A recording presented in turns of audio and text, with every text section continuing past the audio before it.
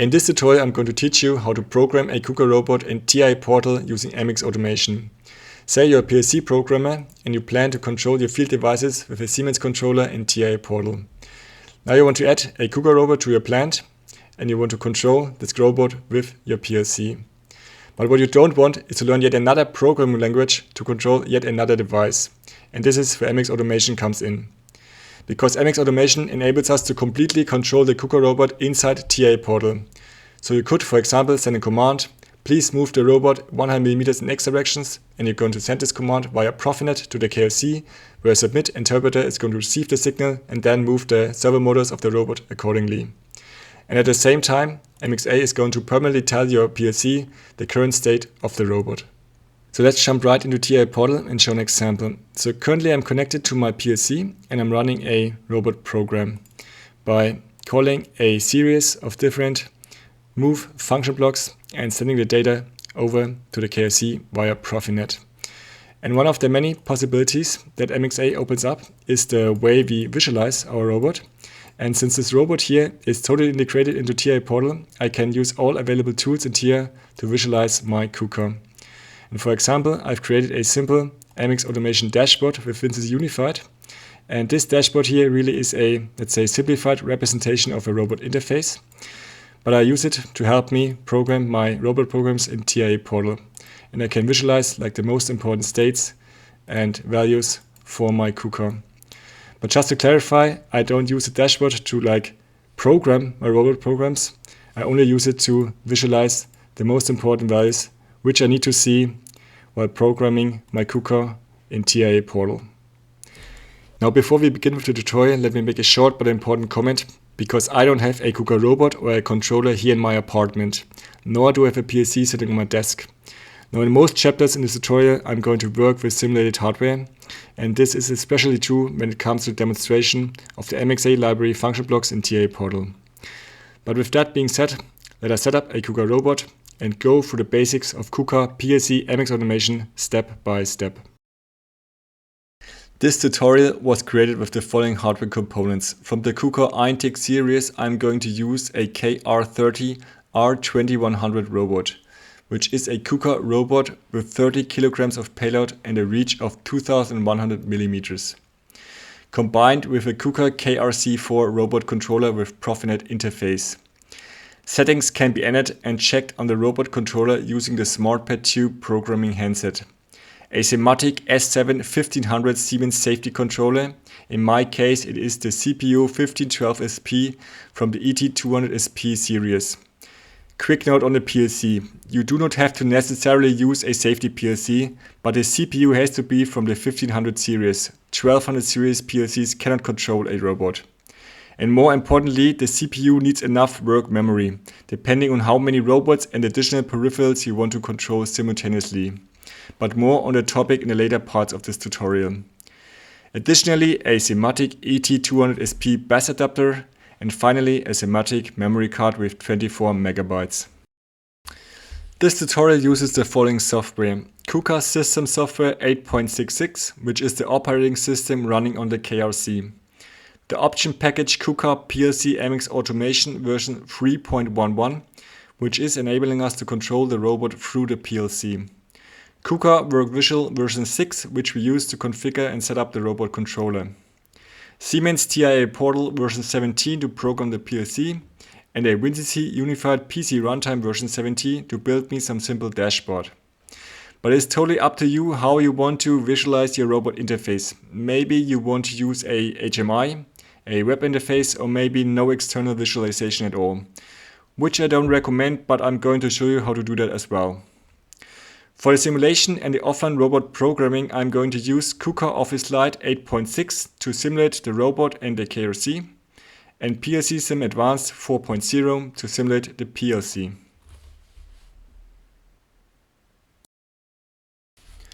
Let's start by taking a quick look at the hardware. The KR30 arrives safely fastened to a wooden pallet. So does the KUKA robot controller, connection cables and equipment. Here's the SmartPad and the SmartPad holder, which can be attached to the KRC. Robot motor cable and data cable. KRC X1 power plug and X11 safety plug. Next, we want to remove the robot from the pallet and mount it on a base plate. Whenever a robot is shipped or mounted, all the axes have to be moved into a defined transport position. The robot can be moved using a lifting tackle. The lifting tackle is attached to the robot at 3 points where you can fasten some M12 lifting eyes. After the robot is properly installed, we can connect the motor cable and data cable from the controller to the robot. Furthermore, plug in the smart pad. Next, we want to supply power to the controller. So I have fetched a heavy power cable and plug from the storage. Connected the latter on one side and the X1 KUKA power plug on the other side. Plug the assembled cable into the power socket of the controller. Let's power up the KUKA. When the robot controller with connected kinematic system is switched on for the first time, you will receive a query which states inconsistency between RDC memory and controller. What has been exchanged? Click on the robot button to confirm. First, you should make sure you have selected the correct operating mode for the robot. To change the operating mode, use the mode selector switch on the upper side of the smart pad. Here you can choose from the 4 operating modes. T1 is for programming and teaching. T2 is for test operations. Odd is the automatic mode for robots without any higher level controllers. Ext is the external mode for robots with a higher level controller like a Siemens PLC. For demonstration purposes, I'm going to select the automatic mode for now. When I switch the mode selector back, you can see that we have selected AUT as the currently active mode. But since we want to chock the robot manually and then install mxAutomation, make sure you select the operating mode T1.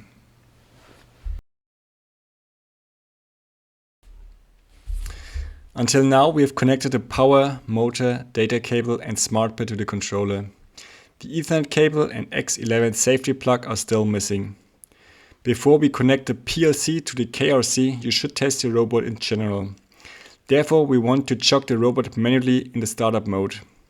To activate the startup mode, we must log in on the smart pad. Click on the KUKA Home button, go to Configuration, then User Group. I've chosen Administrator as a user. Type in the default password KUKA. If you look at the message window, you will notice that there are several safety warning messages which cannot be acknowledged yet. Let's go to Diagnosis and tap the Safety Interface menu. Here you can see in detail that all the external safeguards have not been put into operation.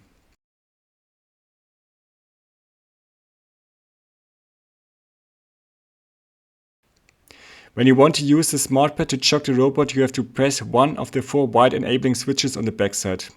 Note, an enabling switch has 3 positions: not pressed, center position and fully pressed. In the T1 test mode, the manipulator can only be moved if at least one of the enabling switches is held in center position. But as you can see, and here if you are sitting next to your KUKA, none of the motor brakes have been released, which is expected since all the external safeties prevent the robot from exactly that. So, to temporarily bypass the safety configuration, you have to go to the Startup menu, Service, and then click on Startup. In the status bar, you can see that the mode IBN has been added above T1, where IBN is the abbreviation for the German term Inbetriebnahme, meaning commissioning. If you hold one of the enabling switches in center position now, you can see that the chock mode of the robot is activated, highlighted by the green axis letters on the right side of the smart pad. I'm not going into the different chock modes and settings. For now, just make sure that the override velocity is not set to 0 and that all the axes from A1 to A6 can be moved.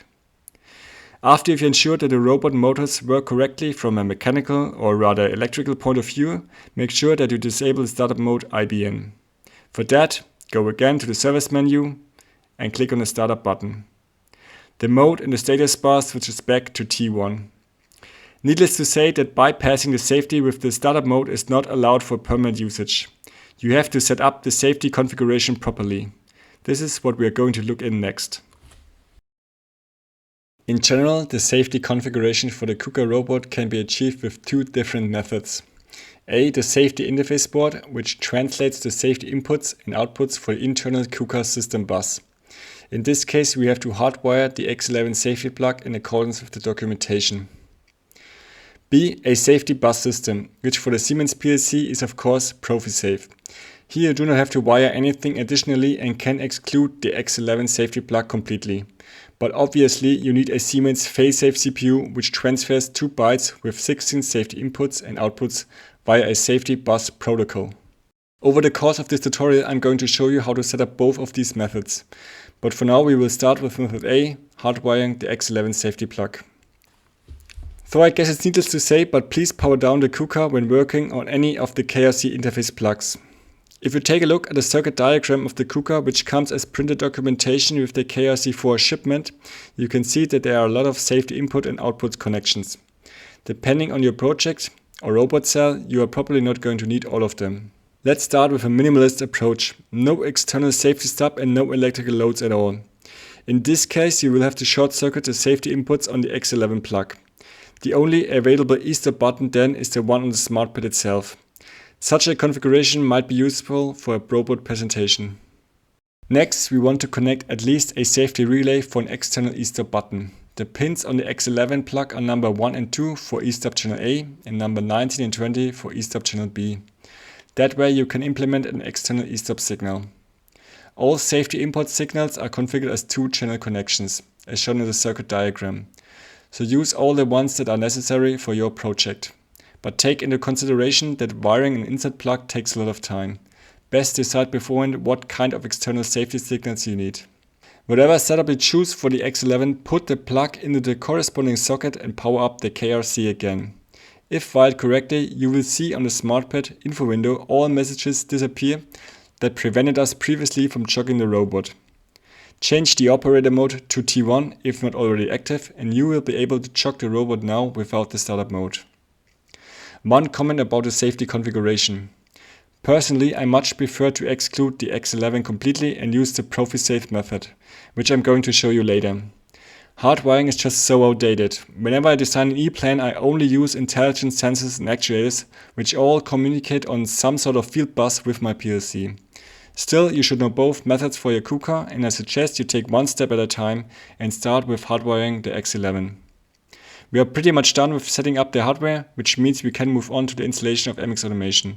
But first we need to collect some necessary files. Let's start with the KRC files. I recommend to copy all the files from the robot controller to a USB flash drive. That way you can browse through the hard drive without running to the controller and searching for single files in several locations.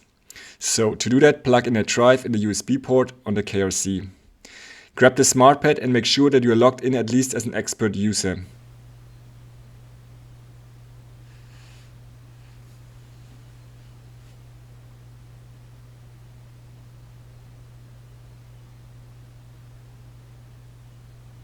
Again, go to Startup, Service, and minimize the HMI. As you can see, KUKA controllers are running on Windows. Personally, I find it somewhat inconvenient to navigate in Windows on a touchscreen. Thus, I usually connect a mouse and/or keyboard to the USB plugs of the SmartPad. Start the File Explorer. Listed here is the USB memory stick which I plugged into the KRC. So first copy drive C to the USB, which takes a few moments. After that, do the same with drive D, which usually takes several minutes. After the transfer of data has been successfully completed, you can open up the KRC application. So you might not even have to do that, since the controller logs you out automatically when no user activity is detected for 5 minutes. Here you can see the mxAutomation package which I received. The mxAutomation files are stored on a USB memory drive. Note, this does not include the necessary option package ProCount. When you purchase mxAutomation from KUKA, you have to make sure to mention that you additionally need ProCount. This package is needed to install mxAutomation on the robot controller, as you will see later. If you ask KUKA nicely, you will receive ProCount free of charge via email. Which version of ProCount you need depends on the version of KUKA system software you use. In this table, the corresponding versions are displayed. Just like the data from the KRC hard drives, copy the files from the USB flash drive somewhere on your computer or server that you can access easily. To install mxAutomation on your robot controller, you need KUKA WorkVisual. WorkVisual enables you to configure the KRC. In our case, we need to install some option packages on the controller. You can download the latest version of WorkVisual from the KUKA homepage. You can also find an installer of WorkVisual on the robot controller hard drive. Since we already copied all the files on a USB flash drive before, we can get it easily.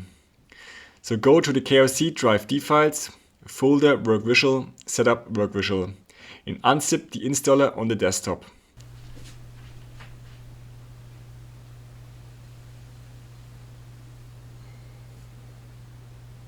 Execute the setup and install all the necessary files.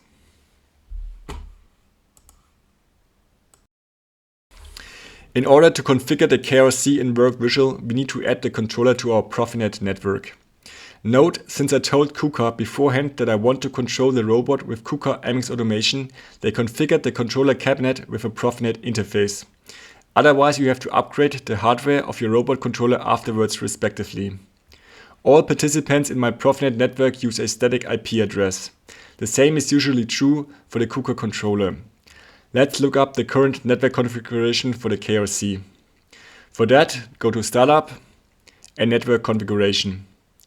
The KUKA controller has a fixed IP address of 172.311.147. We are going to need that later in WorkVisual.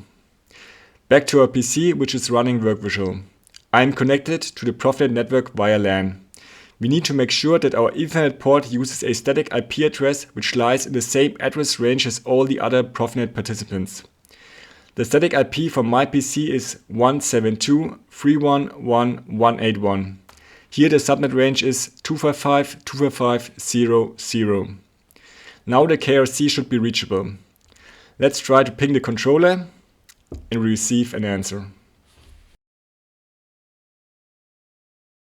In order to install mxAutomation on the KRC, we need the following three KUKA option package files. First is the KUKA PROFINET KOP file. You will find this on hard drive D on the controller in the KUKA opt folder. It is likely that you don't even need this one, if the KUKA PROFINET is already implemented on the KRC, but just to make sure. Second is the mxAutomation KOP file, which is stored on the mxa USB flash drive.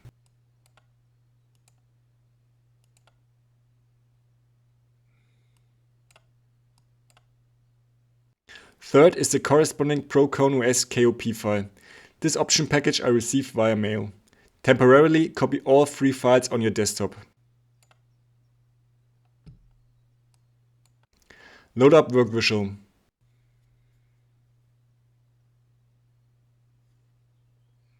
First, let's install the copied KOP files on the desktop. Go to Extras and choose the option Package Management. In my case, you can see that the KUKA PROFINET is already installed. If this is not the case, click the Add Package button and browse to the desktop and add the PROFINET package. After that, continue with mxAutomation KOP likewise. And finally, the PROCON.OS KOP.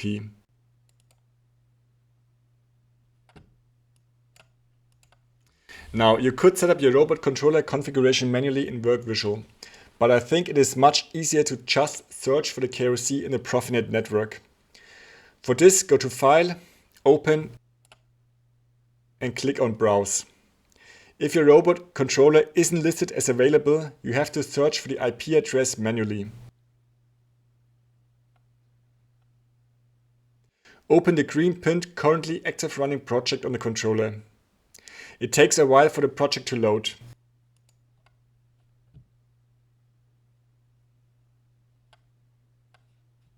You can already see the packages we just added in the catalog listed in the Option tab.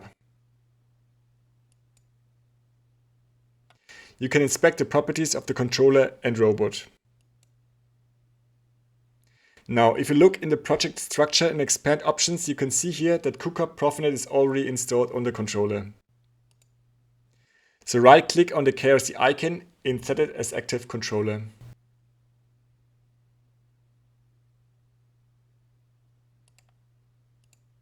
Let's go to the PROFINET configuration. The first two important settings for us are the device name and the compatibility mode. Type in a device name for your robot controller.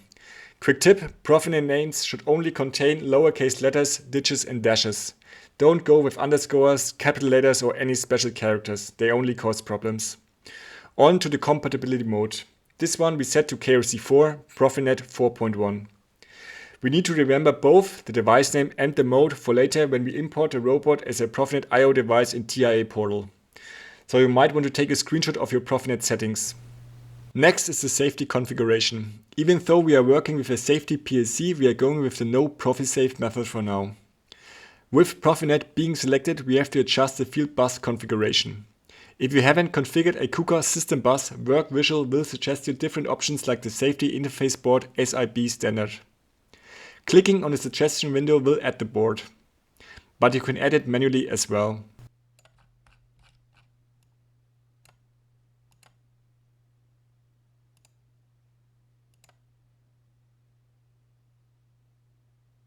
Now let's install mxa and ProCount OS. Drag and drop the mxa package from the catalog to the options folder. In the pop-up window, WorkVisual informs us what we are about to do, and it automatically added the ProCount OS option package for mxa. After the installation, the packages are listed in the options folder. Furthermore, we have to install the communication interface mxAutomation over PROFINET. If we try to drag and drop the interface on the controller, WorkVisual informs us in the console window that you cannot add the interface while the controller is set active. That is why we are going to reset the active controller. Save the changes.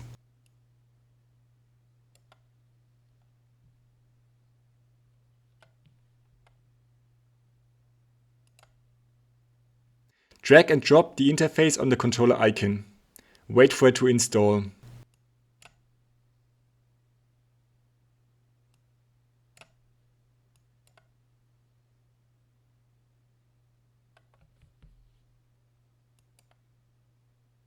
WorkVisual displays the adjusted signal connections. Do not change the settings, just click OK.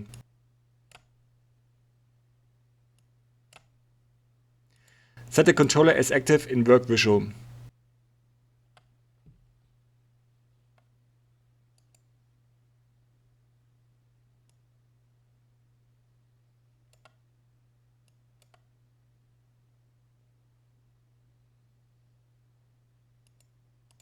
Once again, make sure that the PROFINET settings are correct and compile the project.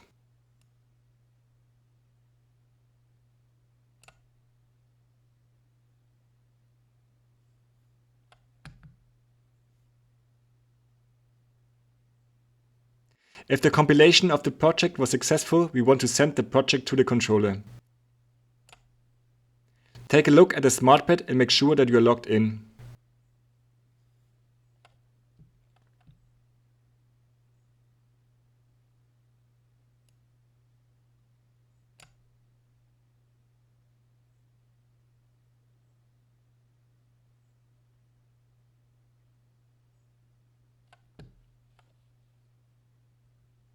While the project is transferred from WorkVisual to the KRC, you will be prompted several times to confirm the activation of the new project.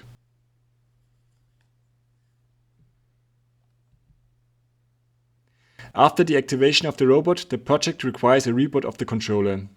Takes a couple of minutes, but we are almost done configuring the KRC.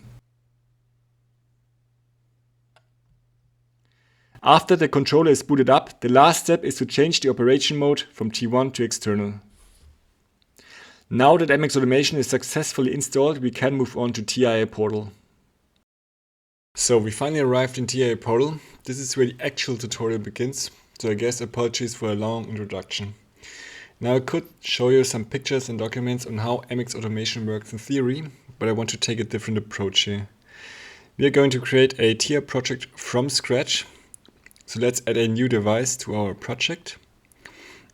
Now you could search for a PLC in your PROFINET network, but for me I already know the PLC I wanted to add from the ET200 series. I'm going to make sure to choose the newest firmware version, of course. Okay, let's add this PLC. And usually allow access to a PLC while working on a project. And only when the PLC is installed in the finished production line, I turn on the protection mechanisms. But for now, I'm leaving them open. Right, now let's rename our PLC to PLC KUKA Robot. And there are some settings I always adjust right away. For example, the time zone. And let's see, let's go to General. Here the PLC KUKA robot name is okay. Then to the PROFINET interface. And here I have to make sure to choose an IP address which lies in the same range as the KRC4. So it's 172.3.1.1 and I choose 120. And I need to choose the same subnet mask. Okay, maybe enable the use of the system memory byte and the clock memory byte, because I usually need them somewhere in the project. Okay, let's see. Maybe we'll just compile this project right away and see if the hardware causes any errors and rebuild all. But it looks good and I can move on.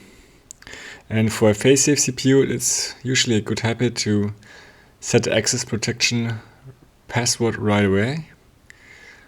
Right, new password, okay. Now let's see. Let's save this project. Now I want to add the KUKA robot to my network. And how to add KUKA robots. Maybe let's go to the PLC and go to Devices Networks. And to add the KUKA robots, we need the GSD files from KUKA. And how to get the GSD files? Well, you already installed WorkVisual, which means you got them on your PC already in the device description GSDML folder. So let's copy this path and go back to TIA, Options, Manage General Station Description Files, and let's paste this path to the WorkVisual device descriptions and choose this folder. And I recommend to simply install all the KUKA robots. Why not? But this may take some time. And once the installation of the GSD files is done, we can add the KUKA robot, or rather the KRC, to our network. So let's see. The robot is integrated as a PROFINET I/O device. So let's go to Devices and Networks. And you will find the KUKA robots under Field Devices and browse to PROFINET I/O, I/O, KUKA Germany, and KUKA robot. And one important fact here is to choose the right KRC. And since we chose the KRC PROFINET 4.1 in WorkVisual before, we have to choose the exact same firmware version here for the KRC and drag and drop this robot controller to our network. And by double clicking it, we can configure the KRC. And the first thing is the slots, where now you may remember that I've chosen not to work with the PROFIsafe option for now. So I can go to slot 1 and delete the 64 safe digital in and outputs. And we're going to need this later. And for slot 2, you can delete them as well, because mxA requires 2032 digital in and outputs. So drag and drop them from the module list to slot 2. Okay, let's see. And we have to make sure to choose the right name. So click on KRC4 here. And you're going to need the same device name as we chose in WorkVisual before. And these two have to match. They have to be identical. Otherwise, this won't work and the PLC won't find the KRC. Okay, but let's compile the hardware once again. And we didn't receive any errors, so we can move on. Right. We want to connect the KRC to the PLC. Let's go to Devices and Networks. And I draw a line between the two green Ethernet ports, which establishes a PROFINET connection. Now let's go back to the KRC by double clicking it. And let's handle the PROFINET interface. And we're going to need to assign an Ethernet address. And this Ethernet has to match the one we chose in WorkVisual before. So it's 147 at the end, and the subnet range needs to be the same as the PLC, of course. And since the KRC and PLC are connected, we can set up the input addresses and the output addresses. We're going to need that shortly. Right. So let's make sure that the IP addresses are correctly. But it looks fine. Yeah, that's basically the hardware settings, and we can move on. Let's open the main OB1. And here I'm going to change the program language to function block diagram, FBD. And before we move on in this chapter, let me make a short comment about the programming language, because although my preferred language in TIA is the SCL, Structured Control Language, but I'm going to program basically all the blocks throughout this tutorial in FBD. Why? Because FBD has the one but very important advantage that is commonly used throughout the industry. And for some projects, I'm even forced to program in FBD by a project requirement document. But before we can program some function blocks to move the KUKA robot, we first must import the mxa block library. And you will find the library on the USB flash drive that also stored the mxAutomation COP file. So browse to the folder library PLC, and here is the Siemens TIA and unpacked mxa file. Alright, now open the unpacked mxa file and let's copy that path back to TIA, to the sidebars, go to libraries, open global library, paste that path, and let's choose that mxa file. And I received mxAutomation for TIA version 15, thus TIA is informing me that it has to upgrade all the function blocks to version 17, which may take a few seconds. But once the importing process is done, we can see the mxa library and we can simply drag and drop the function blocks to our program block. And now let's look into these folders. You can see the KRC functions and mxa system blocks, and lastly the PLC open move instructions. Right, that looks fine. System blocks, okay. But in addition to the function blocks, we also need the KUKA.PLC data types. So let's see, go to PLC data types and again drag and drop them to your PLC data types from library. And here you can see all the KUKA.PLC data types, right? And in order to make sure that the import process was successful, maybe let's rebuild the complete software. And we didn't receive any errors, so I'm good to move on. And we're going to start with the two most important KRC library functions, that is reading and writing the access group. And if you drag and drop read access group to network 1, TIA asks us to create an instance data block, so maybe prefix that with inst underscore, click OK. And this is the read access group, right. Let's look at the input parameters. Now in S7-1500, PLC can control up to 5 KUKA robots, and each robot, or rather a KFC, the robot controller, is identified by an axis group index. And we're going to start with axis group index 1. And let's just type this in for the input. And the input start part, you have to look at the KUKA hardware configuration, or maybe remember it even, that we chose 2000 as our input start address. So again, let's choose it 2000. And for the outputs, well, you could just leave them as they are.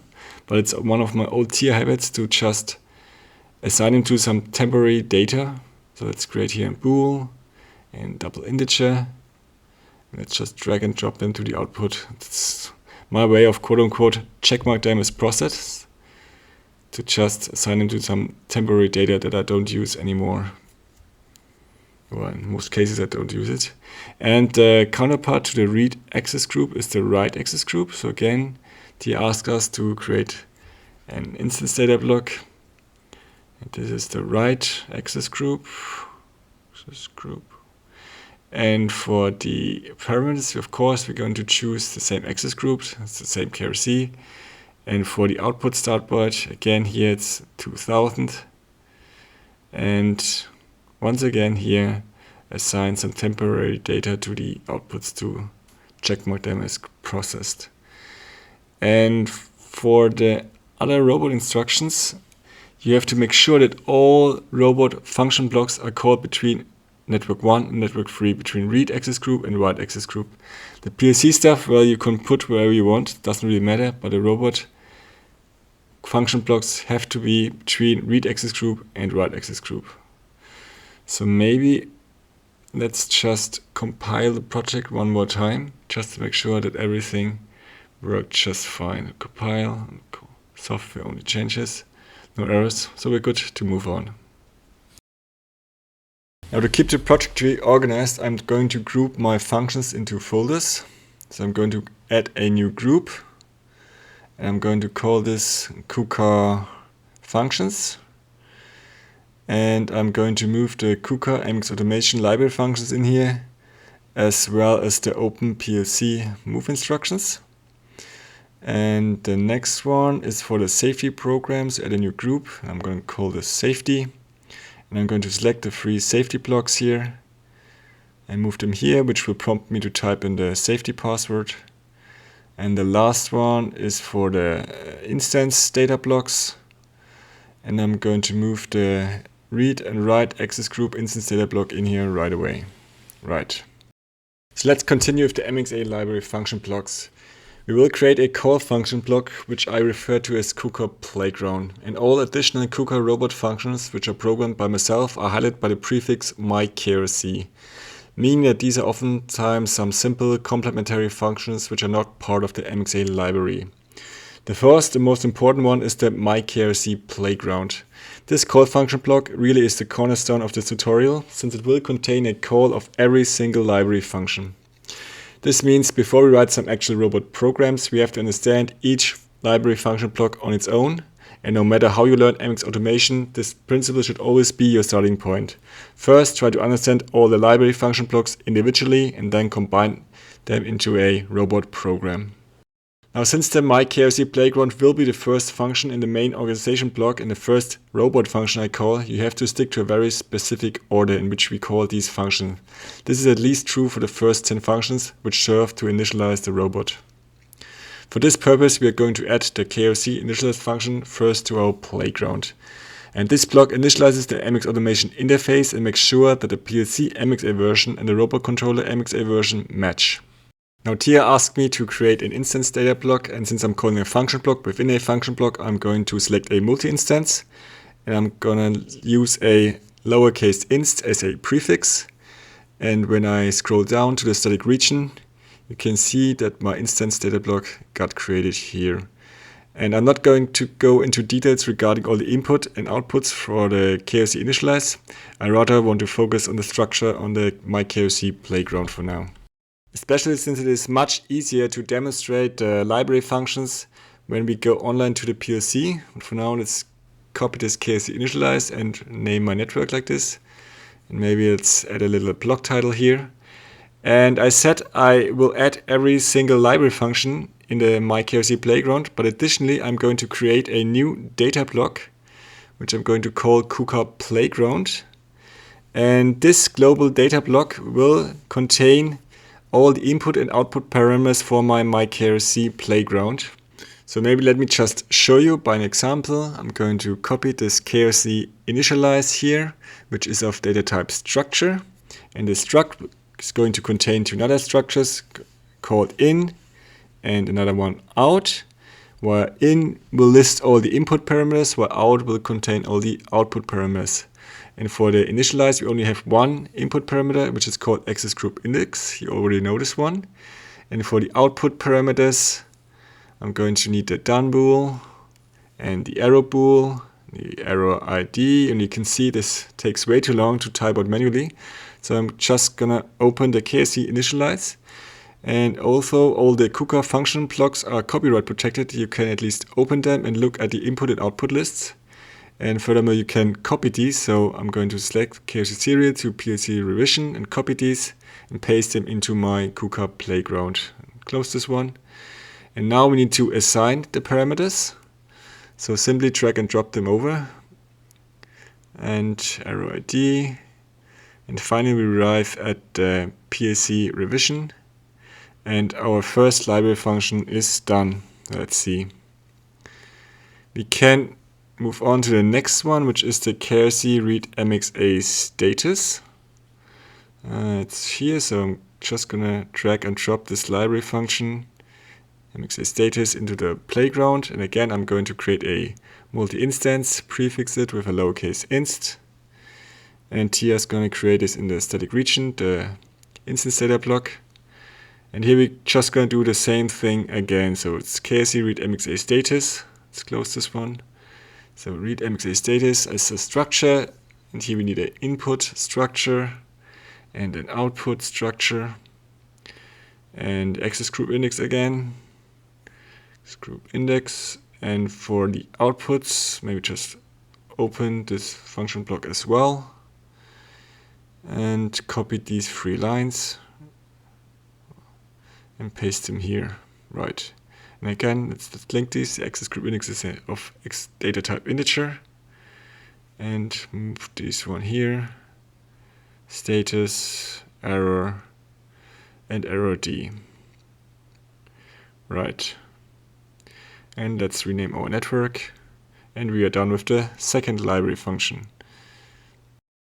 Now all the KRC functions need to be assigned to one specific axis group index, and since this index is not going to change throughout the playground, I'm going to create a input axis group index of data type integer, which you can use for all the KRC functions I'm about to call. So I'm going to replace this with the input axis group index, and furthermore I can delete this now from the KUKA playground. And since I want to keep the in-out structure, I'm going to fill this empty in with an void bool, which I'm not going to use anywhere. Right. So we can move on to our third library function. Let's see. Looks fine. Let's collapse these. And the next function I'm going to add is the KRCWriteToolData. So drag and drop this to network 3. And again, I'm going to need an instance data block. So let's prefix this again. So lowercase inst as a multi-instance. And rename our network first. And we can assign the axis group index right away from the input of the myKRC playground inputs. While the other parameters, I'm going to create a new structure in the playground, just like before. So it's KRC read KRC error, and we're going to need an input structure and an output structure. Right, but for the input structure, I'm only going to create the offset. It is an integer. And not the execute command. Why? Because here we have a new special case. I said to you before that I'm going to create input and output structures exactly like the library function block interface, but this isn't true for all the functions. Some of them need to be linked through some global variables, and for that I'm going to create an additional structure in the playground which I call KRC control center. And this control center is not a library function. It is rather a structure with some input and output variables. So let's again, just like before, inputs and outputs. And I'm going to need this control center basically to power on the robot. So let's create a bool here, then power off the robot and reset the robot task. And for the outputs, I'm going to need to know if the robot is powered on, or if there's an active error in the robot controller. And these variables I need on various places in my playground, and the first one is here the execute command. But if I go back to the read KRC error, the outputs I can create just like we know before. So let's open this function block and copy the output list here and paste them into my playground.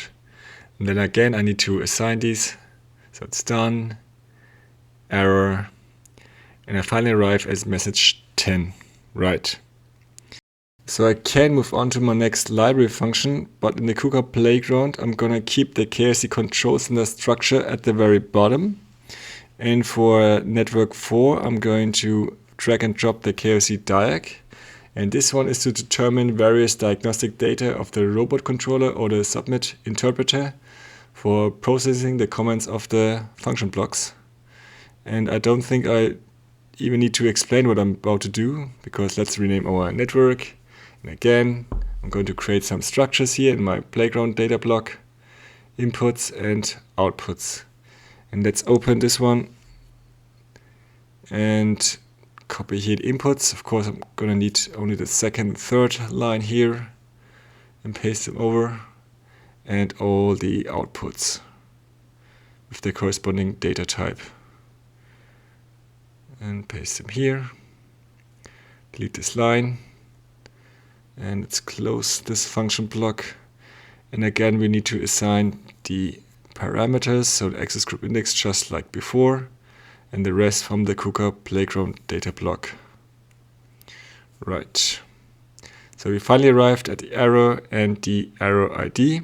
And since this is getting very repetitive, I'm going to skip over the next function blocks, or at least do them a little bit quicker. So network 4 is read mxa error, which is very similar to the read mxa status. But this function block will provide us with an error ID when mxa error messages are channeled by the mxa interface. So let's use a multi-instance again, rename our network, and assign the input and output parameters. And to acknowledge any errors for the robot controller, we need the KRC message reset, again with an instance data block. And here I'm gonna link the KRC control center reset robot task to the input message reset. Next one is the KRC error. This one is very similar, but it's going to toggle some of the error bools depending on the state of the robot controller. In order to establish a communication between the PLC and the KRC, the interface automatic external must be activated. And for this function block, you can even set some of the input parameters as permanently true, while the rest you can assign just like before. So the last necessary library function to initialize the robot is the KRC autostart. So let's add this to network 9. And this block arranges the signals of the interface KRC automatic external in the correct sequence to start the robot. And the execute reset input resets the program and aborts all buffered instructions in the KRC. And this input trigger needs a continuing true signal, so I'm going to create a static bool to store the signal. So let's call it static KRC autostart power on. And let's assign this one to the SR instruction. Let's see. To set this SR, we're going to need an AND block, and to reset as a OR block.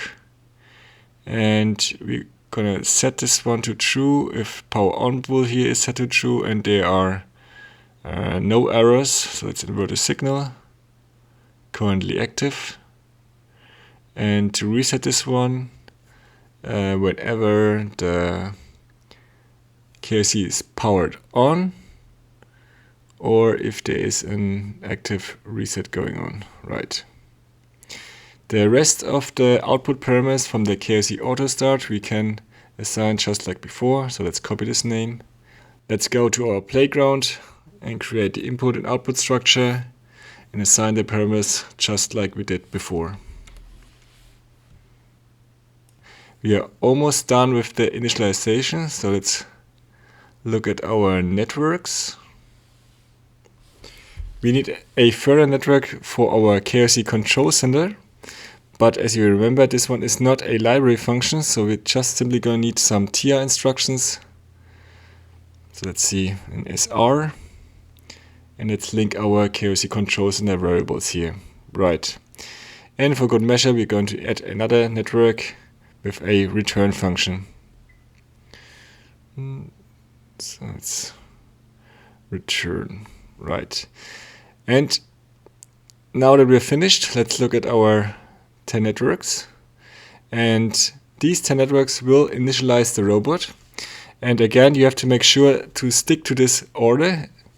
And another thing you have to keep in mind is that you can call these function blocks only once per robot or per axis group. And what we haven't done until now, let's go to our main. We still have to call the call function myKRCPlayground in the main. So let's drag and drop this to network 2. And here we can create another instance data block. This time there's no multi-instances for a change, but it's a global instance, of course. It's called in the main. And it's AxisGroup1. Let's assign this here as a constant. And we're going to move this instance data block to our folders. And since we created a myKRC function, I'm going to create another folder which is called myKRC, and I'm going to drag and drop my function block in here. Right. So we're basically done with the initialization, and we can go online and see if the whole thing works.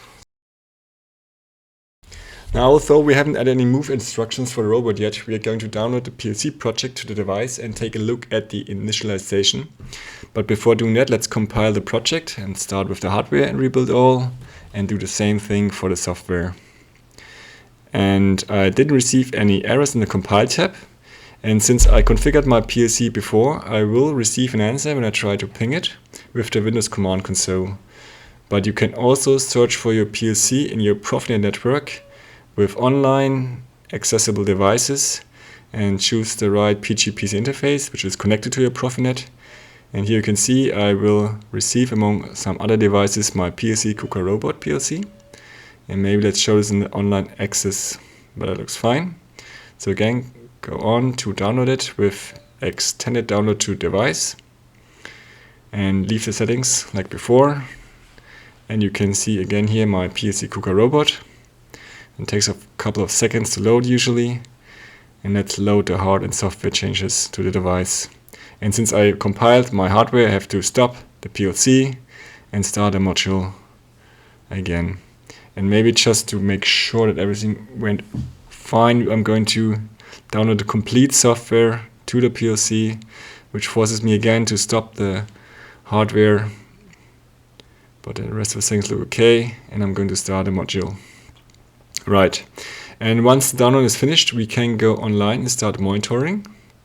Let's go online, and you can see that green checkbox tells me that the PLC has established a valid connection to the KRC4, and I can start monitoring my playground. So maybe just hit the goggles and open the playground by double-clicking it. And I want to monitor these networks as well, so maybe just hit the goggles again, and we start with the KRC Initialize. And you can see we get a true done output, false error, which means that the initialization was successful. And the KRC serial here is 0 for me because I use a simulated robot controller. But if you use a real physical KRC4, you will receive the serial number which is printed on the robot label type. And the mxAutomation for the KRC and the PLC are both here 3.1.1. And if these two do not match, you can stop right here because something went wrong with the configuration and you have to go back. But it looks fine, so we can move on to the read mxa status, which is currently 1, which stands for an active error. But we are going to acknowledge this soon. And the KRC error lists me some messages. Let's maybe open the KUKA Playground data block. And if you hit the goggles here one more time and expand the structures, you can see that it is, in my opinion, much easier to monitor these values here instead of scrolling for networks. But for now, I'm going to show you both the data block and the function block next to each other. Right, let's open these up again. Okay, but I think we can move on to the next library function, which is the KRCDiag, which shows me, among other information, the QueueCount, some updating various cycle times, some error IDs. And this one should really be the second FB you check out after the initialization, because if you don't receive any updating cycle times, you can stop, because there's something wrong with the PLC KRC communication. And you have to go back. And let's go to the read mxa error, which is currently an error ID of 414. And we're going to acknowledge this soon. And to acknowledge any errors for the KRC, we need the next function block, which is the message reset. Right, but let's check out the KRC errors. These are some bools that get turned true or false depending on the state of the robot controller. And again, our error ID of 414. We need the automatic external, important one, and this one tells me, for example, the state of the motors, the peripherals, are they ready or not. And I can also see the drives and the operation mode, which I turned on the SmartPad, which currently is the external mode. Right, but that looks fine, I think. Yes, peripherals are ready, but again, the KRC is in error mode, so we're going to check out the AutoStart next. And I expect, yes, the reset value is true. Let's check out here in the database as well.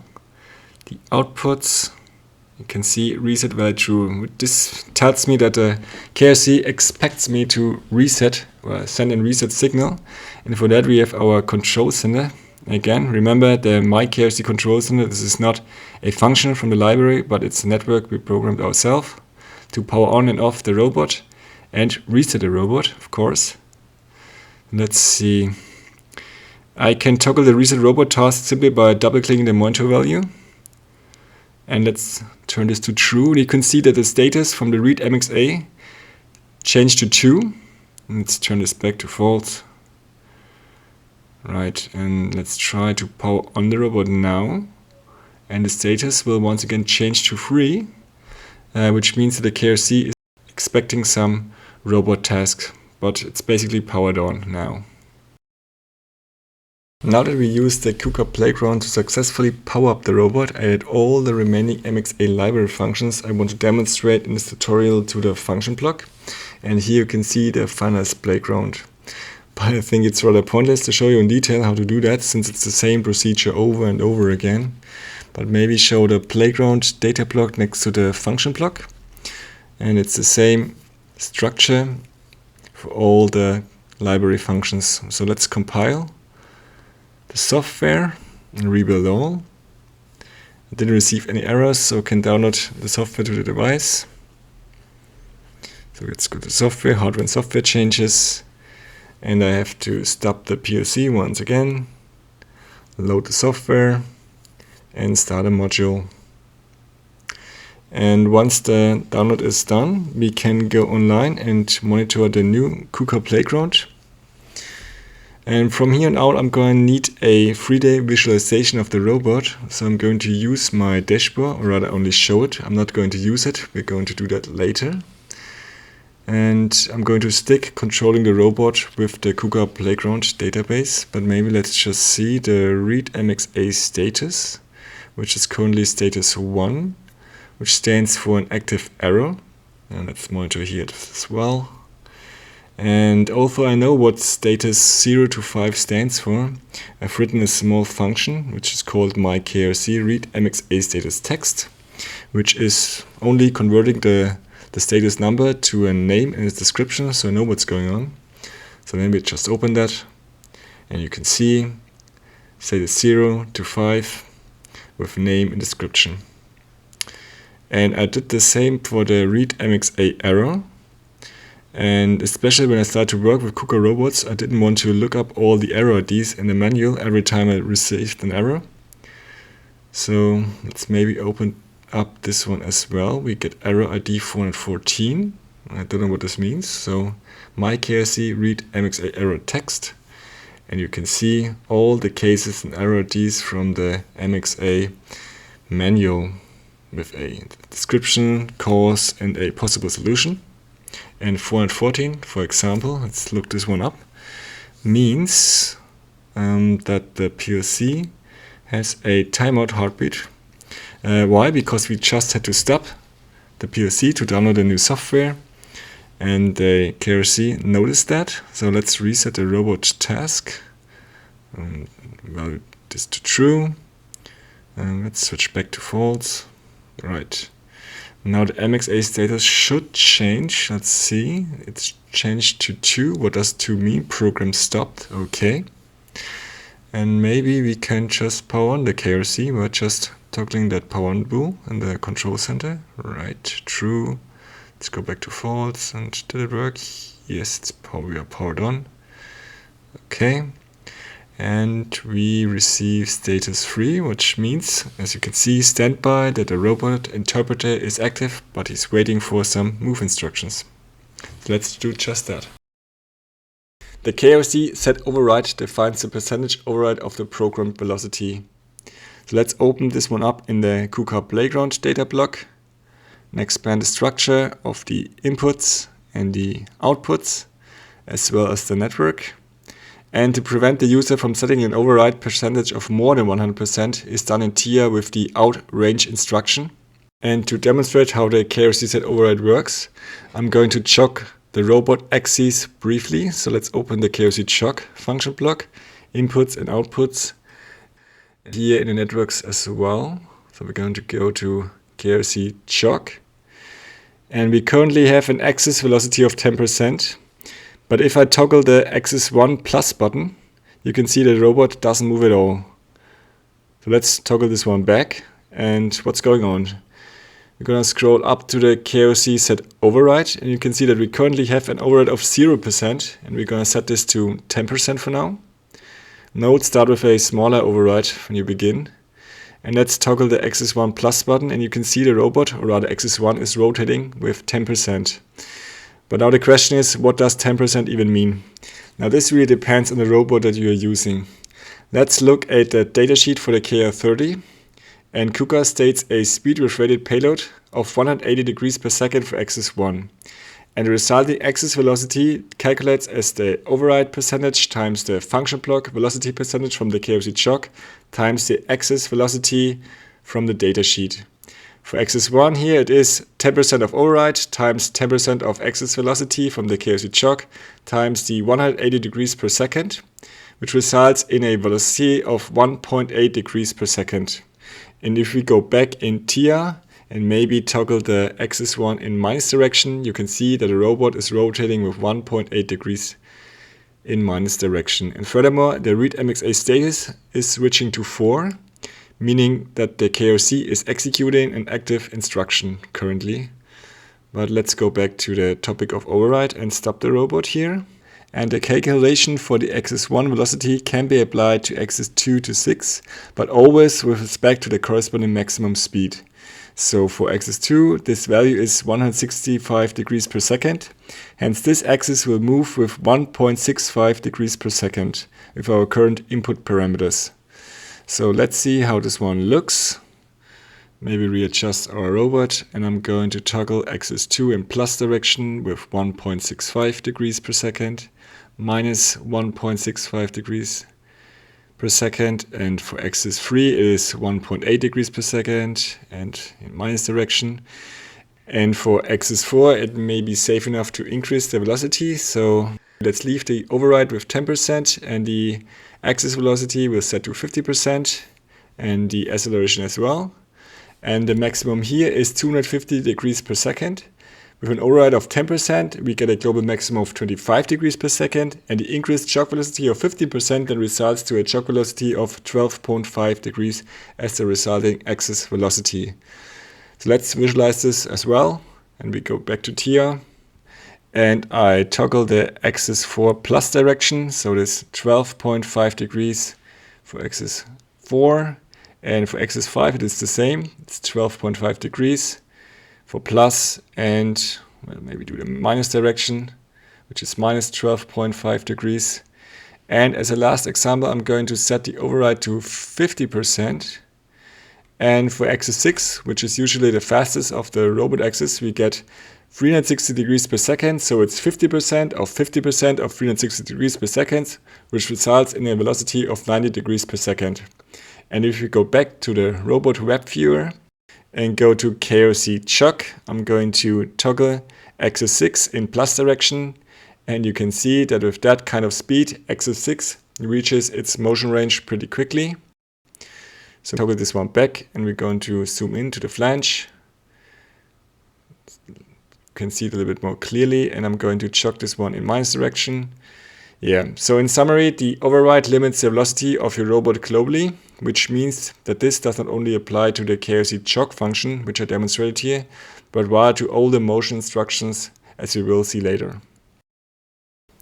The function block KRC read actual axis pos reads out the current position of the robot axis, so there isn't really that much to it. Currently we have axis 1 at 0 degrees, axis 2 as minus 90 degrees, axis 3 as 90 degrees, and axis 5 is also 90 degrees. And let me choc the robot so you can see the values updating. So I'm going to toggle axis 1, axis 2, right. And all the values for the axis position are summarized in the PLC KUKA data type E6 axis. And good thing is that these axis values are absolute, meaning no matter what settings you've chosen, these values do not relate to anything and are always true. Now before we switch from an axis to a Cartesian reference, we need to take a look at the KUKA coordinate systems.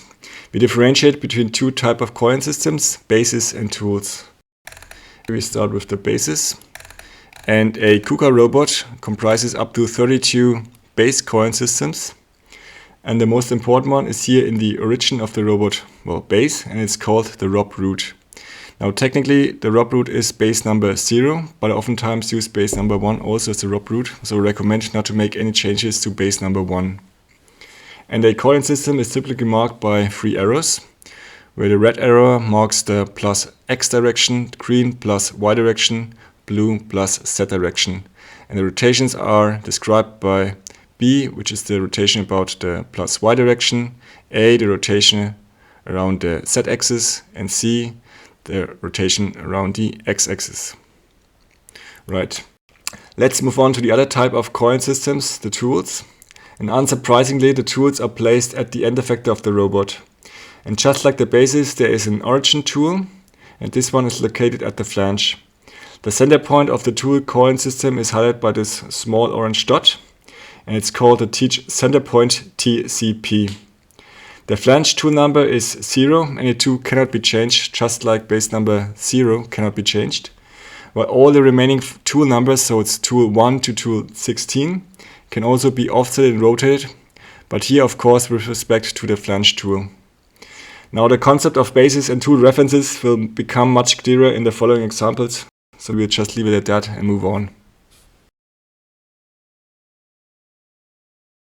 The function block KRCWriteActualPosition reads out the Cartesian position.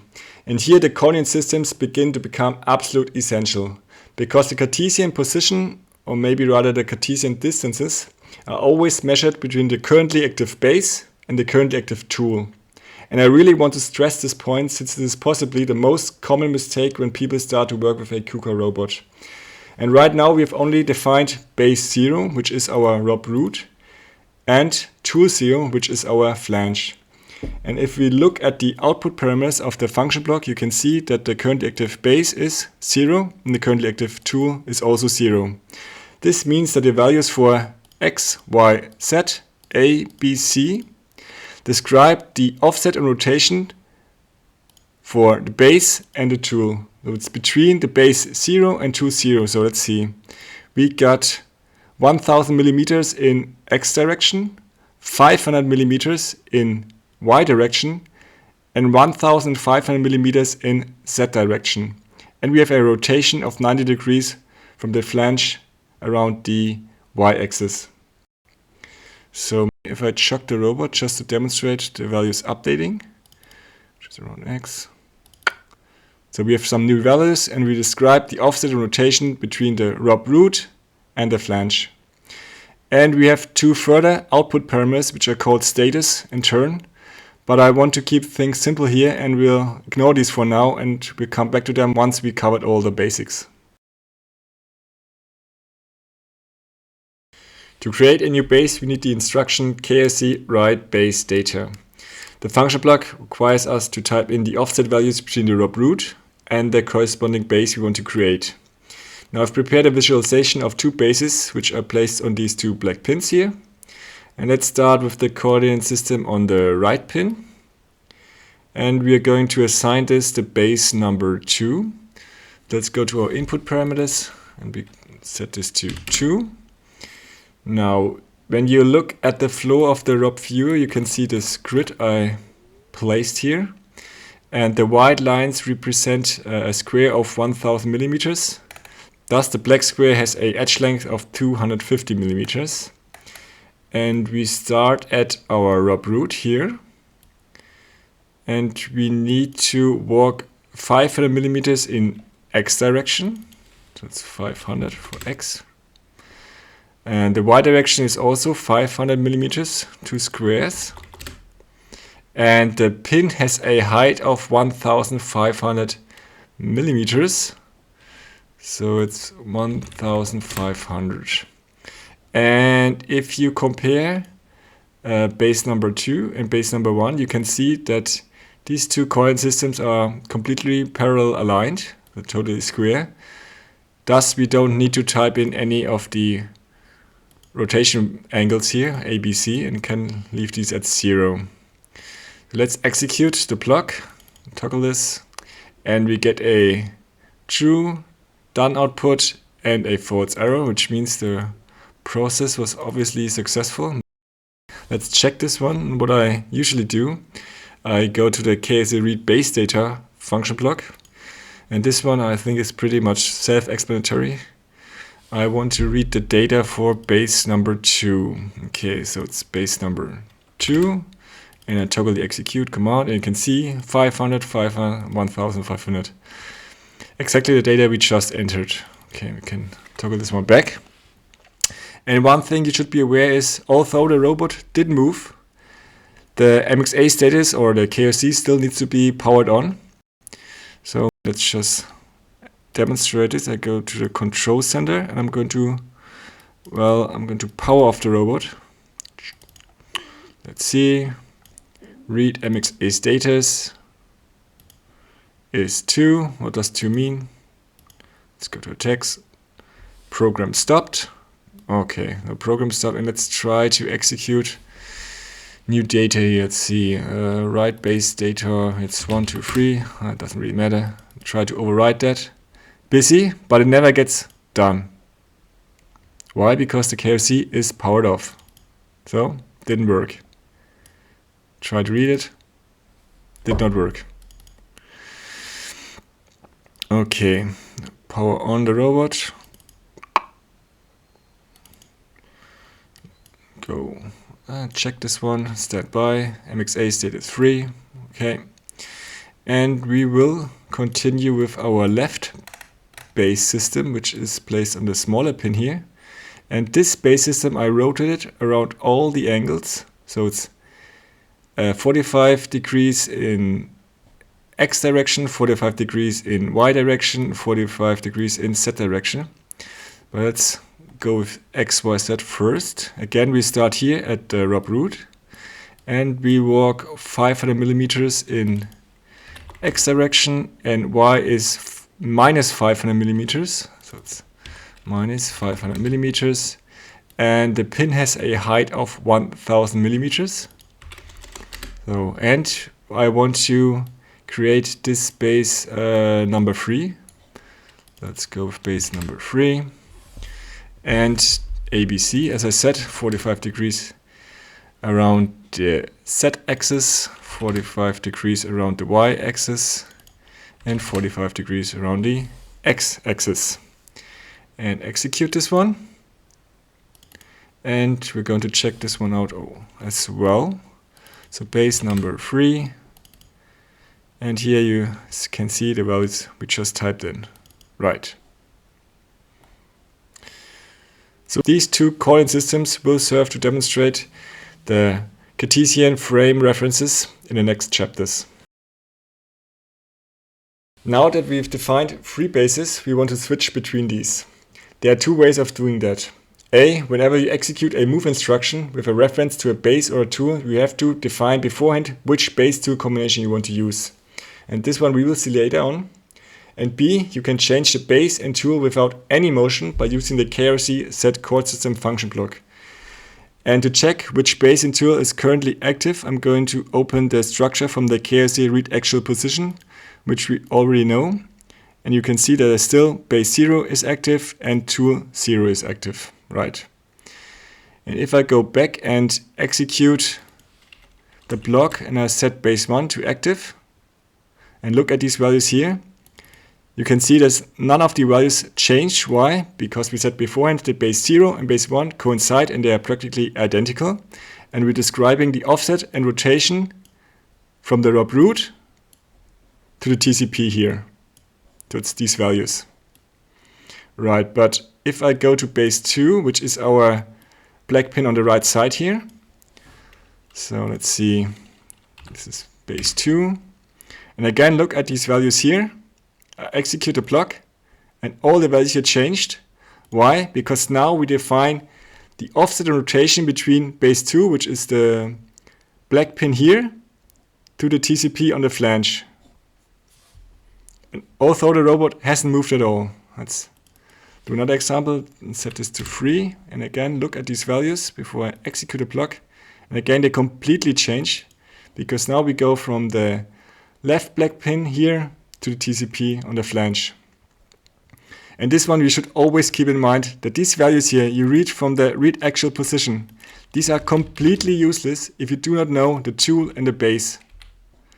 And although it's kind of obvious, the KRC read actual axis position are not affected by a changing base or tool. Of course not, because these values here, they are always true.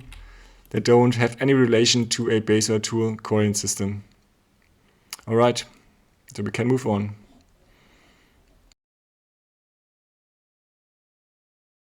Now the same principles for modifying your robot bases can be transferred to the tool coordinate systems, and oftentimes you mount some kind of assembly on the robot flange and you need several tool points. And in the viewer you can see a pin which I mounted on the flange. In this bit here are the coordinate systems for tool 0, which is our flange, and the one at the end of the pin, which we want to set up as our new TCP. And to set up this new tool, we need the function block KRCWriteToolData. So finding the correct tool data for your applied end effector can get rather complicated, especially if this tool would be rotated around all the axes. And this topic probably deserves a tutorial on its own, as there are several methods. Some of them even require some external calibration tools. But here we are going to keep things really simple and start with this easy pin example. Right. And I want this tool to be my tool number 2. So this is the first thing I'm going to enter here. I could go with tool number 1, but just like the basis, I don't want to modify my tool number 1. And I know from the CAD data that this distance between the flange orange dot and the one at the end of the pin is 300 millimeters. So we have an offset in Z direction of 300 millimeters. Let's enter this one. And if I look at the two coordinate systems, I can see that I need to rotate my tool number 2 in the opposite direction of this green rotation arrow, which is the rotation around the y-axis. So it's 180 degrees for B. And after that, I need to rotate in the opposite direction of this blue rotation arrow. So this 90 degrees around its Z-axis, which is rotation number A, so it's 90 degrees. Okay, let's check this one. 300, then 180 degrees for B and 90 degrees for A. Okay. And let's execute this command. And we get a true done output. And just like with the basis, I want to check if the writing process was successful. So let's go over to the KRCWriteToolData and expand the structures, and I want to read the tool data for tool number 2 and execute this command, and you can see here that we receive the values we just entered. Right. Now you can see that although this is a really easy example, it took me some time to rotate the coordinate systems in my head and type in the correct values here. And we're going to keep things simple and move forward with this pin. But I will show you a more advanced TCP in one of the later chapters. So we can finally start to move the robot, and the best instruction to do so is the KRCWriteToolData function block. Now strictly speaking, we've already used this one of course on several occasions during the tutorial to quickly move the robot axis, but we need to take a closer look. Now the KRCWriteToolData allows us to move the robot either in an axially move type or in a Cartesian frame. And you can select the move type with the same input parameter, which is this one here. And we are going to start by moving the robot axis individually, just like we did before. And for this, I need to set the value for the move type as 0. And we already talked about the velocity and the acceleration when we set the global override velocity, and both are not relevant to us right now. So I'm simply going to leave them as 10%. That's okay. And you can see there are 12 different boots to trigger a robot jog motion, and these boots function the same manner as the jog keys on the KUKA SmartPad. And depending on the selected jog mode, they will move the robot joints or the tool center point. And since I've selected move type 0 right now, the robot axis will move when I toggle, for example, axis 1.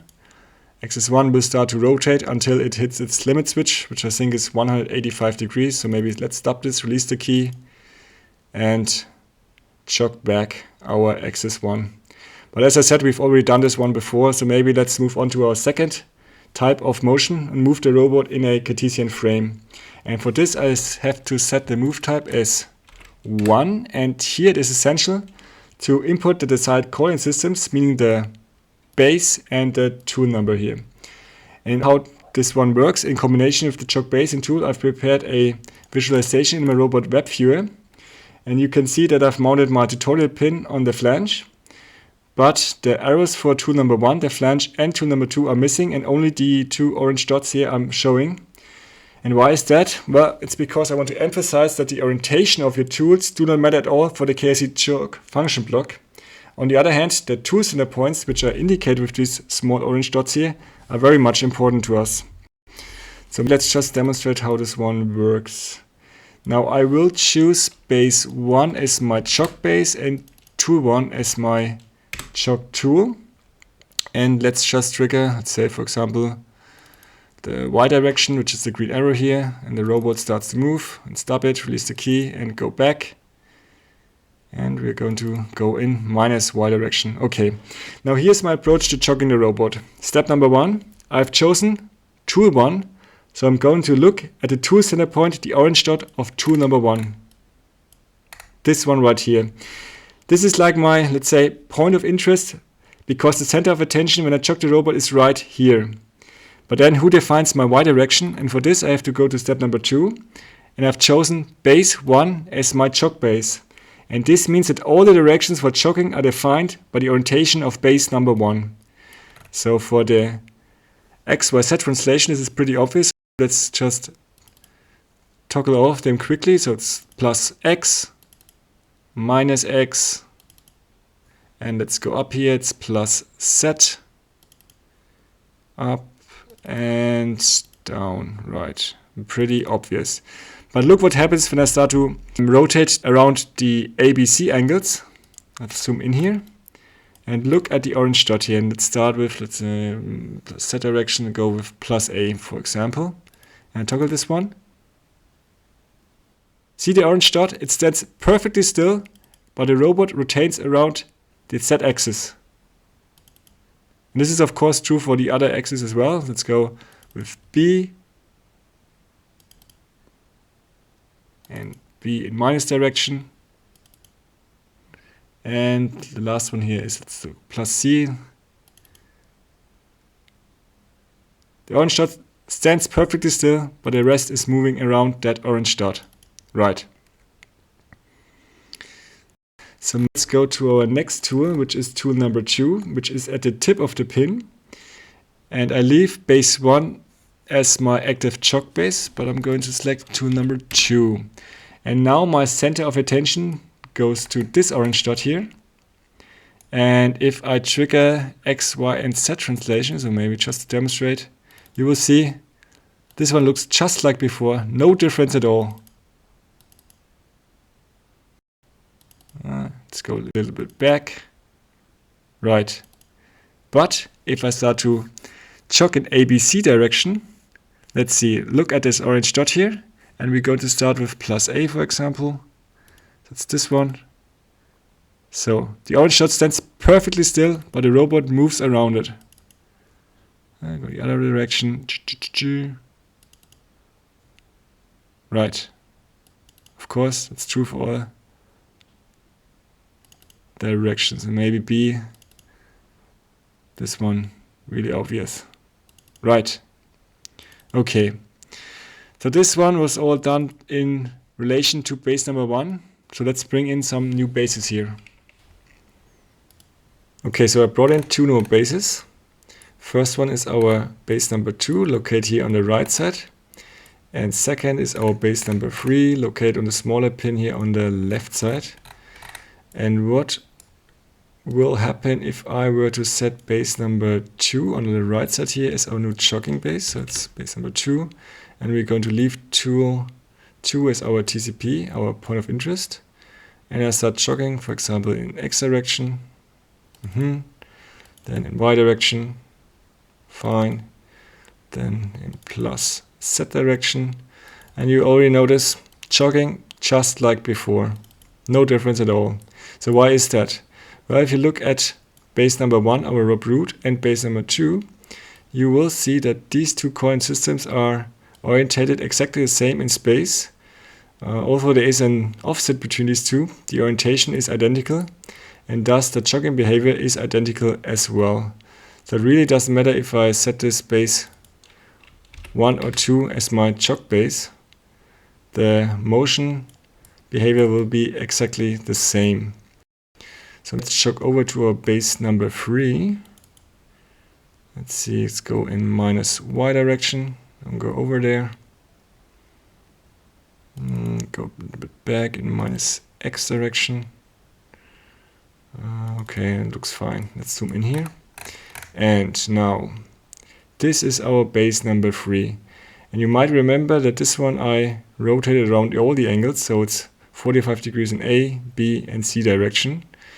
And I'm going to set this base number 3 as our new jog base. So it's base number 3. And I'm going to jog in X direction.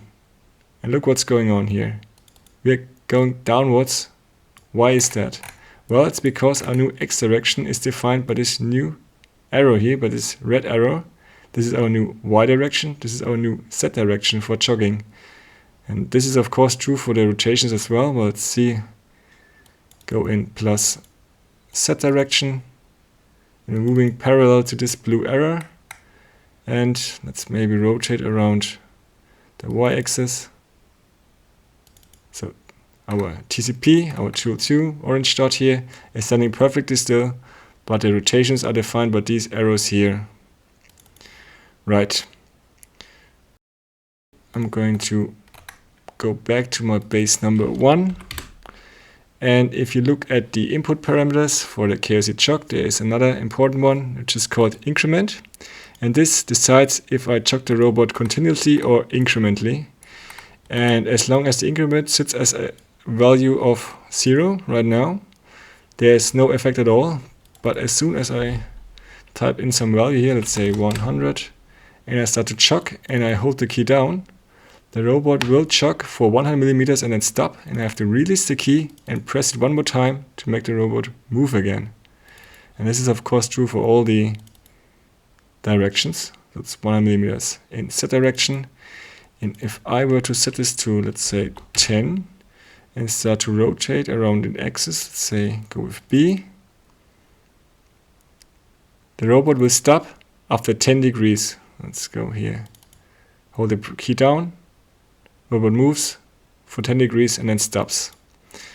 And if I set the move type to 0, and we can move the robot axis individually, and let's see, my axis 1 is sitting at 21 degrees right now, and I set the increment to, let's say, 24, and I hit axis 1 in plus direction and I hold the key down, the robot will rotate after 24 degrees. Let's go with 45 degrees. We're currently at plus 45 degrees for axis 1, and I'm going to hold down the key for axis 1 minus. The robot will rotate, or rather axis 1 will rotate until we hit 0 degrees. So we rotate for exactly 45 degrees. But most of the time I jog the robot continuously, so I set this increment to 0. Right, so to sum up the KRC jog, first you have to decide, do I want to jog the axis individually, so it's move type 0, or do I want to jog one of my points, my TCPs? So you have to go with move type number 1 and move the robot in a Cartesian fashion. And then decide the velocity and acceleration in percent. And if you do move in a Cartesian fashion, you have to decide which of the orange dots you want to move. So let's go with tool number 2. So this is our point of interest. And who defines my directions? Well, most of the times I'm going with the rob root, so it's here base 1. Okay. But there is another important topic when it comes to jogging. So let's see. I'm going to rotate the axis here. And I will try to move my TCP very close to the floor. So let's go in minus direction here. I probably should go a little bit faster. That's okay.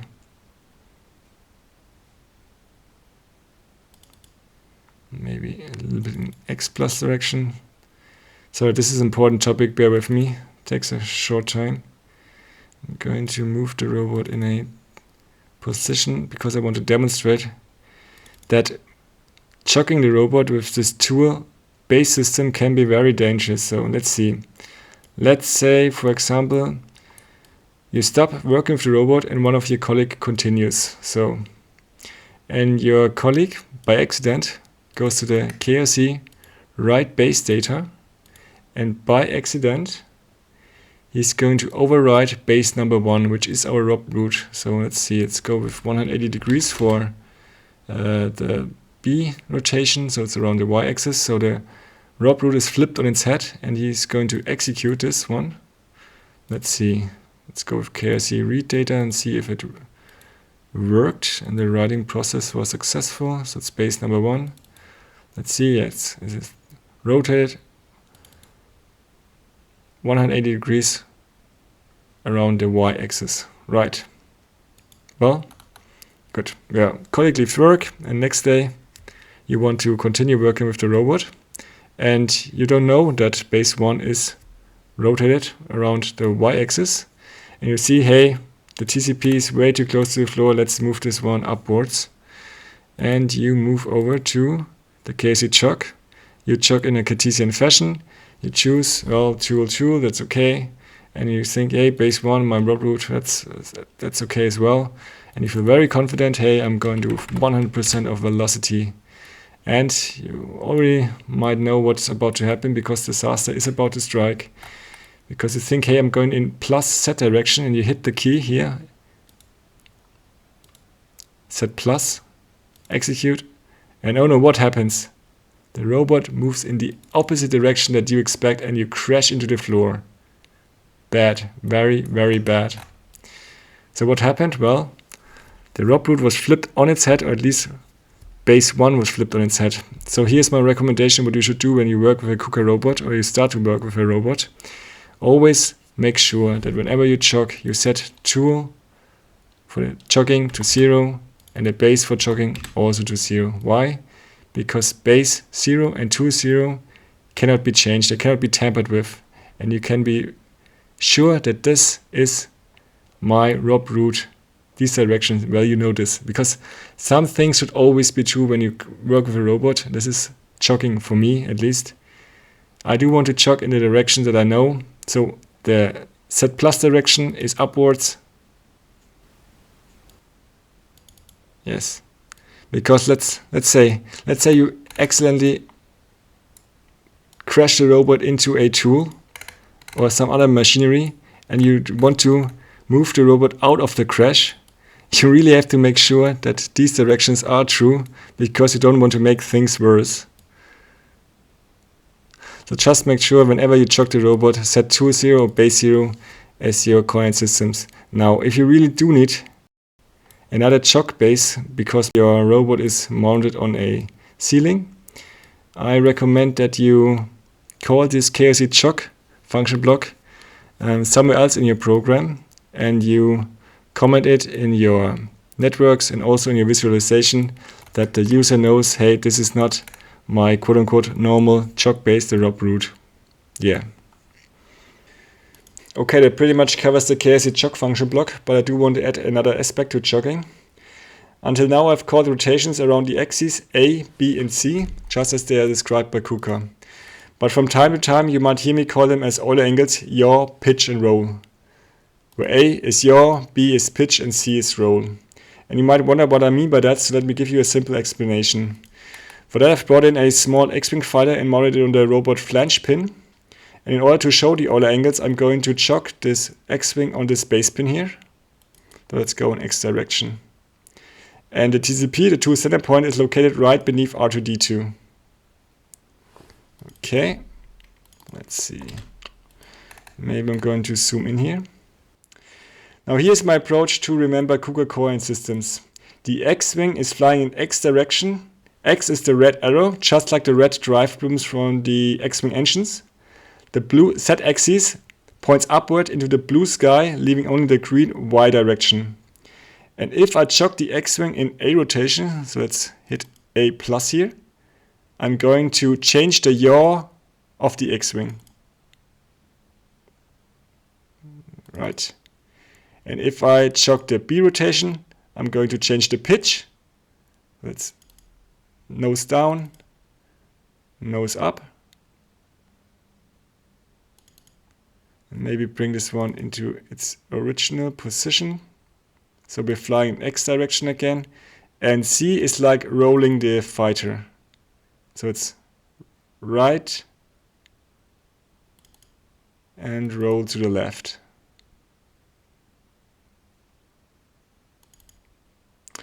So yeah, but always keep in mind that the chuck base is fixed and doesn't rotate together with the X-wing. So if I maybe change the pitch, and do roll then, this would be kind of unnatural. See that? Not really rolling the X-Wing. Yeah, so to be honest, X-Wing fighters is actually how I remember all my KUKA coin systems. And I admit it's kind of unprofessional, but for me it's easy to visualize where my TCPs are located on the robot, and more importantly, how to move and rotate my tools when I chock the robot. So there is a variation of the KRC chock function block, which is called KRC chock tool relative, which works in a similar way. And if you take a look at the robot viewer, this time I colored the errors of the base systems white. Why? Because here I want to emphasize that the bases are completely irrelevant to us right now, and we instead focus only on the tools and their corresponding errors. And here I've displayed tool number 1, which is our flange, and tool number 2 at the end of the robot flange pin. And we're just going to play around with these two, and maybe start with tool number 1. And unlike the KRC chock function, you can see we have no push buttons, and you instead have to define the distance you want your TCP to travel. So my TCP, my point of interest, is this orange dot here at the flange, and I want this to travel 100 millimeters in X direction. So my X direction is the red arrow. So I'm going to execute this block. You can see the robot moves downwards in X direction. Right, and maybe let's zoom in here. And I want to rotate, let's say in C direction, plus C, so let's go for 10 degrees here only. And hit execute again. So this point stands perfectly still while the robot moves around it. Right, so let's move on to our second tool, which is here at the end of the pin. It's tool number 2, and I want to travel here in X direction as well. So this is the red arrow here. 100 millimeters in X direction. Let's see how it looks. Zoop. Going to move over. And you can of course travel in several directions at the same time. Let's say you want to travel in minus 123 millimeters and minus 50 millimeters in Z direction, and at the same time rotate in minus 30 degrees in C direction. So let's see how this looks. Going to execute this one again. So several movements at the same time. Right. And to make the difference between base related and tool related chocking even more obvious, I'm going to bring in my X-Wing fighter in the robot view again. But this time I place it so the X-Wing matches the location and the orientation of tool number 2 at the end of the pin. And we can fly around with the X-Wing. So first let's go, say 100 millimeters in X direction, and at the same time do a roll in minus C direction. So it's minus 45 degrees. And let's fly with the X-Wing. And the X-Wing is flying, and at the same time doing a roll of 45 degrees. And next let's try to do a nosedive.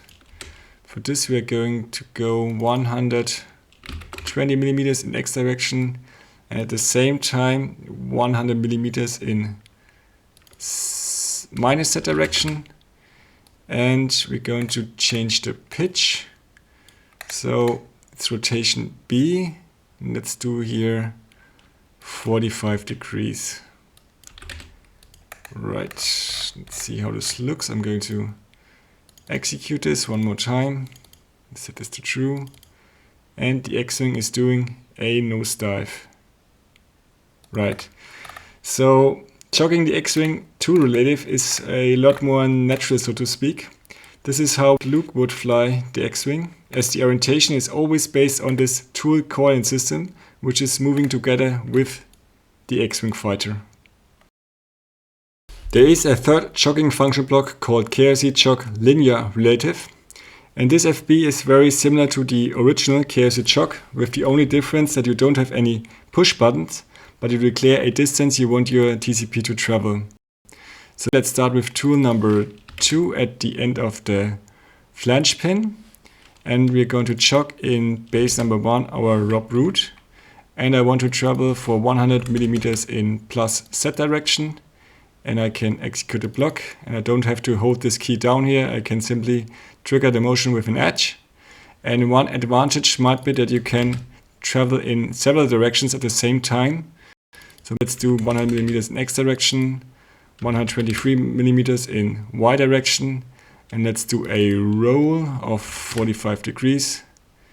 And you can see our point of interest is moving in all three directions at the same time and do the rotation. Right. Now personally, I don't use this one too often. Still, it's nice to have the option when you have to jog in several directions at the same time. Okay, we need a short interlude here. Now, since we started to move the robot in a Cartesian frame, meaning moving the TCP in a linear direction, we have to talk about singularities. Now, the typical 6-axis industrial robot arm, like the KRCWriteToolData here, has three types of singularities: wrist singularity, elbow singularity, and shoulder singularity. And if you take a look at the robot viewer, I've prepared an example and a setup for the wrist singularity, and I'm going to jog the robot deliberately into such a scenario to demonstrate how the KRC reacts to such an error.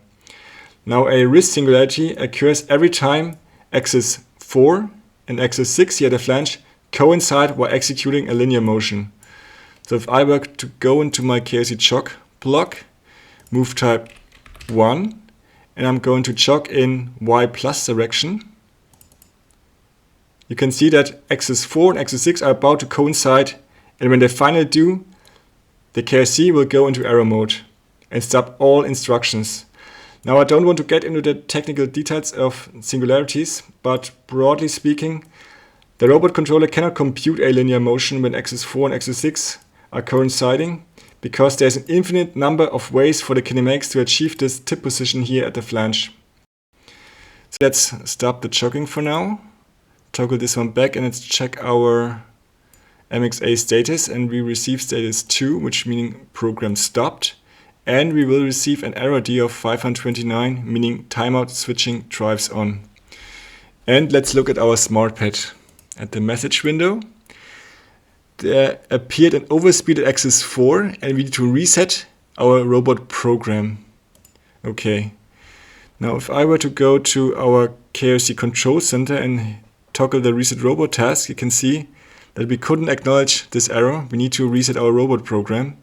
And to reset this one, we have to go to our KRC automatic external here and go to the inputs and toggle this reset here, which will abort all buffered instructions in the KRC. And you can see robot program got a reset. And if I go to the control center again and reset now the robot task, the KRC will get powered on. So it's mxa status, you can see it here in the SmartPad 2. Status 3, which means standby, and no more errors. Okay.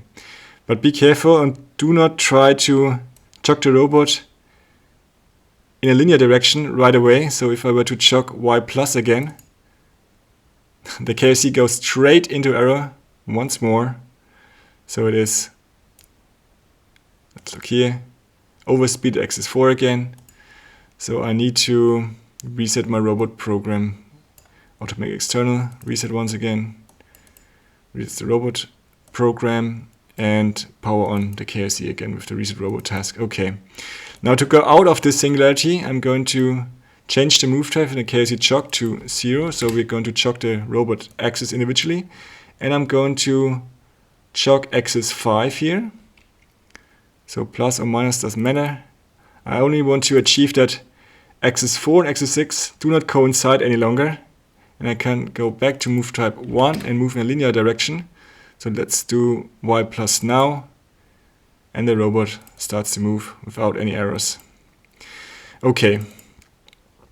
Now, how can you prevent the robot from running into such a singularity?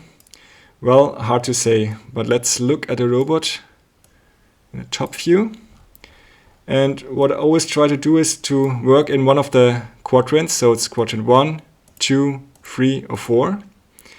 And moving linear inside a quadrant prevents most of the wrist singularities, but if you're still having trouble, you maybe need to change the height the robot is mounted or maybe the machine position the robot is attending to. Really, I don't know a general rule on how to prevent singularities. You rather have to look at it on a case-for-case basis. But for now, let's leave this topic and move on to our next function block. We continue with another motion instruction, the mxAutomation. And this function block is pretty much straightforward. Specify all the 6 axis values, velocity and acceleration, then toggle the execute and the robot will move the axis to the desired position. And because all axis values are absolute, no additional information like bases, tools or something like that has to be specified. And let's execute this block, and we're going to move axis 2 to -120 and axis 3 to 120 degrees. Let's see how this looks. Right. And since I'm running a robot simulation, I'm going to set all 6 axis values to 0 right now and execute this block one more time, and maybe let's go a little bit faster. Doesn't take too long. This position, well, pretty useless if you ask me, but I still want to show it because sometimes new users think that setting all the axis values to 0 will move the robot in some kind of home position, which it clearly doesn't. And speaking of, you can see in the start values that I've set here my home position, which is -90 for axis 2, 90 degrees for axis 3, and 90 degrees for axis 5. So let's move the robot here into my, well, usually I use this as home position. Okay, and note that in the input parameters, I didn't use the approximation. This one we will ignore right now since we are looking at the function block individually. And this will be true for all the motion instructions that are about to follow. And later when we execute several robot motions in sequence and maybe write simple programs, we will take a look at the approximation input parameter. With the help of the function block mxMoveLinearAbsolute, the robot can reach a position in a linear movement. And the target position is given always in Cartesian form. And the robot controller interpolates a straight path between the current position and the target position. And in such a motion, the robot always moves the TCP on the shortest route to the target position. We just start with an example, so I'm going to select my coin systems first. So let's go with tool 1, our flange, and base 1, our rob root. And I want to go 0 millimeters in X, 0 millimeters in Y, and only 1800 millimeters in Z direction. And I don't want any yaw, pitch, or roll. So let's just execute this block. And you can see the robot starts to move in a linear motion to our desired target position. And while the robot is moving, I want to talk about the velocity and the acceleration, because until now we've always defined these two in %. But whenever you execute a linear motion block with the prefix mc, you have to define these two in meters per second and meters per second square. So be careful with these two, you don't want to move the robot too fast. And we finally reach our target position. And this might be another useless robot pose, but it demonstrates really well the relationship between the base and the tool. Because look at the top view, these two coin systems are now perfectly square, and the only thing differentiating these two is the height offset of 1800 millimeters. So let's look at our KRCWrite actual position. So we've got an active tool 1 and an active base 1. And for X we got 0, for Y we got 0, for Z we got 1800 millimeters, and all the rotations are 0 as well. Okay, so let's bring the robot back into our home position. For that I'm going to execute the mxMoveAxisAbsolute, which we already know, and bring the axis back. Right. And I want to continue with tool number 1, but for that I'm going to bring in more bases into my robot viewer. So we still have base number 2 and base number 3 sitting on the black pins. And I'm going to start with the right black pin here. This is our base number 2. And what I want to do is I want to move the flange TCP on the exact same position as base number 2. So I'm going to leave all values as 0, but I'm setting base to 2, and let's execute this block. And while we're moving over to base number 2, let's look at the axis from the robot, and especially axis 4. Now, although this orange dot here is moving in a constant velocity, some of the axes have to rotate really fast to achieve this motion. So always keep this in mind when executing a linear motion. So let's see. We finally reach our target position, and these two coordinate systems are now perfectly square. Right. And let's move back to our home position with MC move axis absolute, just like before. And do the same thing for base number 3 sitting on the left black pin. So all values are 0, but I'm setting base number 3 and I'm going to execute the block. And once again, the robot is moving our point of interest, this orange dot here, in a straight path to the target position. All right. And once we reach our target position, maybe let's go over to KRCWrite actual position. Because right now we have an active base of 3, active tool of 1, and we get 0, 0, 0, 0, 0, 0. Let's do an offset here. So back to MC move linear absolute. I'm going to go 100 millimeters in Y direction and 100 millimeters in Z direction and execute this one. And you can see in read actual position we get 0, 100, and 100. Now this should demonstrate why working with bases can be really beneficial. Assume that you are working on some kind of machine table here, which is rotating around all the main axes. It would be really hard to calculate all the right values if you want to move parallel to the tabletop. But if you have one base sitting on the tabletop, you can always use this one as a reference and do all your motions in relation to this base here. But I think the tool-base relation should be pretty clear by now, and I'm going to remove the base pins in the robot viewer and instead place a small box in front of the robot. So here's our playground box, and it has a base sitting on its top. So let's just quickly create this base here in the corner. Let's go to our KRCWrite base data, and this will be our base number 4. And we have to walk from the rob root, it's 750 millimeters in X direction, and 750 millimeters in Y direction. And the box has a height of 500 millimeters. That's 2 squares. Right. Let's execute this one. And like always, let's check if the writing process was successful. So we want to read base data for base number 4. And we receive the same data we just typed in. Right. And I want to do the same thing as before. But you can see I've brought in my tutorial flange pin here. And we are going to switch over to tool number 2, which is at the end of the pin. And I want to move this tool number 2 over to my playground box. So let's go to MC move linear absolute and set all values as 0. But my tool will be tool number 2 at the end of the pin and base number 4 on my playground box. And let's execute this motion.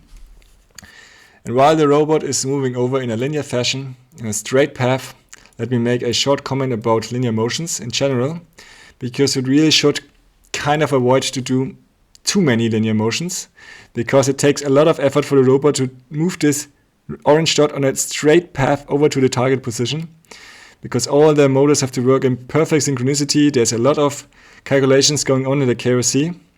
And furthermore, especially if you move on a very long distance in a linear motion, you will hit the limit switches from the axis pretty quickly.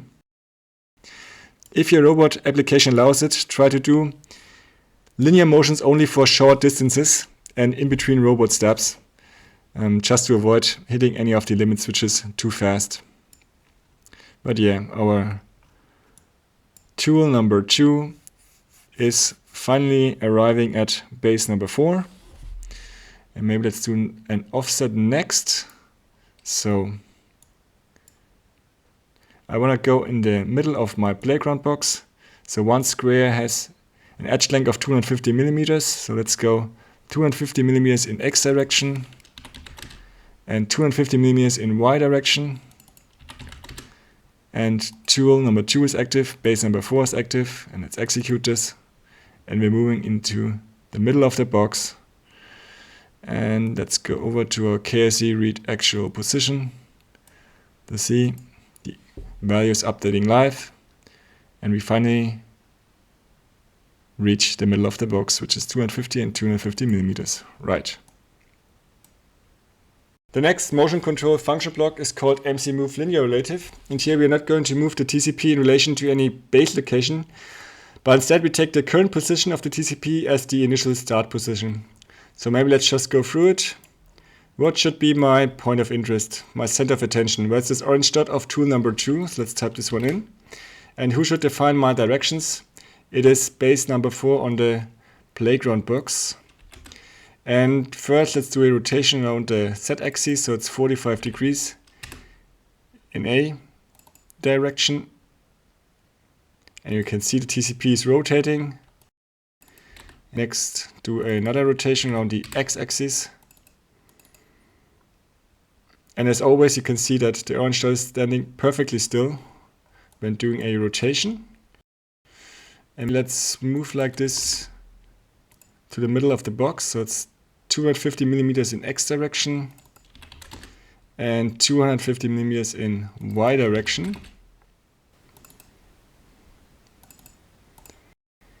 And next, let's move to this corner here, so that's minus 250 millimeters in x direction plus 250 millimeters in y direction, and let's reorientate our TCP.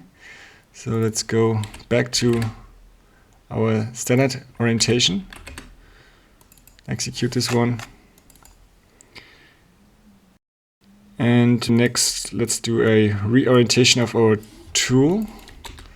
Go 0, 0, 0. And we are going to rotate around the y-axis, so it's minus 90 degrees for B.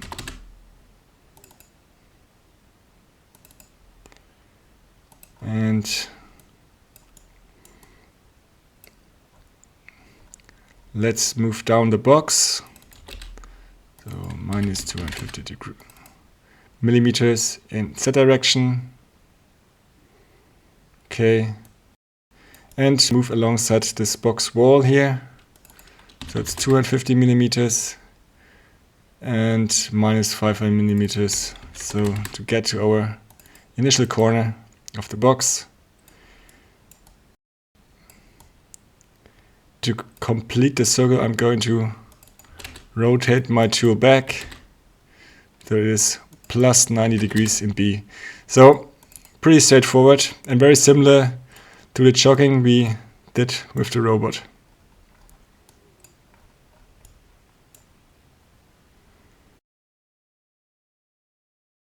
Before we continue with more motion control blocks, we need to catch up on a few topics. And first of all is the Q mode, an input parameter. And in the robot controller, the assigned robot movements are stored in a command buffer and they are transferred into the program memory of the KRC. And if you want to check how many instructions are currently buffered in the KRC, you can go to the KRC diag, and there's an output parameter called QueueCount, and currently there are 0 instructions buffered in the KRC. So let's go to networks here as well, network 5, expand this, and here's our QueueCount. And let's try to buffer a few of them in there. So back to our move-linear-relative, and I'm going to set the velocity to a really small value, so we're moving really slowly. I'm going to set, doesn't really matter, x here for 100 millimeters. And look at the QueueCount when I start to execute this motion block several times. So it's QueueCount 1, 2, and we're counting up to 3 and 4 and so on. So why is that? Well, it's because our Q mode currently is set to 2, and 2 means buffering. If I were to set this as 1, and let's see, I'm going to go in Y direction. I'm going to execute this motion block. Look at the QueueCount. The QueueCount is set to 0 right away, and we're moving in Y direction instantly. Right. But most of the time I'm working with Q mode 2. And this isn't true only for the motion instructions, but also for the writing and reading of data, for example, KRC write based data or KRC read based data. Okay, but not all KRC function blocks have a Q mode input parameter. Some of them get executed with every PLC cycle, for example the KRC diag of course, or the KRC read actual position. Here we're reading the TCP position with every PLC cycle. And some of the function blocks always work in an aborting manner, for example the KRC choc. If I were to buffer a few instructions in there again, so let's go again with 100 millimeters in X direction, And let's buffer, let's say maybe 3 of them in. It's 2, 3, right. And go to our KRC chuck, and I'm going to chuck, let's say again in Y direction. The Q mode is instantly set to 0, and the robot is reacting to our chuck keys. So maybe let's chuck here back. And go close to our base 4. Okay. And unlike the KRC chuck, these motion instructions we talked about always get executed when they see a rising edge here. Let's buffer a few of them in again, because I want to show you something else. 3 is okay. Maybe you want to pause your robot program. There is a function block called KRCWriteToolData. And if you execute this one, the robot stops to move, but you can see QueueCount still at 2. And if you want to continue, you can go to the counterpart, which is called KRCContinue, and toggle here enable, and the robot will start to move again. Right, but maybe you don't want to move again, you want to abort everything. Well, you could hit the emergency stop, of course, but you can also go to the KRC abort and execute this one. And the robot stops to move, and KRC count is set to 0. So all buffered instructions got aborted. Okay. Let's try to use this KRC abort to show the difference between move linear absolute and move linear relative again. Right. So I'm going to move my tool number 2 to my box space here. Let's see, it is tool number 2 to box space number 4, and execute this one. And the robot moves over. And what I want to do now is I want to move from this point to this point of the box. So let's go 500 millimeters in X directions and 500 millimeters in Y direction. Right. And let's execute this motion block. But I'm going to abort it right now. Okay. But I still want to move to this side of the box, to this corner here. So I'm going to execute this one again.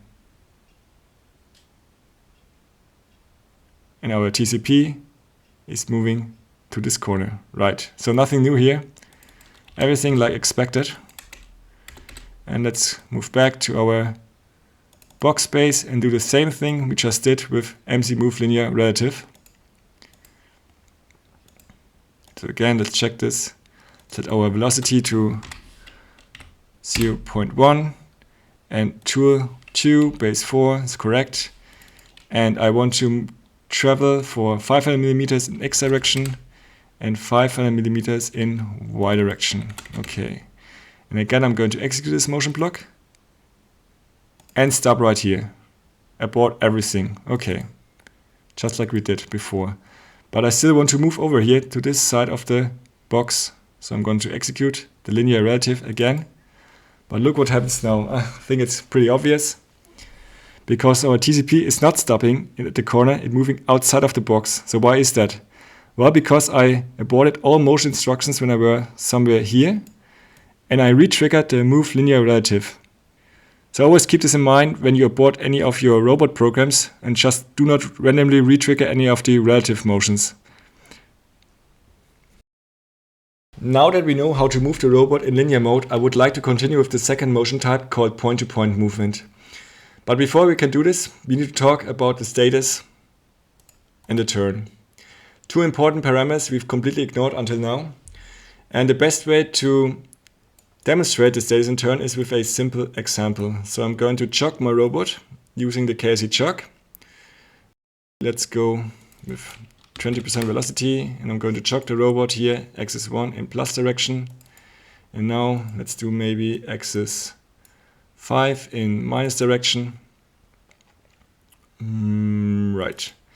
And from here on I want to do a linear motion, so I'm going to use my MC move linear absolute. And I'm going to go for X 0 millimeters, Y 0 millimeters, and Z 1800 millimeters. And I want to do this in reference to tool 0, my flange, and base 0, which is my rob root.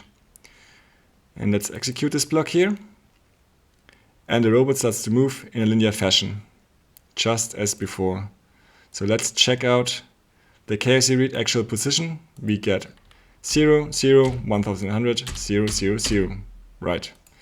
Let's take a screenshot of this robot. I'm using a snipping tool for that. Okay. And move the robot back to its home position by using the mxAutomation. Here are my values for the home position. Okay, and I'm going to start jogging again. Right, axis 5 minus again. Just some random jogging. And here I want to do a linear motion. So I'm going to call the mxMoveLinearAbsolute with the exact same parameters as before. And just re-trigger the execute. And once more, my robot will move to the desired target position. So let's check out KRC read actual position. So we again get 0, 0, 1100, 0, 0, 0. Now let's look at the screenshot. Well, if you ask me, these two robots look very different. So what happened here? Twice we've reached the target position by triggering the exact same motion instruction, but the robot pose is completely different, as you can see. Now this is because when you execute a linear motion instruction, you cannot tell the robot what kind of robot pose, and by that I mean the 6 axis values here, the robot should move to. Instead, the KRC will first check, hey, can I reach this position in general? And if I can, the controller will calculate the shortest path for the TCP.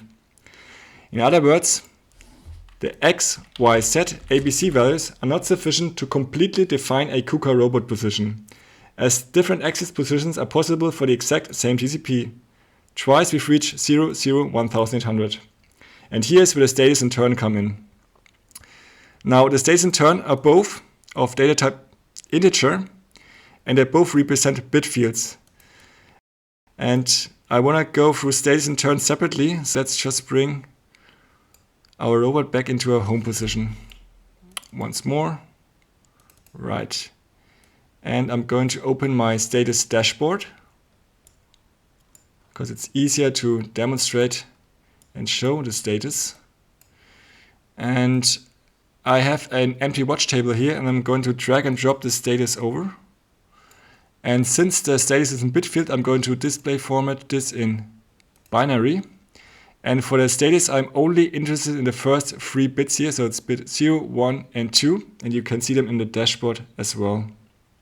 Right. Now for bit 0, you have to imagine a plane through axis 1. And this plane here serves as kind of a border.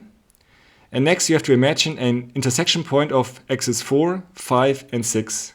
And if this intersection point is in front of this plane, bit 0 will be false. But as soon as I move this intersection point behind this plane, bit 0 will switch to true. Now let's just demonstrate this by using the KRC jog.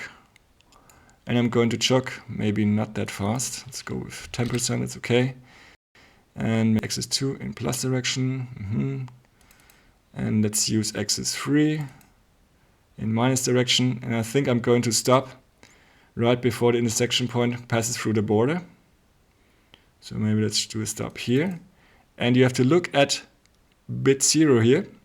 And I'm going to jog axis 3 in minus direction once more. And as soon as I hit the border, bit 0 switches to 1. So it's true now. Okay, that's bit 0. And to discuss bit 1, I'm going to bring the robot back into its home position. And bit 1 is a lot simpler than bit 0. Because bit 1 is true when axis 3 is positive and false when axis 3 is negative. So what are our axis position? So right now axis 3 is sitting at plus 90 degrees, and I'm going to use KRC jog to bring this into the minus direction. Let's see. I'm going to use axis 2 once more here. And now, where are we? Axis 3 at plus 51, okay. And stop. And bit 1 switches to 0, so it's false now. Let's go back. Axis 3 in plus direction, and it turns to 1, so it's true. Okay. And for bit 2, I will again bring my robot back into home position, as so often before. And bit 2 is very similar to bit 1, because bit 2 gets true when axis 5 is negative and false when axis 5 is positive. So right now, axis 5 is positive, so bit 1 is false. And I'm going to use KRCWriteToolData once more. So it's axis 5 in minus direction. So let's see. As soon as axis 5 is negative, bit 2 switches from 0 to 1, so it's true now. Okay, now that covers the bit field of the status, and we can move on to the turn. So maybe let's close the status dashboard, and I'm going to delete the status from the watch table and go to my home position. Now let's see. I'm going to open my turn dashboard, and let's go to the KRCWrite actual position and drag and drop the turn over. And the turn is also in bit field. So let's just display this in binary. And for the turn, I'm only interested in the first 6 of the 16 bits. And you can see the bits here in the dashboard as well. And each bit represents one of the robot axes. So it's bit 0 for axis 1, bit 1 for axis 2, and so on. And the respective bit is true if the corresponding axis has a position of less than 0 degrees. So I guess the best way to demonstrate is just to move the robot. Let's use our mxAutomation and set some values here for axis 1, 10 degrees, axis 2, 20, 30, 40, 50, 60. And let's execute this. Yeah, crashed into the floor, doesn't matter. Not what I wanted to show. But you can see that all 6 bits are false now. And let's do the same thing. For negative values, it's minus 10 degrees, minus 20 degrees, minus 30 degrees, minus 40 degrees, 50, and minus 60. Okay. You can see as soon as I switch over to negative values, all 6 bits are turning true. Right. And quick tip, if you're new to KUKA robots and you're not sure what is the minus and plus direction for one axis, you can use this turn dashboard here. Let's say chuck in axis 1 plus direction and trigger this one. And maybe axis 2 in plus direction, trigger this one. Okay. But that covers the status in the turn bit field parameters. Important one, as it's the only way to completely define a KUKA robot position.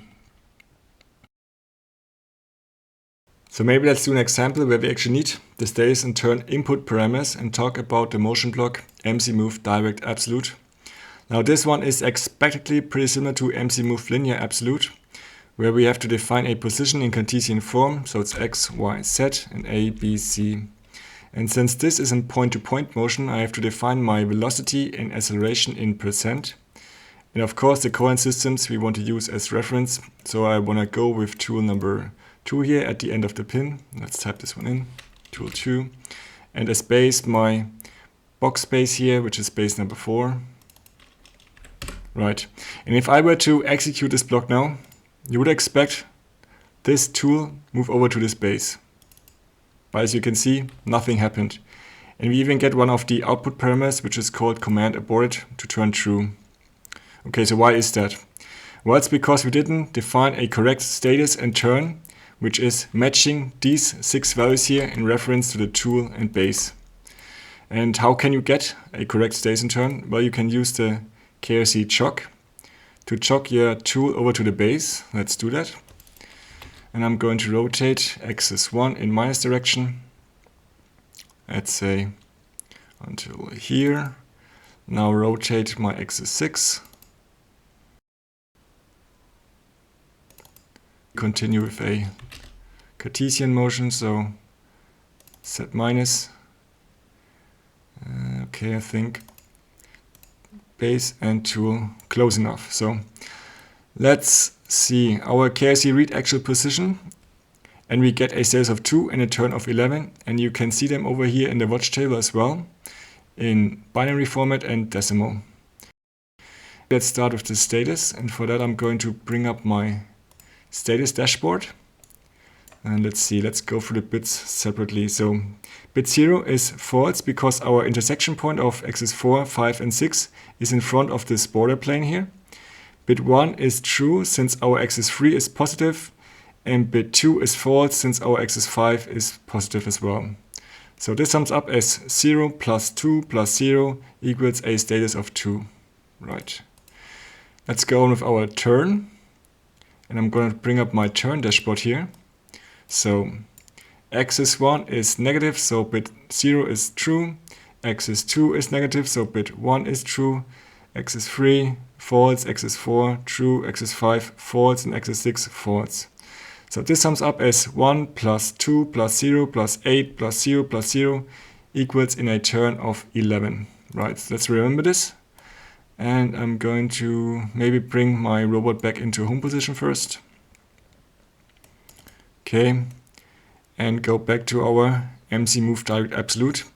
And let's type in the status of 2 and a turn of 11. And execute this one now. And you can see the robot is moving in a direct motion over to our base. And now that my tool is on the surface of the base, let me show you the big difference between a direct motion and a linear motion. Because let's say I want to move from this corner of the box to that corner over here. So I have to walk 500 millimeters in X direction and 500 millimeters in Y direction. Type this one in, 500 and 500 here as well, and execute this. And look at the orange dot when I execute. Whereas before, when we slid perfectly over the surface of the box, the orange dot is now doing a lift off and then getting back down over here. And maybe let's demonstrate this one again.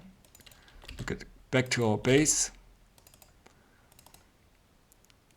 Lift off and going back down in some sort of circle motion here. So just like for the linear move type, there is a relative motion for the point-to-point movement. And this function block is called mxMoveDirectRelative. And it's practically identical to the mxMoveLinearRelative when it comes to the input parameters. Because here too, you have to define a distance you want your TCP to travel in Cartesian form. So it's x, y, z, and a, b, c. And interestingly, you don't have to define a status or a turn, because the KRC will do it for you based on the starting position of your TCP. And since this is a point-to-point movement too, you have to define your velocity and acceleration in %. And of course, your coordinate systems. So what should be my center of attention, my point of interest? Well, it is this orange dot here of tool number 2. So let's type in tool 2. And who should define my directions? It is my playground box space system, which is base number 4. Okay. Let's do some movements here on the box. I want to go with this orange dot to this corner over here. So it's 500 millimeters in Y direction. Execute this one. And you can see orange dot is lifting off and going down again. So it's some kind of circle movement here. And I think the difference between a direct and a linear motion becomes even more clear when I start to rotate around the axis. So let's go minus 90 degrees in B and see what happens. Our tool is crashing into the box. So bad, very bad. Let's go back. A little bit faster here. So let's go back and do the same thing in a linear fashion. Okay. So I'm going to call my mxMoveLinearRelative. Let's check the input parameters first. So it's coordinate system 2 and base 4. It's okay. And I'm going to go minus 90 degrees in B here in linear mode. So see what happens. Orange dot stands perfectly still. And we don't crash into the box. So better, much better. But let's go back to our mxMoveDirectRelative. Let's try to slide along this wall, which won't work, but just to demonstrate. I'm going to go minus 500 millimeters in Y direction. And minus 250 millimeters in Z direction. Okay. And you can see, oh no, crashed into the box again. Right. So I think the difference between a direct and a linear motion should be pretty clear by now. But as a last example, I want to talk about singularities again. And let me move the robot into a singularity. So I'm going to call the mxMoveAxisAbsolute. And you may remember that a wrist singularity appears every time that axis 4 and axis 6 coincide, which I do right now. And if I were to chock the robot in linear mode or call any linear motion function block, the KRC will go straight into error mode. But look what happens when I call instead a direct motion block. So let's go to mxMove direct relative, and let's set these all to 0 first. So let's see. I want my TCP to travel for 500 millimeters in Y direction. Let's do this. And you can see that the robot is perfectly capable of doing that. And maybe let's move through the singularity. Let's go minus 1000 millimeters in Y direction. And no error occurs here as well. But this is another method to prevent singularities. Try to work with direct function blocks instead of linear function blocks all the time. So we return back to move the robot on a linear path. And the function block mxMove circ_absolute executes a circular motion to a Cartesian end position. And this function block is pretty much straightforward. So maybe let's start with our coordinate systems.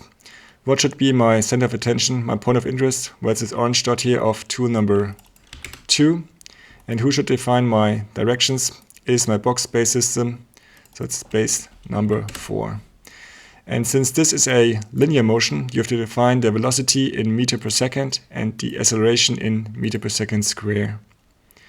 And as an example, I want to draw a circle on this box here. And to create this circle, we have to define 3 points. And the first one is my start point. And I have to move my TCP to the start point. And let's say my start point should be in the middle of this edge here. So I'm going to use mxLinear_absolute to move my TCP. Let's see. Let's go with tool number 2, base 4. And I have to walk 250 millimeters in X direction. Let's go. Right, this is my start point. And my second point, let's go back to the move circ_absolute, is called circ_HP, which I think is help position or something like that. And I have to define this one as well. And this position I want to be in the middle of this edge here. So based on base number 4, I have to walk 500 millimeters in X direction and 250 millimeters in Y direction. Right. And my third point should be in the middle of this edge here. So we have to define this one too. So let's see. Based on my base number 4, we have to go 250 millimeters in X direction and 500 millimeters in Y direction. Okay, let's execute this block. And you can see the orange dot is drawing an arch here. Right. But let's go back to our start position, because this wasn't a full circle. And if you want to do this, there is a input parameter called angle. And as long as this angle sits at 0, it has no effect at all. But as soon as you type in some value here, let's say you can go with any angle you want, but let's go 360 and execute this one more time. You can see that the orange dot is now going for a full circle, so full 360 degrees back to our start position. Right. But let's go back and set this 0 because I want to show you something else. Because maybe you not only want to draw an arch here, but at the same time you want to reorientate your tool. So let's do this. Let's go with a rotation around the z-axis. So A for 180 degrees. And execute this one more time. And you can see that we not only draw a 180 degree arch with our orange dot, but we also do a rotation of 180 degrees with our tool.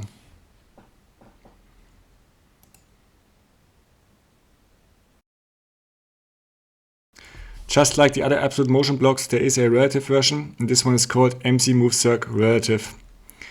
And this one is very similar, so maybe let's start with our coordinate systems again. What should be my center of attention? It is tool number 2, and my base 4 is defining my directions. And we have a velocity in meter per second and an acceleration in meter per second square. Let's do the same circle again so you can see the difference. means I'm going to move my TCP to my start position. Let's see, tool number 2, base 4, 250 millimeters in X direction, and execute this one. So this is point number 1. And again, my point number 2 should be in the middle of this edge here. And this time I have to walk based on my TCP here. So let's go to a circ HP. And it is 250 millimeters in X and 250 millimeters in Y direction.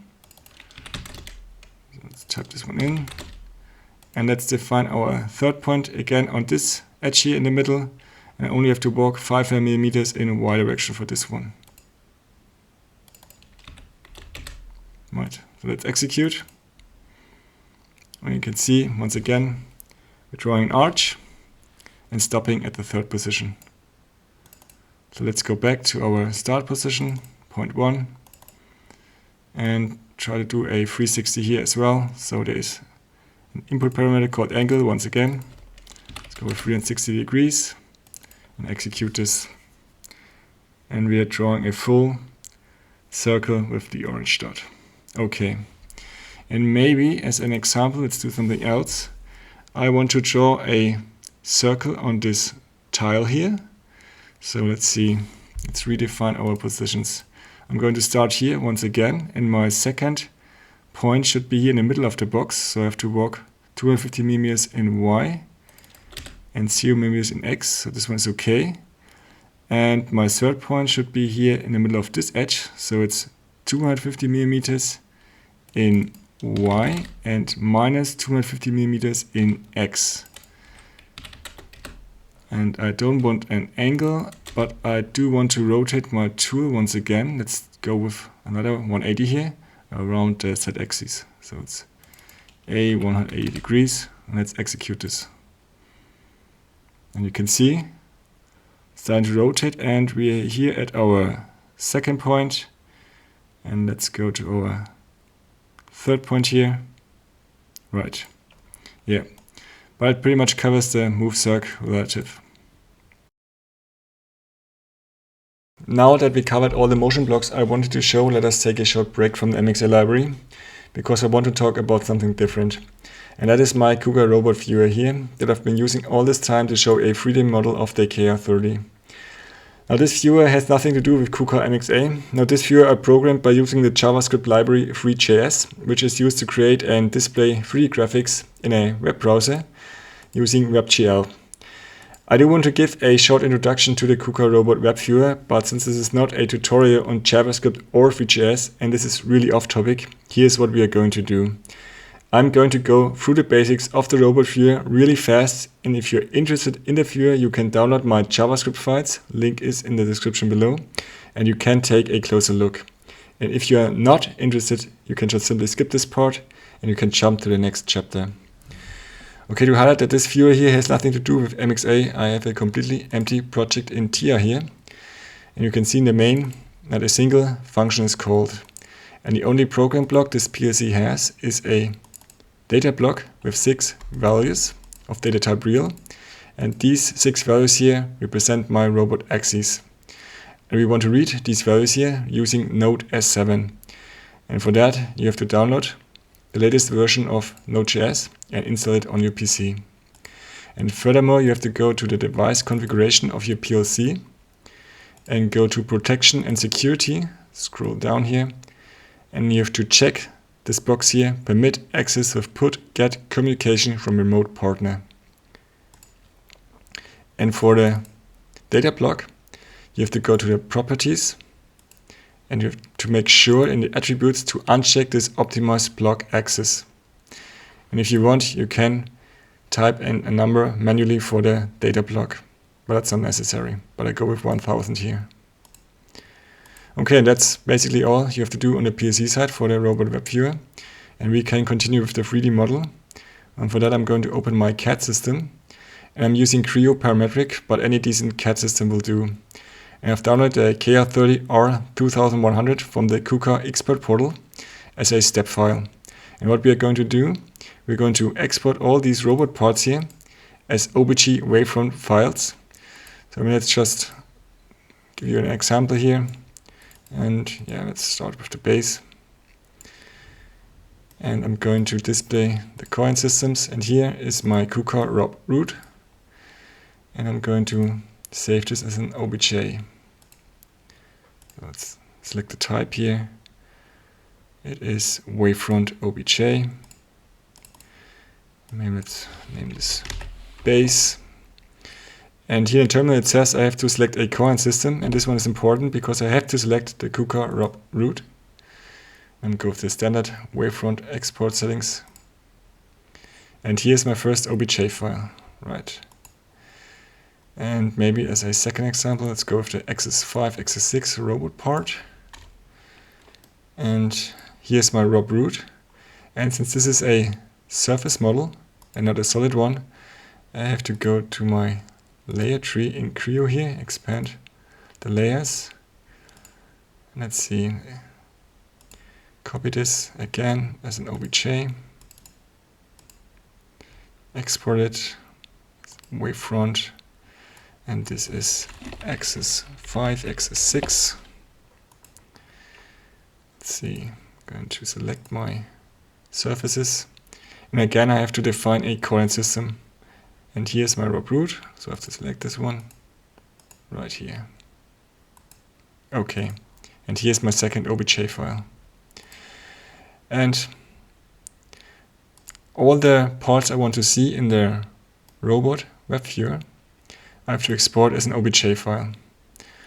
But that's basically it for the 3D parts. And we can go to the myKSE robot web viewer folder, and you can unzip this and maybe copy this on your desktop. And let's go through the models first. I'm going to show you the obj models here. And I'm going to open the base here. So you can see this is the base as an obj file. And the Axis5, Axis6 part as an obj. Right. And next go through the configuration. Start with the JavaScript files. And you can see in here that I'm going to host a local HTTPS server. And why HTTPS? Well, it's because my dashboard is based on Siemens Vincency Unified, and the Unified browser only allows links to HTTPS web pages. That's why. And maybe let's go to the JSON configuration next. Here's the port for my web server. Here is the IP address for my PLC.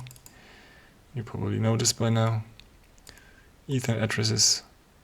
Here is the IP address of the PLC. And Rec 0 slot 1 is valid for S7-5000 PLCs, my pole interval to update my axes values, and of course the absolute addresses for my data block real values. Okay, let's show this one in tier as well, side by side. And maybe I'm going to show here the offset to compare these two. So it's dB1000, I have an offset of 0, 4, 8, 12, 16, 20, just like in the JSON config. Okay. And lastly, let's go through the index.html file. And in here you have to type in some numbers for your robot. So here is the file name of my obj files and the position of the obj. So for the base it's of course 0, 0, 0, so x0, y0, z0. But you have to go to axis 1. You can see it is x0, y0 and z minus 180 millimeters. I'm going to show in Creo how to get these values because I've already prepared some simplified representations. So let's see. I'm going to hide this curve here, hide my coordinate systems, and let's check out axis 1. Axis 1, and I've prepared also a sketch. Demonstrate this one quickly. So to go to the root from axis 1, you have to go minus 180 millimeters in z direction. This one. And you have to type in the speed here for axis 1.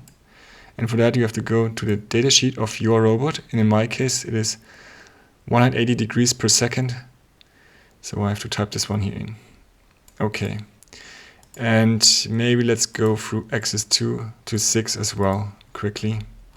So axis 2, these values here. I'm going to show this in my CAD system as well. So axis 2 is of course here.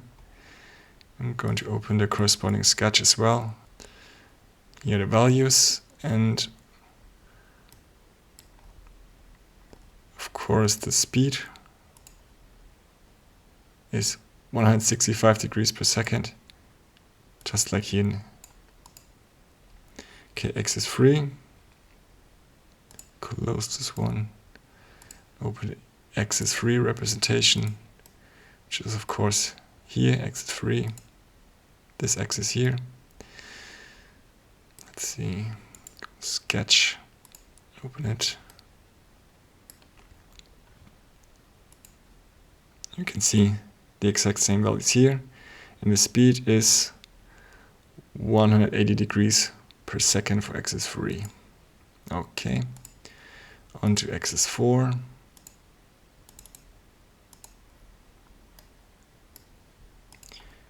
And where do we have axis 4? Right here, the position of axis 4.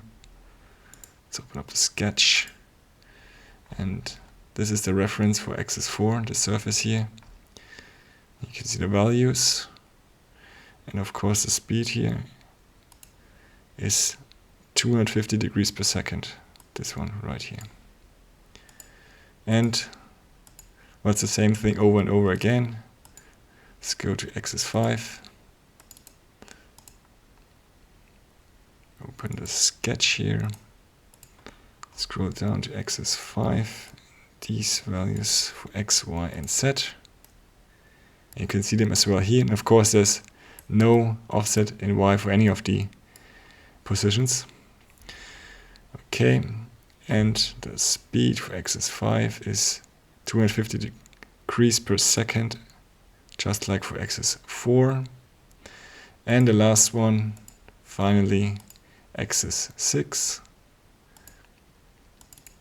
And here you have to type in the position for the orange dot. So let's open up this one as well.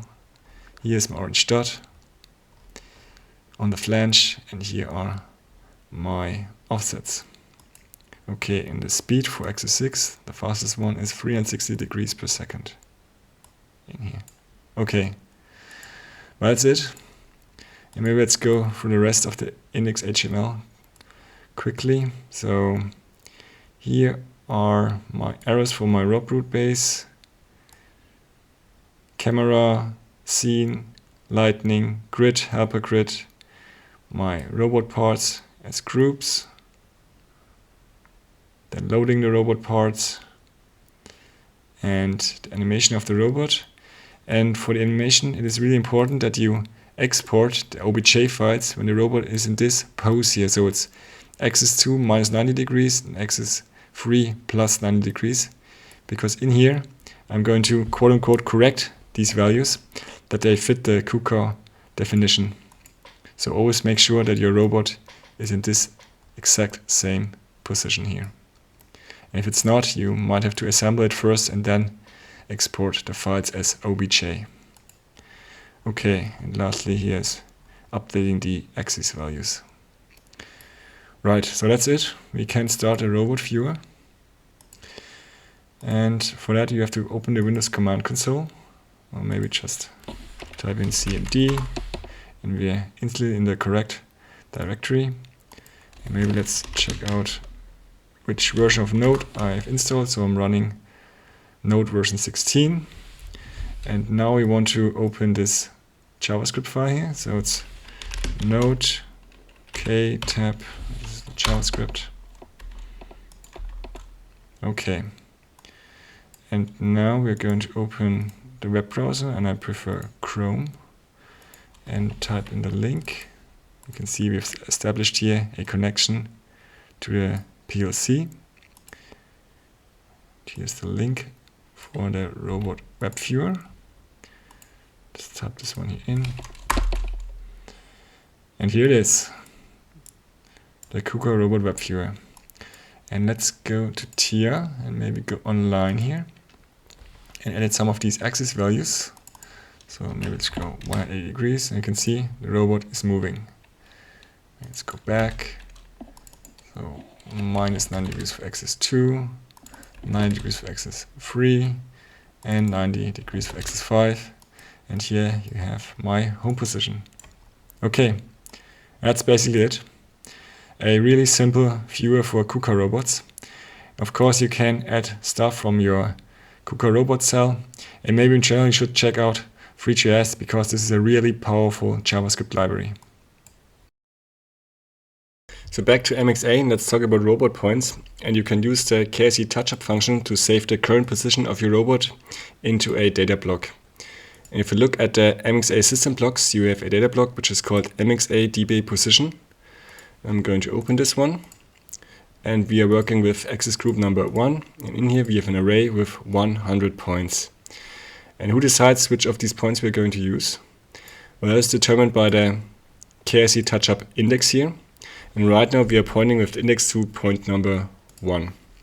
So let's just do an example here and save this position here as point number 1. I'm going to execute this one. And the second one, but before that I'm going to jog the robot, let's say maybe a little bit in X direction. Okay, and this should be my point number 2, so I'm going to set index to 2 and execute the TouchUP again. Right. So we have 2 points now. Maybe look inside this one here. So you can see these are the axis values for point number 2, for example. But we have to do something with these points, and for that I have some functions in my playground. For example, the myKRCMoveAxis2 point, which does exactly that. I'm going to show this in the network as well. So I'm reading the informations for point number, let's say 1 right now, and in here I'm going to call the mxMoveAxisAbsolute. And so I can move the robot to point number 1 in a point-to-point motion. So velocity and acceleration at 10%, that's okay. Let's just execute this one. And the robot moves in a point-to-point motion to point number 1. And I can do the same thing in a linear manner with the myKRCMoveLinear2point.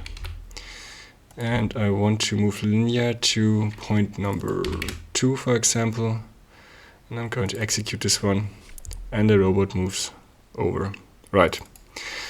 So that's it basically about points, but let me make a short comment about them because I don't use points in the manner they are probably intended to, because most people will use the KRC TouchUP to teach point 1, 2, 3, 4, 5, then link these 5 together and you have your first robot program. And I do this, well, never, because if one of my colleagues comes along and by accident overrides point number 3, for example, then the robot program is broken. Now I use points more to debug my robot programs, and sometimes, well maybe most of the times, I forget, hey, point 1, where exactly was this one located? In point 2, I forgot this one as well. So I have a 5th function block regarding points in my playground, and this one is called myKRCWebViewerPointPreview. Let's look at the inputs and the output parameters. And I'm going to show this one in network here as well, because once again I am reading the informations of my point. Well, right now this is point number 2. Let's say go over to point number 1, and here are the values for point number 1. Right, and I have an input parameter which is called pointPreviewEnabled, and for that I have to go into the main and look at the myKRCRobotWebViewer function block. I'm going to open this one, and let's hit the goggles. And if this point preview is not enabled, then I'm going to move the KRC read actual axis positions to the robot viewer here right now. And if I enable this one here, then I have to go to network number 2, because right now the robot viewer here is represented by the axis value for point number, well, what was it? I think it was 1. Yeah, 1 right now. And I can set this one to 2. So this is point number 2 and point number 3. And you can see I haven't taught point number 3 yet, so all the axis values are 0. So let's go back to 1, and this is 2. Now this is only a, let's say, auxiliary function which I use to remember my points and preview them. And for example, hey, point number 1, this one looks fine.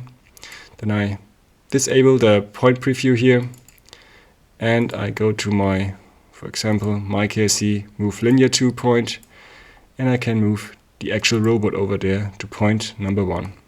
Right, but that's it basically about robot points.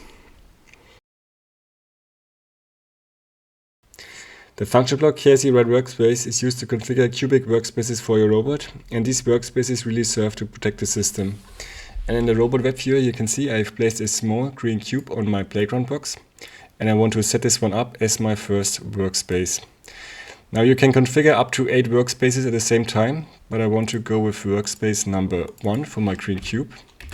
And as a mode you can choose 1, 2, 3, 4, but I'm going to go with mode number 1, and I'll show you in a minute how this one behaves. And let's see, the origin of this green cube here should be in this lower left corner.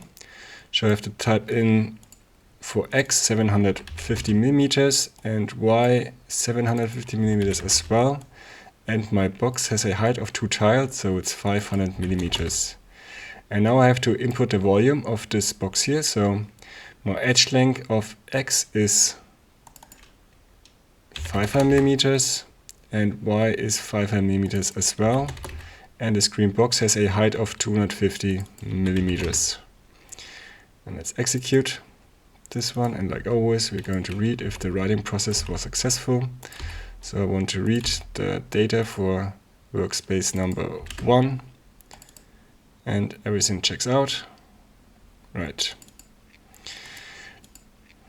Now how does this green box here now work? Well, for that you have to open the KRCWriteWorkStates and look at the output parameters. And here you have 8 workstates, each representing 1 workspace. And right now my workstate number 1 is false. But if I were to chuck my TCP, my orange dot, inside this green box here, you will see that this one will toggle to true. So let's see. I'm going to chuck my robot in tool number 2. So I want this to be my center of attention, so at the edge of the flange pan, this orange dot here. And I'm going to chuck in base rob root, that's okay. And I'm going to move in Cartesian manner, that's okay. And I'm going to go in Y direction, Y plus. Okay. And see here at the work state, as soon as I inside this green cube, it's true. I'm going to stop the robot because once we're outside, it will be false again. So maybe I'll show this again. Going to go back, Y minus direction. Workstate 1 is true and false. And this really is the behavior for mode number 1, which we chose. So my workspace mode number 1. If you were to choose mode number 2, this behavior would be like inverted. And there's also a workspace mode 3 and 4. And these do not toggle these workstates here, but they initiate an e-stop of the robot. Okay, let's set up a second workspace. And I'm going to put 2 here. And for that, I'm going to open my CAD system, because this purple box here should be my workspace number 2. And I'm going to open a sketch for this one. So let's see. Define it and edit a sketch. So the origin of this second workspace is again 750 millimeters in X direction and 750 millimeters in Y directions. But this workspace here is placed on the factory floor, so it's set 0. And this time I've rotated the workspace around the Z axis in 30 degrees in A plus direction. Okay. And for X and Y, we're going to go in both directions this time. So let's start with X. So in X1, we're going to go 250 millimeters in plus direction and minus 180 millimeters in X2 direction. And for Y1, we're going to walk 550 millimeters in plus direction and minus 160 millimeters in Y2 direction. Right. And the box has a height of 1000 millimeters. So let's execute this. And I'm going to bring in the second workspace to my robot viewer. So here's our second workspace. And I'm going to chuck my TCP, my orange dot here, inside workspace 1 and 2 at the same time. So let's see, KRCWriteToolData, go in Y plus direction, maybe go in X minus. So we're inside both boxes now, and if you look at the workspace, both of them are true. Okay, but always remember that this is only working if the orange dot is inside this box here. Always keep this in mind. So when dimensioning your robot for your application, you should take into consideration, among other factors, the reachability, the speed, and of course the payload, like can the robot even handle what you are planning to mount on the robot flange.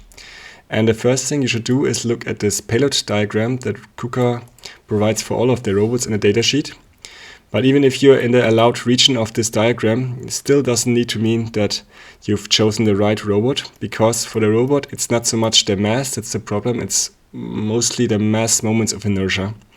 And as it says here in the text below the diagram, that a specific load case must be verified using KUKA load or KUKA compose. And for further consultation, please contact your KUKA support, which you probably should do if you're not sure what you're doing. But I've prepared an example, and I've mounted a completely useless tool on my KR30. And we're going to inspect this tool here. And I've opened KUKA compose. And let's see, let's look at this tool here. And in the picture here you can see there's an orange dot, but this one is not our TCP. No, this is the center of mass, so don't mix these two one up. And we have a few parameters we need to input here, like the mass and the mass moments of inertia. Now I could calculate this one with pen and paper, like in university, and make a total fool of myself because I haven't done this in years. Now I'm going to use the mass properties.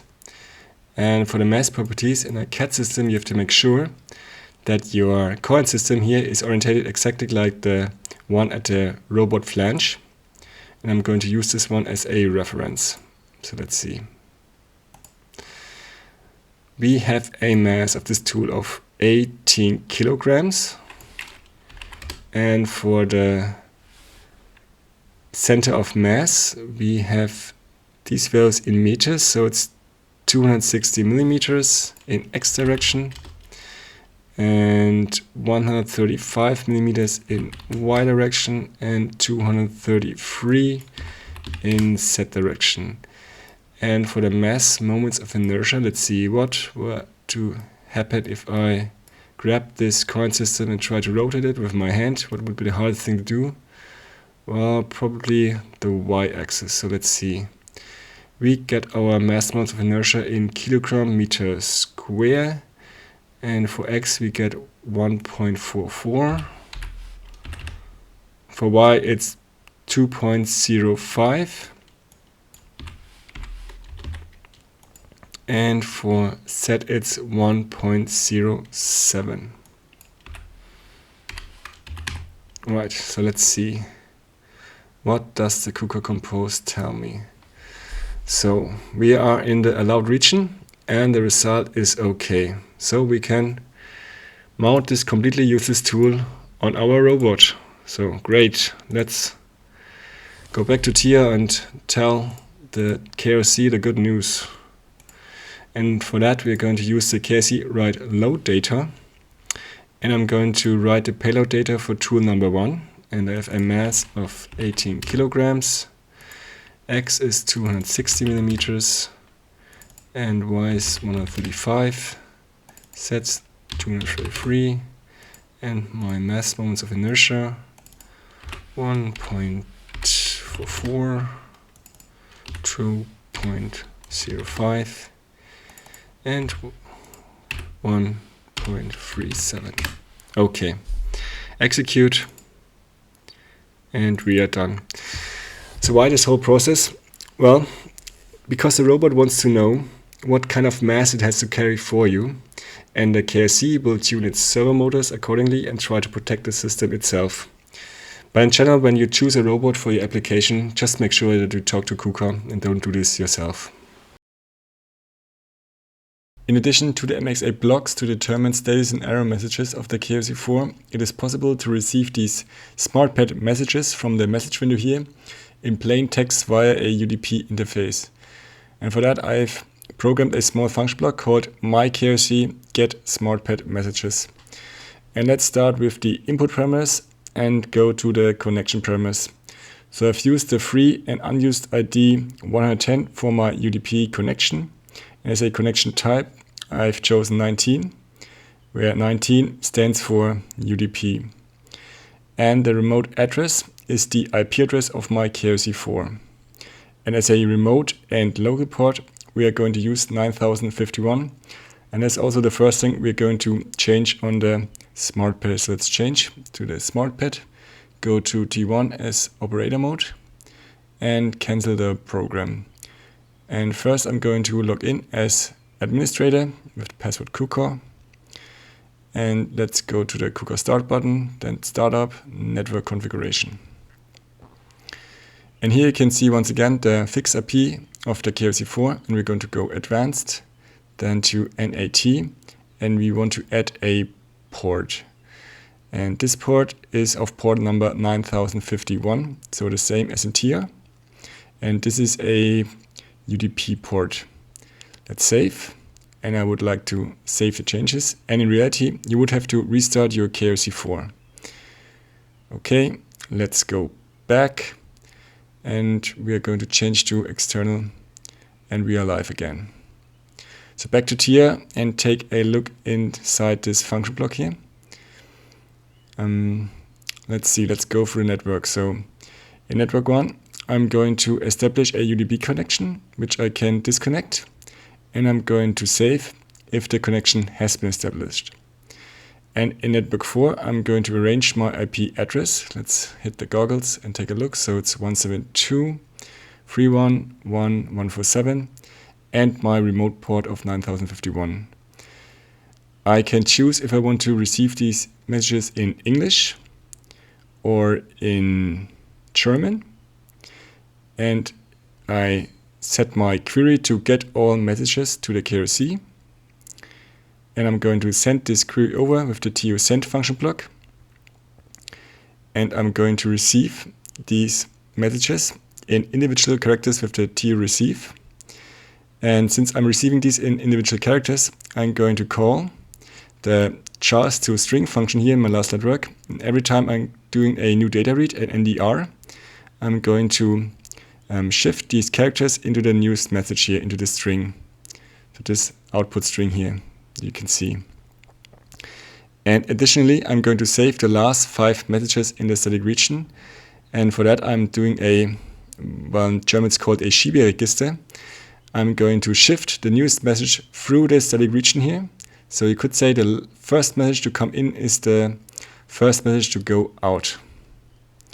Okay, let's see. So I have my 5 messages in the static region, and you might want to trim this newest message here. You receive the string here because maybe you don't want to see the timestamp, and you only want to see the plain text here from that message window. Okay.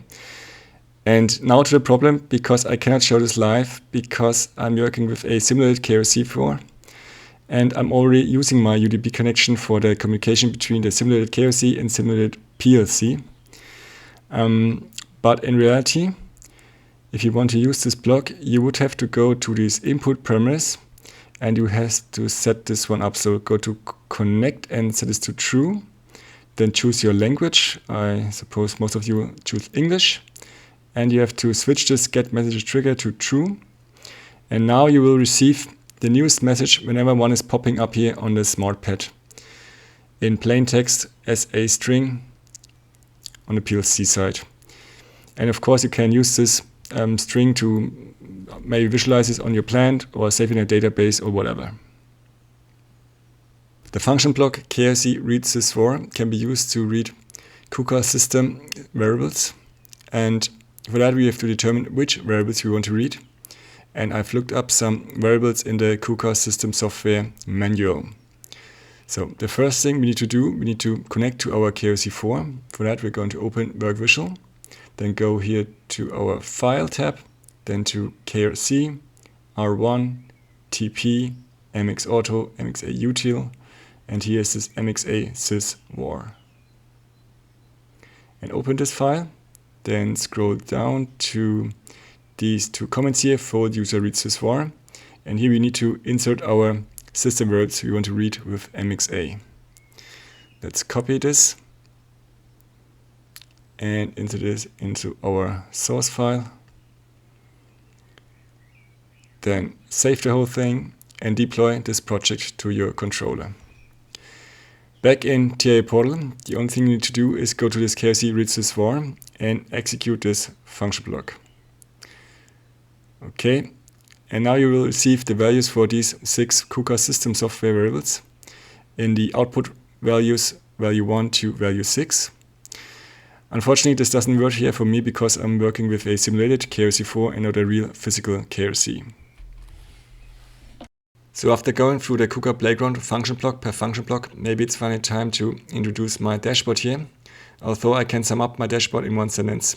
All the buttons and values from the KUKA playground data block I have linked to a visualization. And for that I added a new device, added a new PC system, and here a schematic WinCC Unified PC. But I'm not going to go into details regarding WinCC Unified. You can download my dashboard and take a look at it yourself if you want to. Let's just rush through the basics. Let's go through the dashboard layout here. So I have a screen window for my header here, screen window for the viewer, and of course a screen window for my footer. And the most important one is my robot viewer. This is my browser here, and I have a header and a footer. I'm going to demonstrate the dashboard in the browser itself. So let's start with our header. So in the header I have the most important buttons and values which I need to see all the time. For example, powering the robot on and off, which is of course linked to my KRC control center to power on and off. So let's power off the robot here and click on power on again.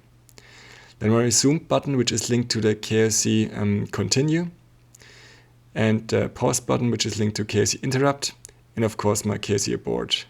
Then my mxa status, which is currently status 3, and my global override, which I can set to, let's say, 25% or 70%, but in simulation I mostly go with 100%. Then my currently active base and tool, which is linked to KRC read actual position, and I can change this without moving the robot. So let's set this to current system base 10 and tool number 5, execute. But I'm going to switch back to my flange and rob root, so 0, 0 for base and tool. Then my status dashboard and my turn dashboard, limit switches. Okay, so we are done with the header and can continue with the footer. In the footer I have some pop-ups which I use. For example, the pose. So these are the axis values for the robot right now. And these are my frame values between base 2 and tool 0. Okay. And I can continue with the error pop-up, which I use to reset the robot. And in here I have the reset robot task. And the rest of the buttons is linked to the automatic external function block. And my status bar for the smart pad. So I'm going to show the smart pad here. And let's switch back to T1 as operation mode. But we want to use mxa, so let's go with external.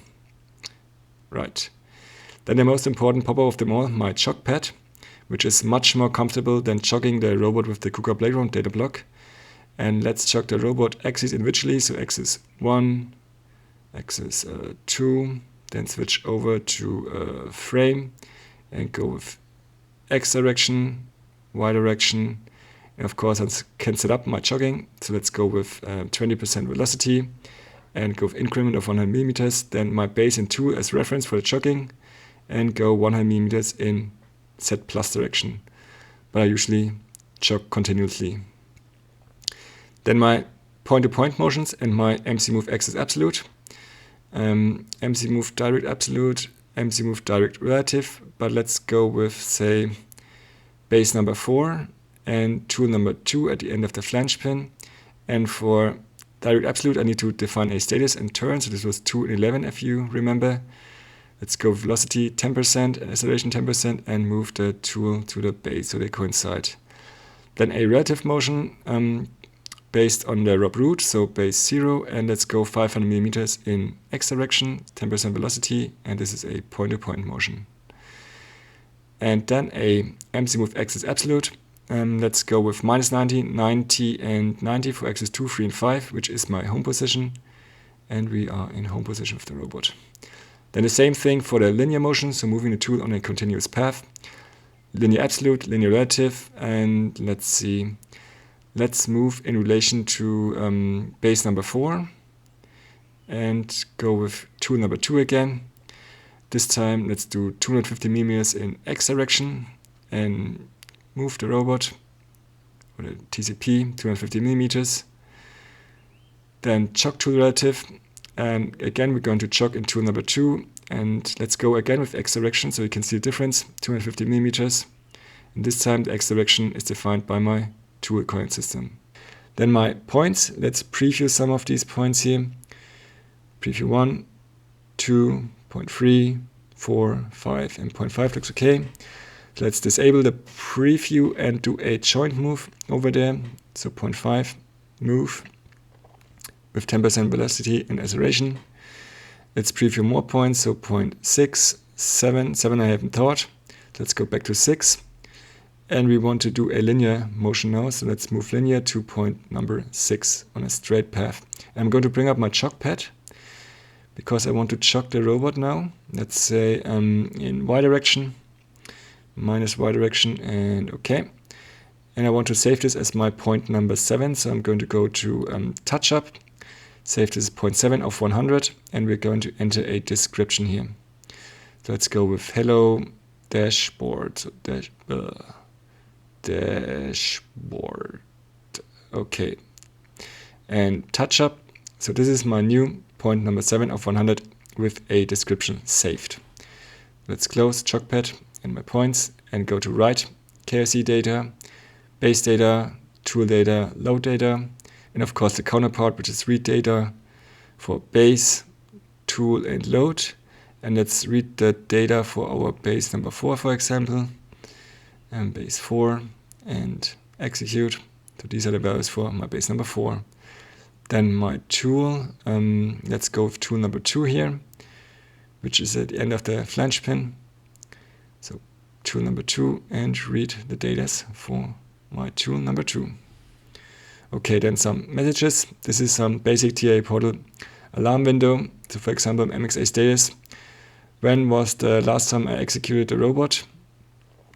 And the next thing is my mxa error. So let's see, these are all the errors which I caused in the last hour or so. Then my KRC buffer, my limit switches, and I'm going to bring up the chock pad once again because I want to demonstrate this. So let's go to axis chocking and chock, for example, let's say chock axis 4 for 180 degrees until we hit the limit switch, which is now. So axis 4 maximum has been reached, and chock back. Axis 4 back. Okay, and the state is back to normal. Then my trend view, and here are my axis values. So I'm going to bring up the chock pad once again, and let's chock some of these axes here. So axis 1, axis 2, axis 3, 4, 5, 6. Let's pause the trend, and I can look at these axis values in the trend. Okay, resume the trend, and the same thing for our frames. Let's go to our chock pad frame and chock these values here. So minus x, minus z, and the angle, all the angles are not displayed here, but I only have x, y, and z. So let's go with plus y as a last example. So this is my dashboard. Let's bring the robot back in a better position first. Preview some of these points. Let's go with point number 7, 6, 5. It's okay. Let's do a joint move to point number 5. So you can see my dashboard is very similar to my KUKA Playground data block, but much more comfortable to use. But you can use whatever you want. Maybe you want to use an HMI or whatever. Totally up to personal preference. With the KRC read actual axis velocity, you can read the current axis velocities of your KUKA robot. And for that, I'm going to use my dashboard to demonstrate. And if you look at the input parameters, there's one called execute command. But this function block here gets only executed with every positive trigger edge. So this is the reason why I've placed a clock here to send in some positive edge triggers while I'm executing a robot motion. So let's just turn this on. Go to our chalk pad, and we're going to chalk with a velocity of maximum 10%. And let's go, for example, with axis 1. And you can see in the trend that we will never exceed a velocity of 10% here for axis 1. It's of course true for the other direction. And let's change maybe the setup and go with 20% and do a other axis motion, so for example axis 6. Which will never exceed a velocity of 20%. So pretty straightforward, but I want to use this KRC read actual axis velocity to demonstrate the difference between a point-to-point motion and a linear motion once again. Let's see, let's turn this here off, and we're going to switch over to a frame, and I'm going to bring the robot back to my box first. Okay, and let's refresh the trend. And let's go with a linear motion first. So we're going to do a linear motion for, say, minus 1,500 millimeters in y direction. Let's execute this and look at the values here in the trend. And you can see that x stays constant, z as well. And the only one changing is obviously our y coordinate. Okay. So this is our linear motion here. And let's go back in a point-to-point motion. Let's go with direct relative and go for 1,500 millimeters in plus direction this time. And you can see our TCP is moving on some sort of arch here. And you can see this in the trend as well. And even Z is going for a small offset here. Okay. Let's demonstrate once again. So this is our point-to-point. And this is our linear motion. Okay. And let's do the same thing. But this time we're going to look at the axis velocities. Okay. Let's switch over. And let's start with our linear motion once again. And maybe I'll turn this here on. And you can see the axis velocities here in the trend for all 6 axis while we're going on a straight path with our TCP. And okay. And let's go back with a point-to-point motion. So it was 1,500 millimeters. To execute this one once more. And here our axis velocities while doing a point-to-point motion. Okay. So maybe let's stop this trend here. It's going to pause it and let's take a look.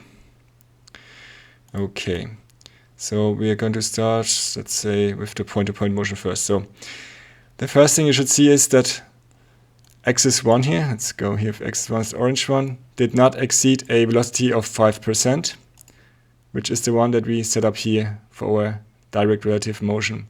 So you could say this axis 1 here is our bottleneck, so to speak.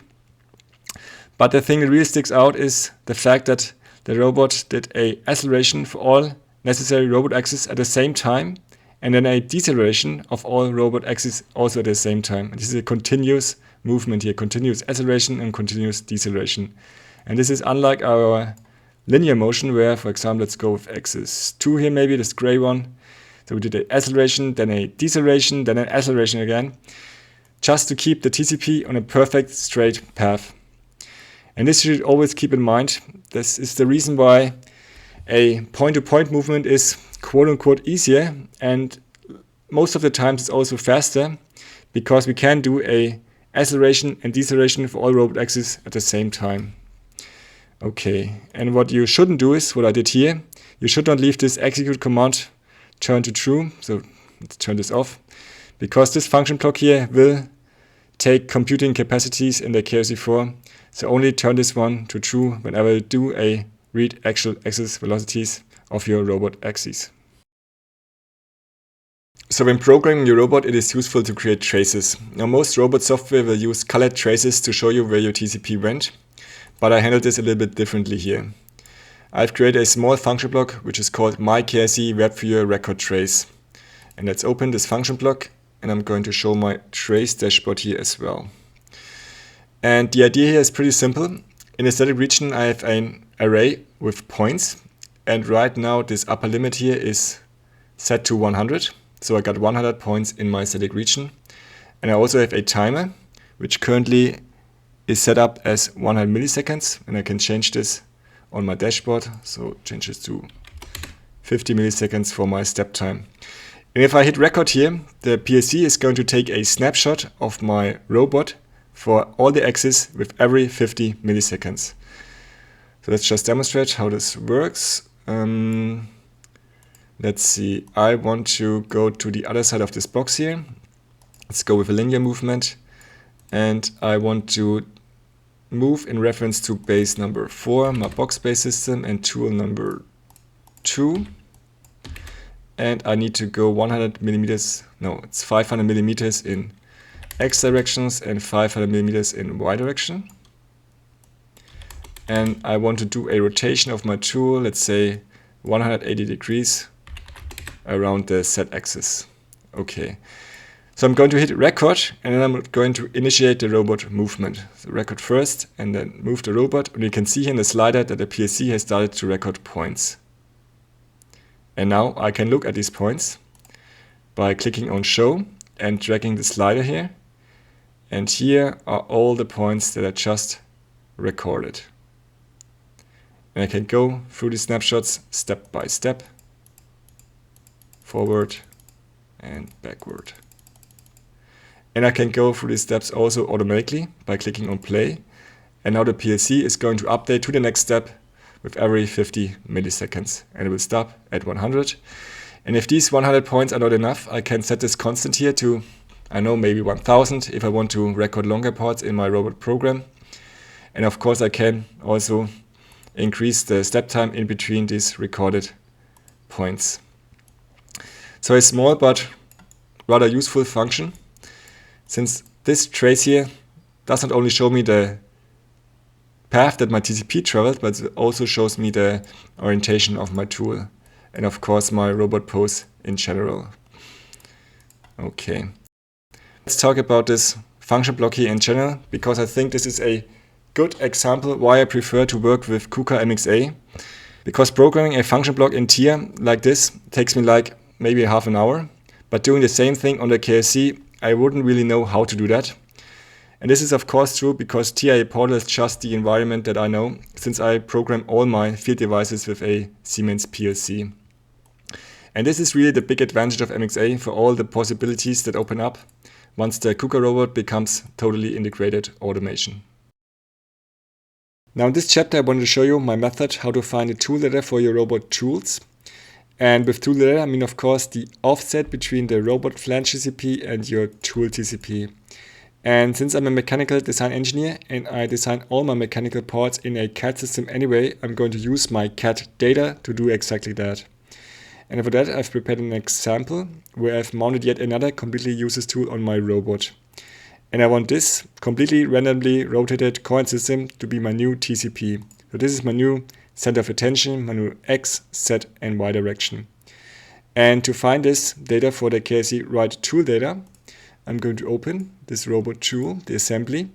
And the first thing you need to make sure, if you're working in a CAD system, is that your coin system for your tool assembly here is oriented in the exact same way as the robot flange. So this is my Z, X and Y direction of the robot flange. And this here is my new tool, and this is the coin system for my new tool. And to find the offset values, I'm simply going to go to measurement. And here are the offsets for X, Y and Z. So maybe let's copy this over to tier, and we are going to assign this to tool number 3. And this is my X value, my Y value, and my Z offset. Okay, and now we need the ABC angles. And for that, I'm going to go back to my CAD system. I'm going to select my flange coin system and my tool coin system. Go to measurement once more and go to the rotation matrix. So you can see once again the values for X, Y, and Z, the offset values. And these 9 values here, this is my rotation matrix. But since I'm working with a KUKA robot, I need to convert this rotation matrix to the Euler angles A, B, C. And if your CAD system can't do this directly, you can use an online converter, just like this one here, the 3D rotation converter, where I need to input my rotation matrix in radians, but the output angle I need as degrees, and I want my Euler angles for a KUKA robot in Z, Y, and X formation. Now the only thing I have to do is to copy these values here over, which will take some time, but doing this manually will take a lot longer. And believe me, I have spent quite some time finding the correct data for my KUKA robot tools. So let's see, and the last value. Okay, so here are my Euler angles, and we're going to copy them over to TIA. We have a rotation around the z-axis of -157, which is of course our input parameter A. Then rotation around the y-axis, which is B of course, and our rotation around the x-axis, which is input parameter C. And now I have to write this tool data, and we are done. But of course I need to validate if these values are in fact the correct ones. So I'm going to go back to my robot web viewer, and here you can see I've mounted this tool number 3 on my robot. And let's bring the robot into home position first.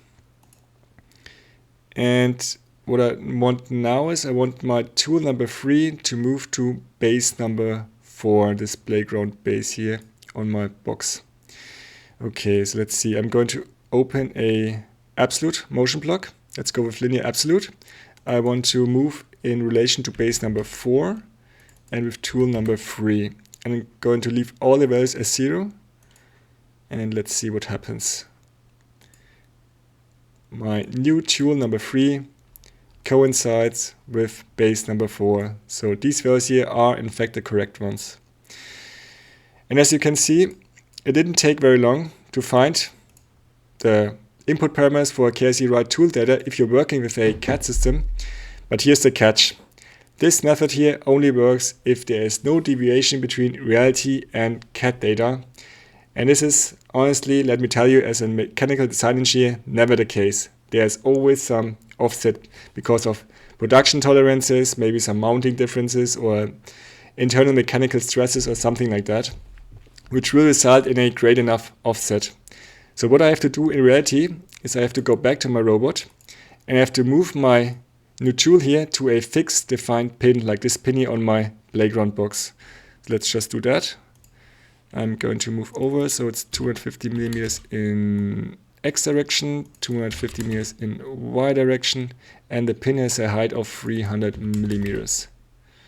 Let's move over to this pin, and we are going to chock now.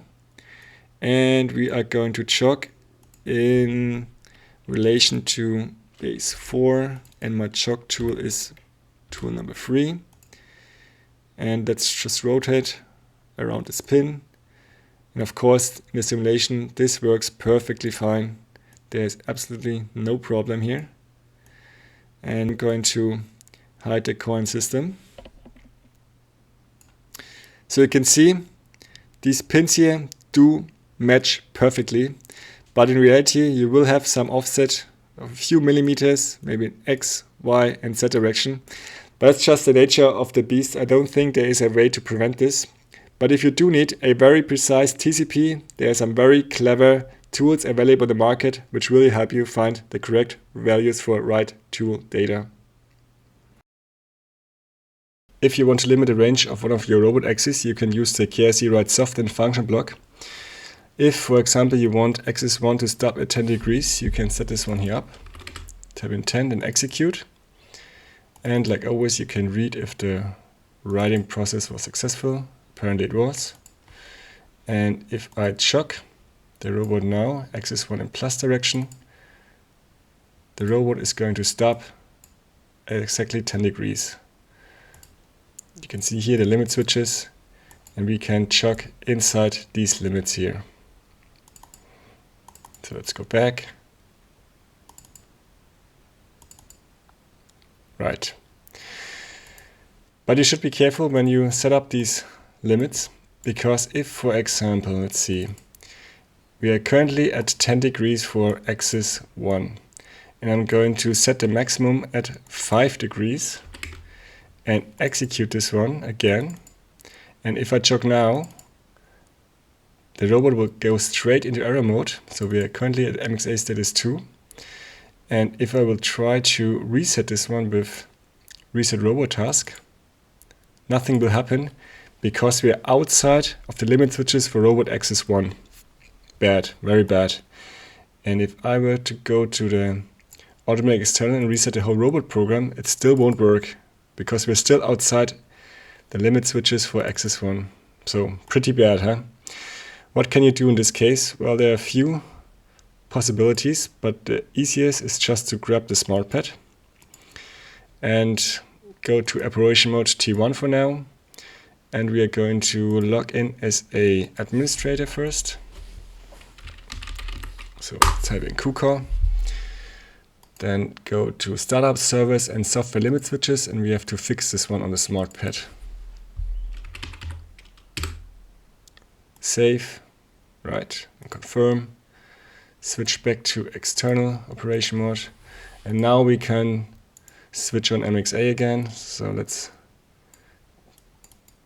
reset this and turn mxa on, and we are mxa status 3. And we can move the robot once again. Let's just read this here. So back to the normal limit switches. Okay.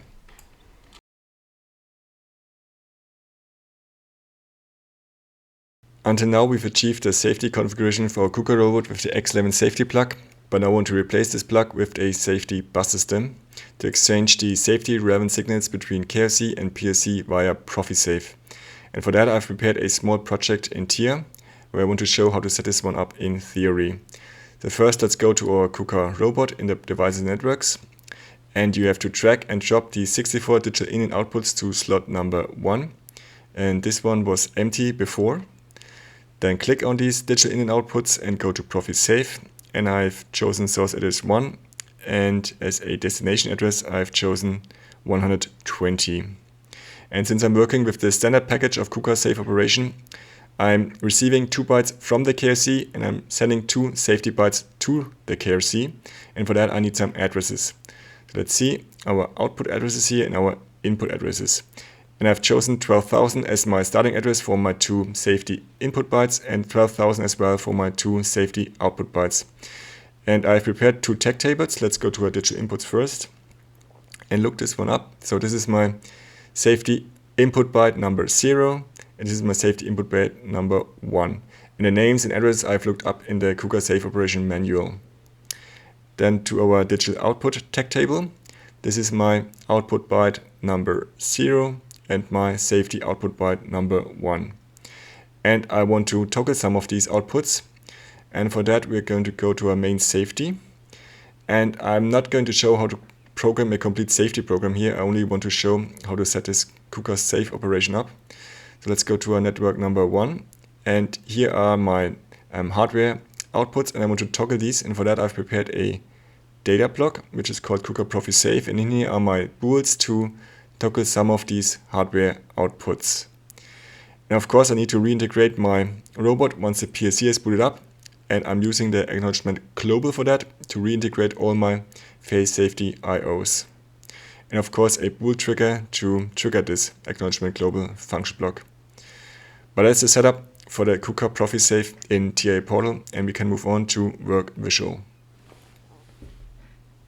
So I'm going to load up WorkVisual, and I want to connect to my KRC. So I'm going to click on Browse, and here is my KRC 4, and I'm going to select my green pinned base project here, which is going to take a few moments to load up. And let's see. You can see on the right side, here are my catalogs with my option packages. And here is my hardware. And I'm going to expand my KRC4. Let's see, and I'm going to set my KRC as active controller. And let's start with our PROFINET settings. So let's go to PROFINET.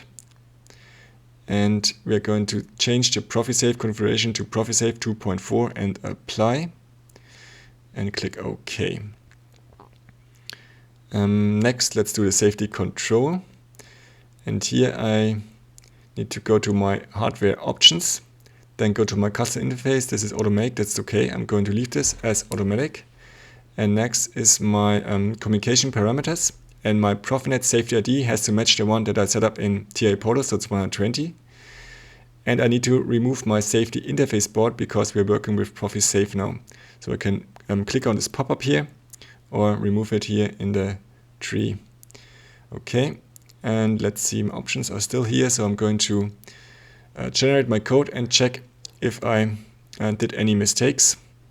And this is going to take a few moments to generate the field bus, machine data, tool and basis. And let's see what are our results. So we get no errors in the message window and we can deploy our project to the KRC. And for that, I'm going to bring up my SmartPad. And first I need to log in on the KRC. So I'm going to log in at least as an expert, but I'm going to choose administrator and then type in KUKA as my password. And now I can deploy my project to the KRC4 and click on finish. And again, the code is generated, field bus configuration, machine data, tools and bases, and so on. This is going to take a few minutes. Let's see and wait. Deploying the project. But there seems to be an error because the robot interpreter must not be selected when the system is in test mode. So I'm going to cancel the program first, then click on my interpreter, then stop the submit interpreter, and I'm even going to deselect it by clicking on it again and then click here on the deselect button. Then resume in WorkVisual on this continue button here, and usually we have to confirm the transfer of the project several times. So user input expected. Let's wait a few seconds here and let's see, because again we need to confirm the transfer of the project. We need to start the installation and activation of the program, and we are finished. And let's take a look at our SmartPad, because there's obviously an error because we get a big red bar in the header on the SmartPad. So let's see. Let's close this window here first, then bring the red bar to the bottom of the SmartPad by clicking this arrow and look at our messages. Confirm all. But the SmartPad isn't even reacting to the operation switch here. So what's going on? Let's take a look at this error here by clicking on the question mark. And there is an EtherCAT bus scan error device. So why is that? Well, it's because we removed our safety interface board in WorkVisual, but it's still in the control cabinet. So let's power down the KRC4 and open our KRC control cabinet. All right, let's go inside here. And this is my safety interface board. And I'm going to unplug the EtherCAT cable for now. But I'm going to leave the power supply connected. That's okay. And let's go back, close my cabinet. All right, and then power up the KRC4 once again. Let's take a look at our SmartPad. We still get this red bar, and I'm even connected to my PLC now. And let's take a look at our devices and networks here. And there seems to be an error with the KUKA robot with the KRC4. So let's open this. And there is an error with this 64 digital in and outputs. But on my SmartPad, the SmartPad is now reacting to my operation switch here, so I can switch to mode external. And I'm going to try to reintegrate the robot now. So let's open our main safety, so to program blocks and then safety, main safety function block, and open this one up. And let's see. Let's hit the goggles first and go to our reintegrate globally. And I'm going to use the acknowledgement global to reintegrate the KUKA robot and toggle this one back to false, my trigger. And you can see here this green check mark next to the PLC. And let's click on our KUKA and everything seems to be working now. We get our green check marks. Okay, so let's try to power up the KUKA robot. Let's go to our two safety output bytes with our bools to toggle these, then split the screen here and display the two digital input bytes for our safety, for PROFIsafe next to it. And let's expand these windows here and take a look. Hit the goggles to monitor these digital inputs for the PROFIsafe. And I'm going to open the message window on the SmartPad, and I'm going to toggle these bits step by step. So first is my input for external safety to true, operator safety, then my acknowledgement to true, my safety stop 1 and safety stop 2. And I think we are good to go to power up our KUKA. So let's go to our KUKA playground, hit the goggles, and we're going to go to our control center, which is at the bottom of these structures here. Expand the input structures, and let's try to reset our robot task first. And toggle this one back and try to power on the KUKA. Okay, but there seems to be an error. I did a mistake here, so let's stop. Toggle this one back to false, and I need to check my signals for my output byte for the PROFIsafe again. Let's go back to our KUKA PROFIsafe. And I forgot to set the safe operational stop. Okay, set this to true and try again. So back to our playground. Once again, reset the robot task to true, toggle one back and power on. And now everything seems to be working. Let's check out our errors. Let's check the KRC error function block. So let's expand this outputs here. Error is false, error D is 0. And as a last example, I'm going to trip the emergency stop on the SmartPad and look at these inputs here. I'm going to trip e-stop. Now everything is set to false. No more motion is enabled. Release the e-stop. All these bits go back to true. But I get an error D of 525, and I need to reset this robot task. Switch my power back to on. Okay. So this is the PROFIsafe setup, at least in theory, for a KUKA robot. And I can use this PROFIsafe setup from now and unplug the X11. In this chapter I want to talk about an input parameter which we completely ignored up to this point, and that is the parameter Approximate, which is used by all motion control function blocks. And you can see in the playground I left this Approximate parameter unassigned for all my called MC function blocks. And this Approximate parameter contains the planned parameters for a movement command. And since I need at least 2 consecutive robot motions to demonstrate this, we are going to program our first small robot program. But I haven't prepared anything. I wanted to show this from scratch. So let's go to our program blocks and add a new block. And this is a new function block. And I work with prefixes, so it's robot program main. And let's give this a name of tutorial approximation. So we need some inputs. We need our AxisGroupIdx, which is of data type integer. We need to execute this program, and we need a tool number and a base number. Okay, so then let's go offline for programming. And since I'm going to use the tool number and base number throughout the complete robot program, I usually arrange this in network 1. So it's setup, arrange, coordinate system. And here we use the mxa function, mxa values to coordinate system. So IPO mode 0, and drag and drop the tool number and the base number. And now we need to join these 3 values into one PLC data type. And I usually work with temporary variables. Let's go with temporary data, make this a structure. And we need a coordinate system here.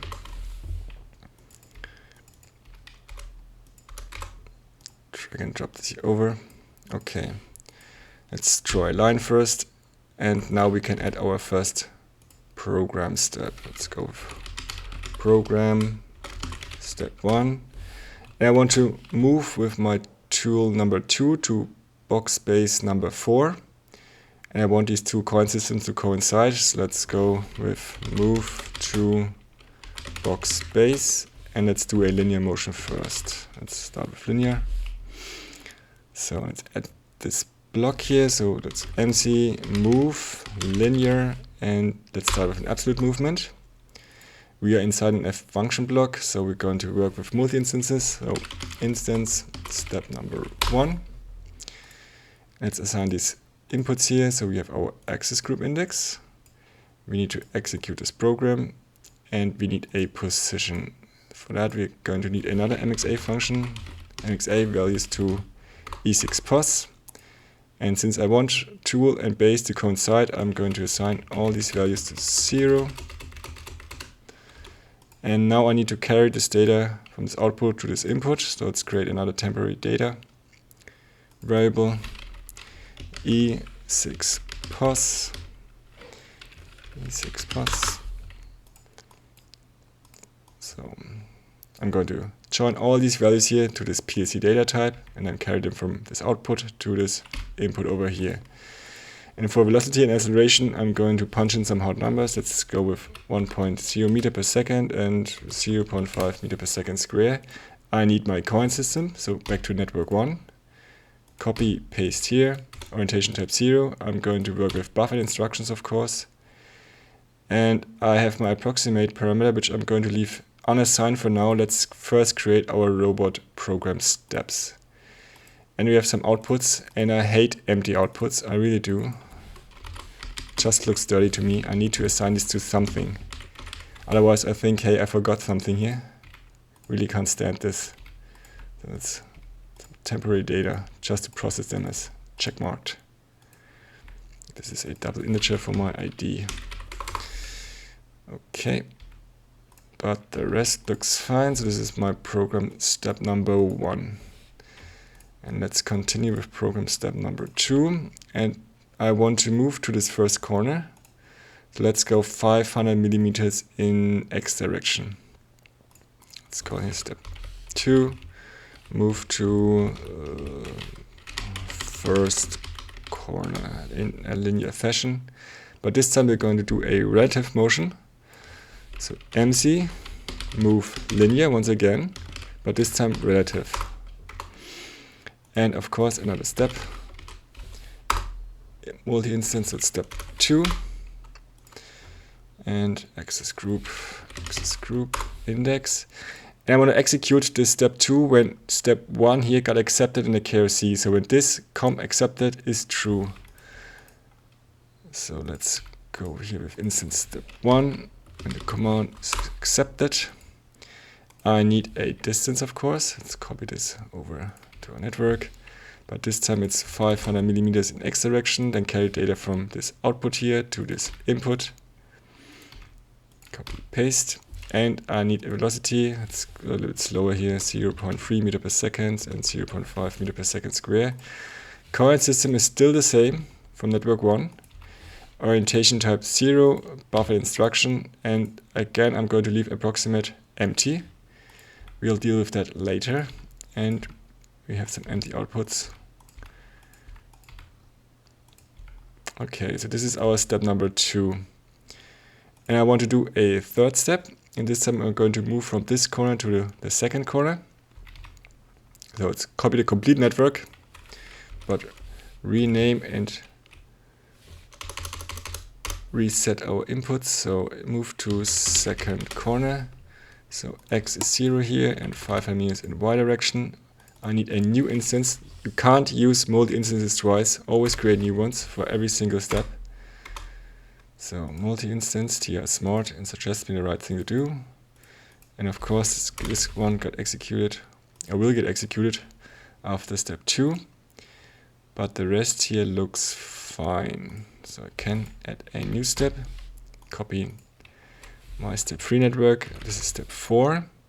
We're going to move to the third corner, but this time we're going to do a point-to-point motion. So from this corner here to that corner over here, we're going to do a point-to-point motion. And I can simply rename this here for point-to-point motion, so it's direct relative. I need a new instance now. Step 4, a multi-instance. I am going to travel with my TCP, so it's minus 500 millimeters in X direction. And of course, this will get executed after step 3. And a point-to-point motion is defined for velocity and acceleration in percent. So it's 10% for the velocity and scope 10% acceleration. Okay, so this looks fine. Approximation unassigned is okay. Let's insert our 5th step, and you might already guess I'm going to move back to my base number 4. Back to base number 4. Move back to base again with a point-to-point motion. So it's minus 500 millimeters in Y direction. We need, of course, a new instance. And this is execute after step 4. Okay, so this is our robot program. Only 5 steps. Let's compile first and check if there are any errors. Looks okay.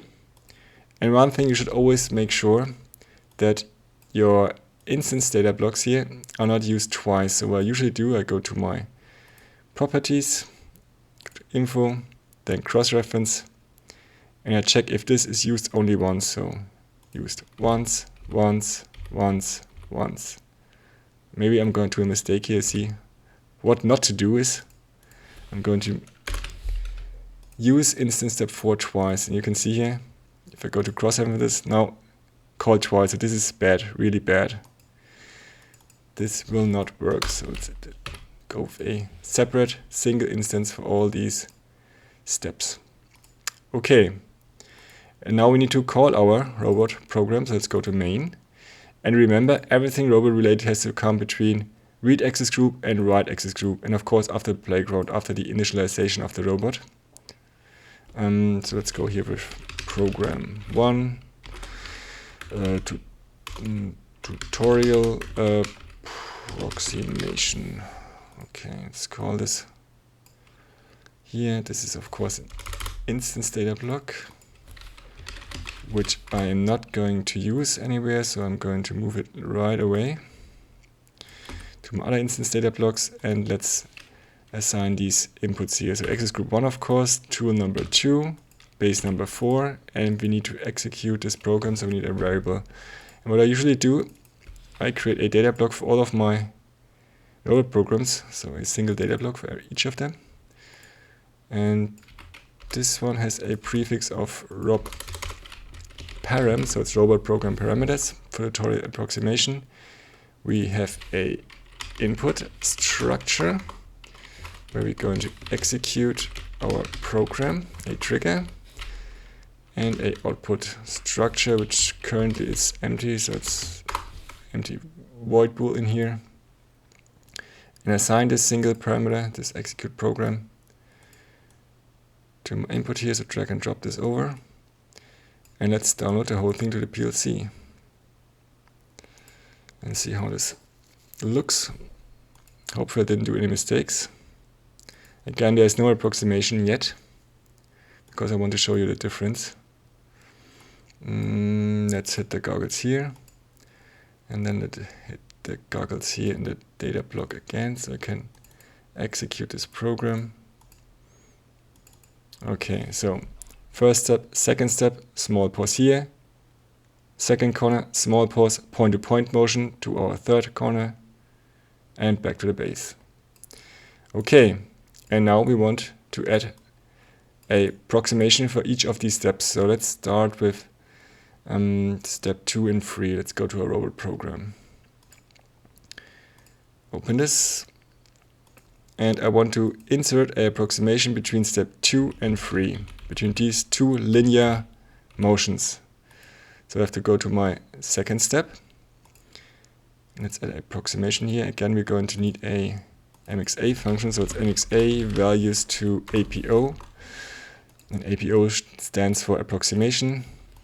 Let's set this to 0 first, and look at our manual because we want to do a approximation between two linear motions, so approximate position with distance parameter. So I want to use distance approximation, so it's CP mode, CP mode 1, and the distance is defined in millimeters. And since these corner pieces here have a radius of 125 millimeters, I'm going to work with a distance approximation of 125 millimeters. And now I need to join these values into one single PLC data type. Let's go to our temporary data and add an APO, APO, of data type APO. Drag and drop this here, and need to carry this data from this output here to this input. And let's update our PLC and hit the execute program again and see the difference. So we did a approximation between step 2 and 3 with a radius of 125 millimeters here, so roundabout. It's not a perfect circular motion. If you really want a circular motion here, you would have to call a mxCirc direct or absolute, but this is here approximation blend parameters. Okay, and let's do another example, and this time approximate between our step 4 and 5, so between this line here and this line. So it's between a point-to-point and another point-to-point motion. So I go to step 4, and I'm going to add, now let's do it like step 2 here. Let's add this approximation and copy this over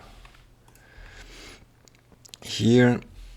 And this time we need to work with the PTP mode. Let's go to an MXA manual.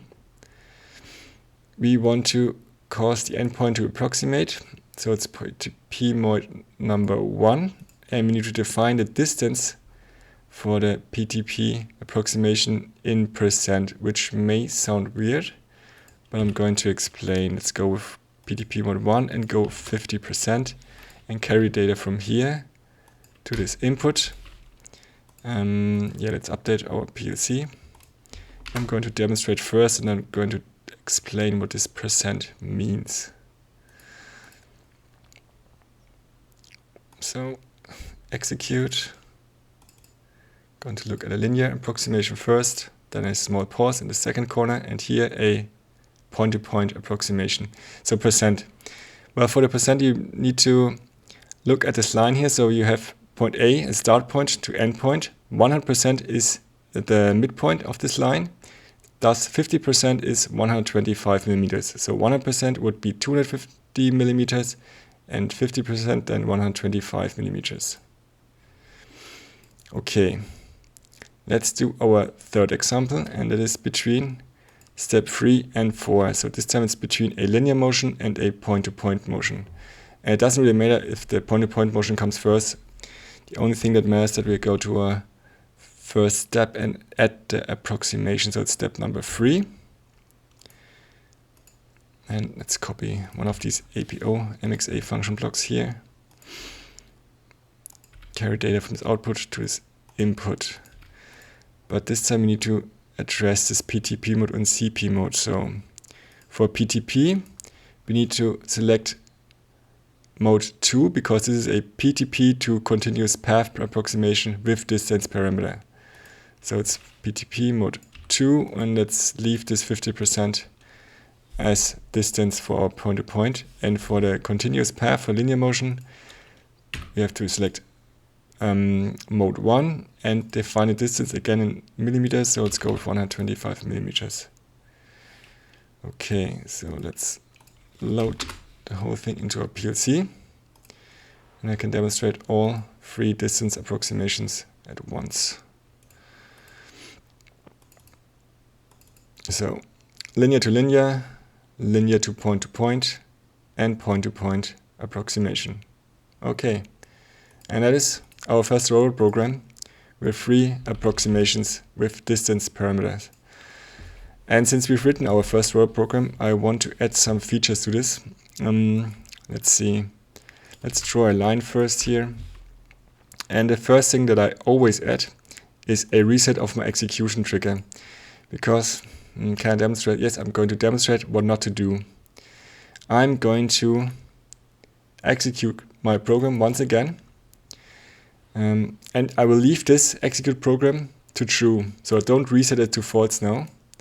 And I'm going to add some random stuff to my static region here, so random stuff or anything. I'm going to download to the PLC and look what happens, because disaster is about to strike. This is really dangerous.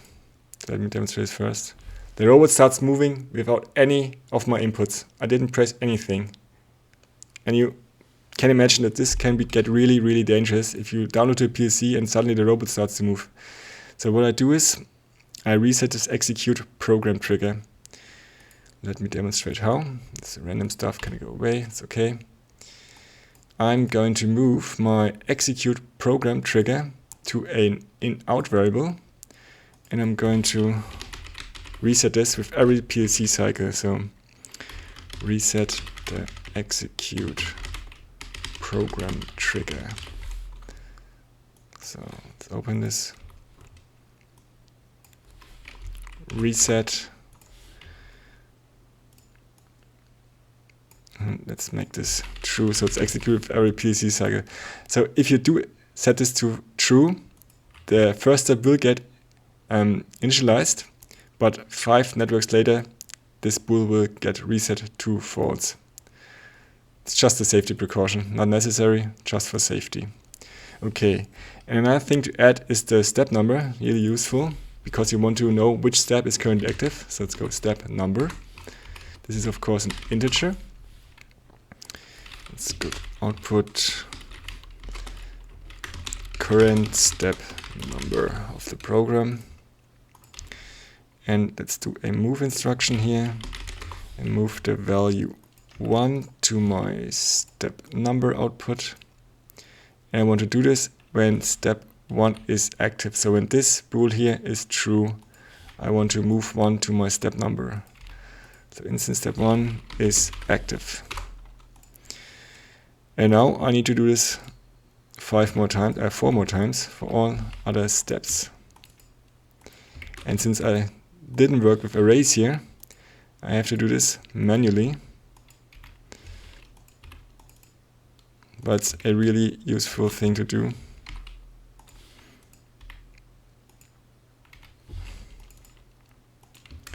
So step 4. And at last my step number 5. And if none of these steps is active, I want to reset the step number to 0. So let's add this here. Invert the logic. So if none of these is active, then this here is true and will move 0 to my step number. Okay, this is output step number. What else can we output? Really useful is the cycle time. That's usually very interesting. The program cycle time. And for the cycle time, I need to input my PLC time, which is of data type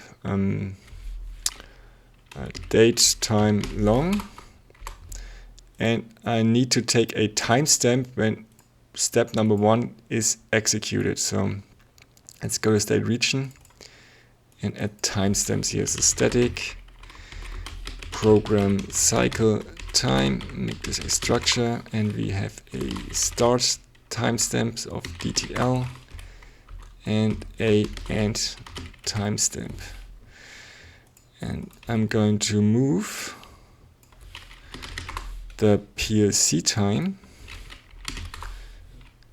to my start timestamp. Excuse me, PLC time. This input here. I'm going to move the PLC time to my start timestamp when step 1 is activated. So we need some edges here, some trigger edges. So static, give me some edges, give me more than one array of bool. 2 edges is okay. I need a positive trigger here.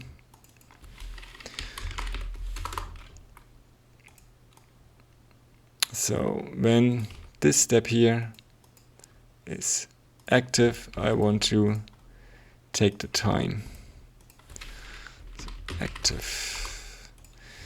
And now the same thing again, but this time I'm going to move my PLC time to my end timestamp when step 5, which is my last step here, is done. So it's finished. So step 5 is done. And of course I need to use another edge, obviously. And at the same PLC cycle, I want to calculate the difference between the end timestamp and the start timestamp. So give me the difference. So time difference between my end and start timestamp, and let's output this as cycle time. Cycle can't type cycle time, which is of course data type time. Let's assign this to this output here, and we have our cycle time.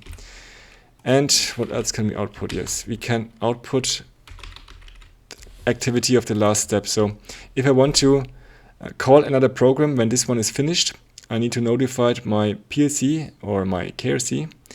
And what I usually do is I output this accepted and this done to my robot program output. So let's call this program is finished.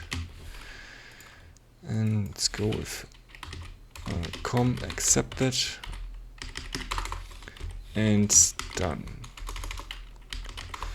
And I could assign these here in the step network. So this would be okay if I do this here, but I usually do this in a separate network. So let's go here. So accepted is true when my step 5 accepted is true. Accepted, and the same thing again for the done output. And we are done. Okay, we're done with the program. Let's test this, but first we need to assign these new variables or inputs and outputs. So update our block call, and we need our PLC time. And for the PLC time, I work with this standard function block, which I use in all of my programs. And in here, I call the read local time. And I'm going to copy this to my input here. And I have new outputs from a robot program. So we have, I can copy this, it's faster. So we have these 4 new outputs. Of course, capitalized letters here in the data block.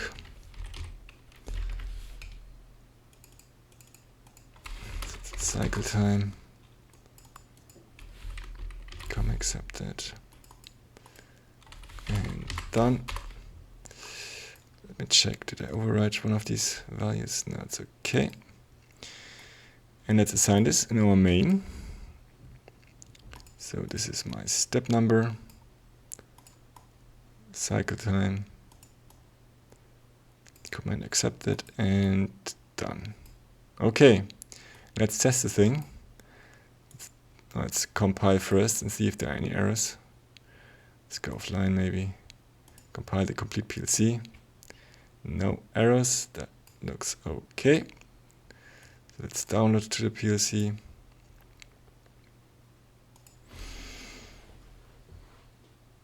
We need to reinitialize because we added variables to our static region, and we added new inputs and outputs, of course. So I had to reinitialize my instance data block. And let's go online and hit the goggles here as well. And you will see once I toggle the spool here, it will snap back to false right away, but the robot program will start. So let's check these outputs here. So we are in step number 1, step 2, 3, 4, and 5. And we are finished. And we have a cycle time of 7 seconds and 629 milliseconds. Okay, well, our first robot program with some small features, but let's add more features. Let's add, let's add a loop mode and a step mode to this program. Let's start with loop mode, and this is of course a bool. Let's go offline here while we're programming. So loop mode, let's add a comment. And if this here is true, call the steps indefinitely. Okay, and a step mode. When this is true, go through the steps individually. I can't type, sorry guys. And of course we need a step trigger. And if this is true, execute the next step in step mode. Okay, what I usually do is first I need to detect if somebody pressed this trigger here. So I need to set this one up in my second network. So setup, detect new step mode triggers.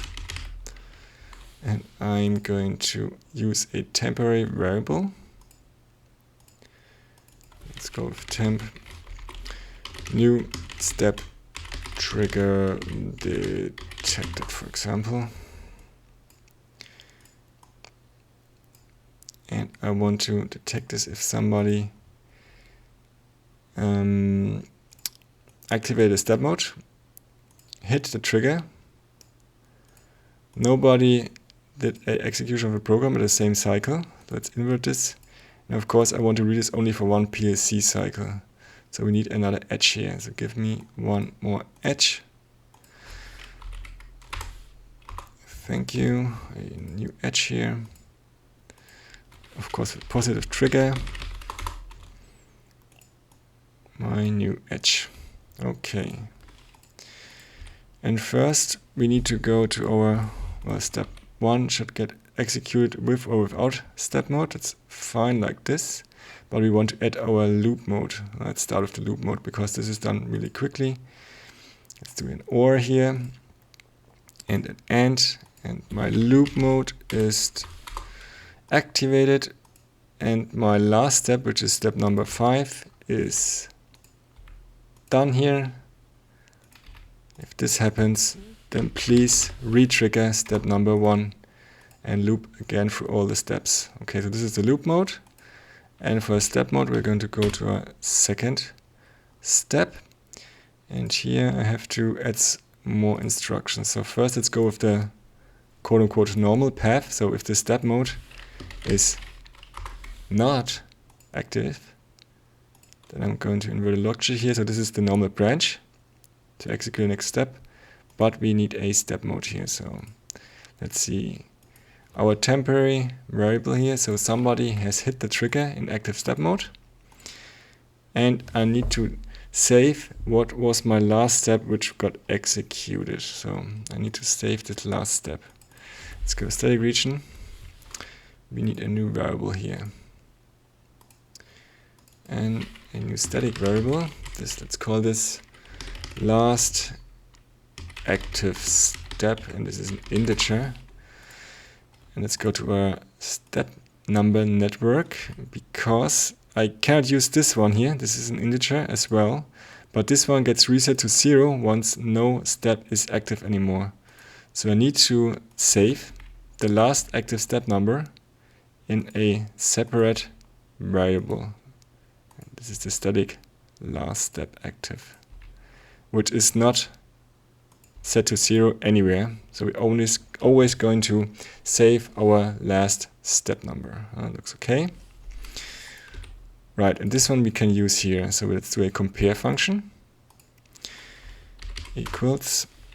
So if my last active step is step 1, we are here step 2, then I can execute my next step here.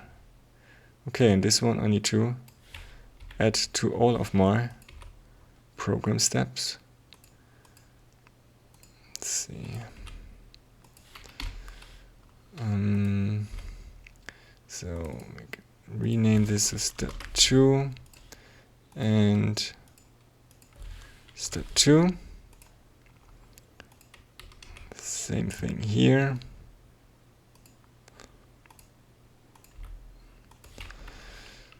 It is step 3 in this case. So step 3 got accepted.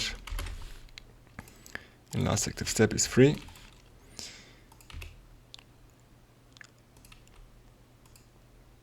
And last, my step number 5. Same thing again. But of course, this is step 4. And last active step is 4 to trigger step number 5. Okay. So let's compile PLC first and see if there are any errors.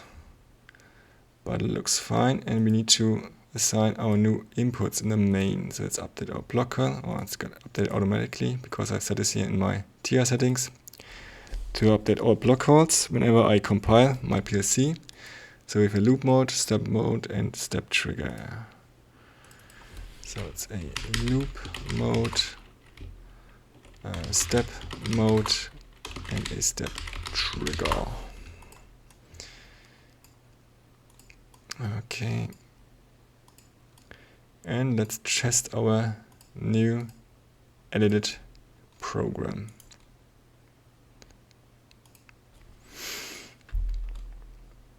We need to, of course, reinitialize. We added variables to our static region. Finish.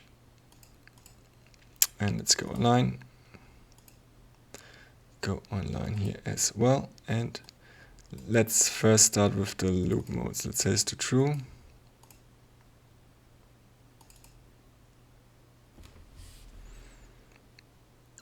So step 4, step 5, and start once again. And I really should change this approximation parameters. Let me go inside. Let's do an example here. Let's go with let's go to a step number 2 and do the linear motion first here. So not 120. Let's do really small. Let's go only 50 millimeters. And for our point-to-point, let's go here with only 10%. I'm going to download the PLC. So let's see. So it's a lot smaller now. This approximation. This one here is also a lot smaller here. Okay. Let's stop this. Stop this loop mode. I'm going to set this to false, and it's going to stop at our step number 1 because it didn't get re-triggered. And this time let's work with a step mode. So I'm going to set the step mode to true and execute the program. And we're going to stop right away because we've reached our box space distance, which was our step number 1. And I'm going to trigger step number 2. I'm setting this to true here. And we're going to stop here. The first box. Of course, there's no approximation because I'm going to call these motion instructions individually. Point to point and point to point. So this is it. Oh, and we have a cycle time of 24 seconds, and this is of course useless. There should be no cycle time calculation whenever we are in step mode, so let's fix this right away. Let's go to a cycle time and only do this when the step mode is not active. Doesn't make any sense otherwise. And of course here as well, step mode is not active. Then you can calculate a cycle time. Okay. And we are basically done with our first robot program. So some really useful features here. And well, it's not really a program, it's only 5 steps.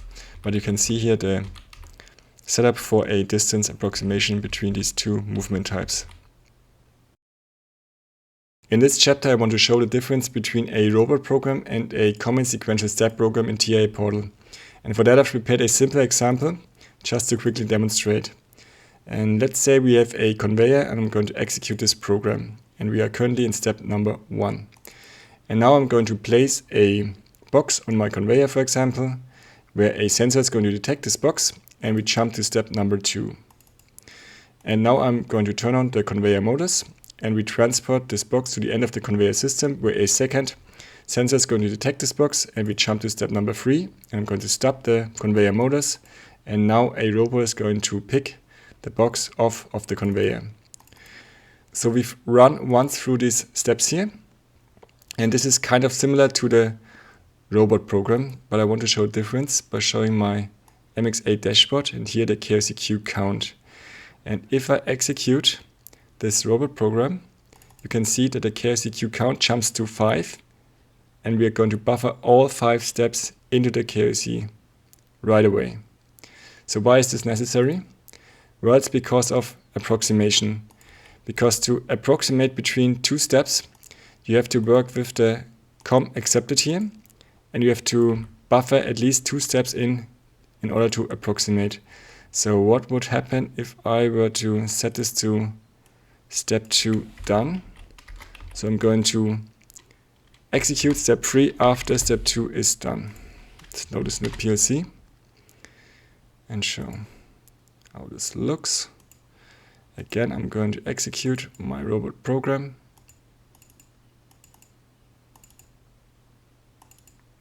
And now we're going to stop at the first corner between step 2 and 3 because we didn't buffer these 2 in. So you could say that when I hit execute, we are jumping to step 5 right away, at least in a way. Well, the program steps got not executed, but all instructions got buffered into the KRC. For this chapter, I've prepared a push button which I want to use to execute my robot program. And this push button could be an hardware push button or an HMI button, doesn't really matter. But if you look at the data block here, at the monitor value, I push the button down, so we're switching to true, and release it back to false. And I want to add this push button to my robot inputs here. So, but before I can do this, I need to redefine my executed program input, because this can no longer be an in-out variable anymore if I were to work with hardware inputs. So I'm going to drag this from the in-out region to the input region. And now I can also remove my reset the execute program trigger network. Not possible anymore. And go back to the main, update my block call, and now add my push button here. So I need my push button, drag and drop this to my execute program input. Right. And let's download to the device. Initialize and load. And I'm able to execute my program by pushing this button here. So pretty simple, but this can cause actually several problems, and I want to demonstrate these. And for that, I'm going to reopen my robot program and go to my step 1 and look at these conditions, because right now we don't have any conditions to execute this program. And this means if I were to start the program once again, and while the program is executing, I'm going to accidentally push this button several times. And I'm going to show the KRCWriteToolData and look at this count here. So start the program, and I'm going to push this button again and again. And you can see the count is going up and up. And I've buffered this program several times into the KRC. Now this is bad. You really need to prevent your operator from doing that. Let's abort this here and maybe go back to our start point. Okay. So this is actually a very common issue when it comes to sequential step programming, and it can be easily fixed, at least if you have a sequential step program. So let's open our example here, our conveyor. And if you want to prevent this from happening here in this program, you have to add a condition to our step 1. And let's add a compare function. Then grab our step number here and set this to 0. So this means I can execute this program only if my step number is equal to 0. And it means that none of these steps is currently active. So if you were to stuck in step 2 and you would re-trigger the step 1, it won't work because the step number is not 0. And let's try to adapt the same logic to our robot program. So back to our main, open the program of the robot here, and we are going to go to step 1 and add this condition. So we need a compare function, and we're going to grab our step number. Copy this, paste this here. Step number 0. Load the whole thing to the PLC, and you would think that this will solve our problem, but it won't, and I want to show you why. So let's go back to our main, and yeah, let's look at this condition here. So right now, step 0, of course, the robot is moving. And if I set this override to 0 by accident because I forgot to set an override, and I'm standing in front of a robot cell and I'm pushing the start robot button and nothing happens, and I'm angry and I push it again. Hello KUKA, please move. What's going on? And you can see in the KRC QueueCount we have buffered 20 instructions into the KRC. And now I forget, okay, my bad. The override is set to 0. I'm going to set this to a value unlike 0, so let's go for 100%. But now the program will be executed 4 times. So bad, this is not what you want. You really need to prevent your operator from doing that. So let's abort the whole thing. And KRC QueueCount back to 0 and move the robot back. So another problem. This time I'm going to push the button here again. And at the same time, while the program is executing, I'm going to push the button down and look at the KRC QueueCount what is happening. So first I'm going to start a robot, and now I'm going to push the button down. And look at the KRC QueueCount. I have re-triggered or rebuffered my program into the KRC only by pressing or pushing this button down. So why is that? Well, I want to demonstrate this here in my network. Let's add a line here and add a debug network maybe. Let's call this debug. And let's add a counter. It's count step equals 0. I need a counter, so CT, and I want to count up. Give me multi-instance, doesn't really matter. I'm going to delete this anyway in a few seconds. So debug CTU. I need a preset value and I need some edges. Give me more edges. Let's go to static region and maybe let's add 0 edges. Let's go with 0 to 10, it's okay. Give me a positive trigger here.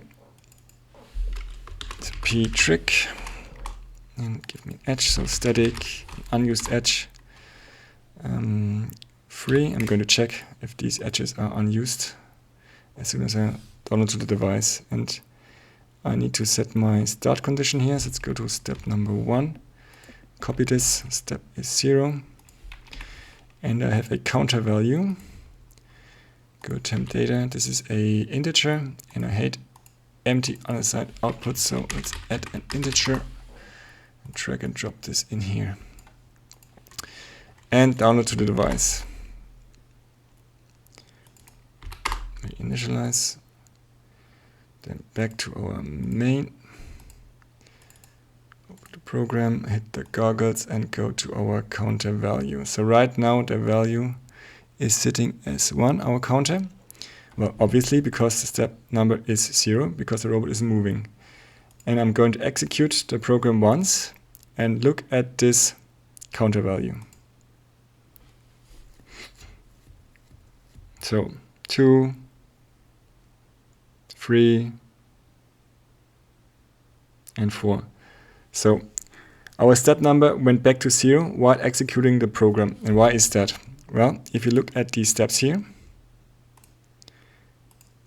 if you have a transition between, for example, step 2 and 3, both of these steps will not be active, at least in one PLC cycle. This can occur.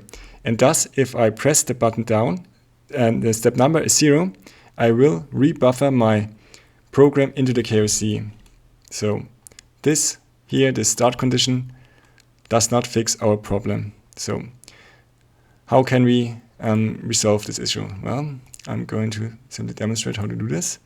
And for that, I need to clean up my networks. And let's start with our step number maybe. And I want to prevent the step number from ever going back to 0. So I'm going to remove these 2 instructions here. And right now I don't need a static last active step anymore. So I'm going to delete this as well. Not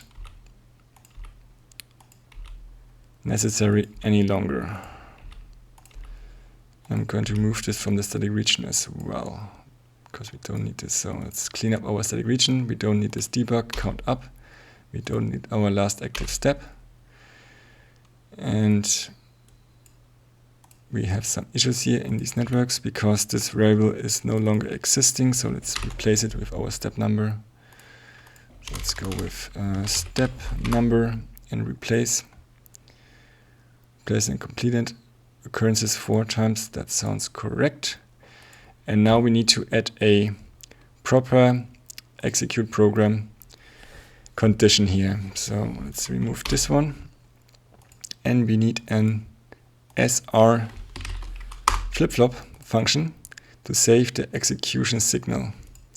And for that I'm going to create a output, which I'm going to call program active. And this will store our signal. And I need to reset this once step 5 is done. And I can set this here if somebody presses this button here, or if I receive a trigger from my step mode. Okay, and I need some edges. I need some edges here. Pre-trick. Let's go with static edge 4. I think it's 4. I need to check. 4 and static edge 5. Let's check right now before I forget. Static edges. Let's go to my cross references, and we are using static edge 0 to 5, and they're only used once, so I can remove the other edges here. So we only need 6 edges in total. Okay, but I don't want to reset this while my loop mode is active, so let's add this as well. So if the loop mode is active, do not reset this. And if I got stuck in a step while executing program, I need to have an external reset. So let's create an input here and call this reset program and give this an OR function. Add this, then let's check again. Yeah, looks fine. Back to our main and update our block call. And we have new in and outputs. So let's see. We need our robot parameters because we have a reset signal now. Reset program, and we have a program active output. Active. Let's drag and drop these over. And here as well. Okay.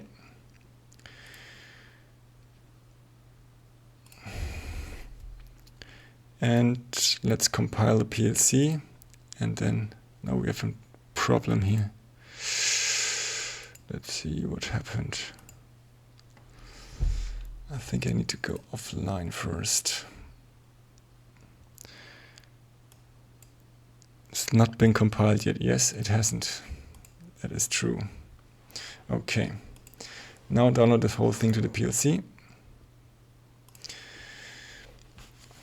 And check out our push button. And let's update and go online here. And look at our start condition.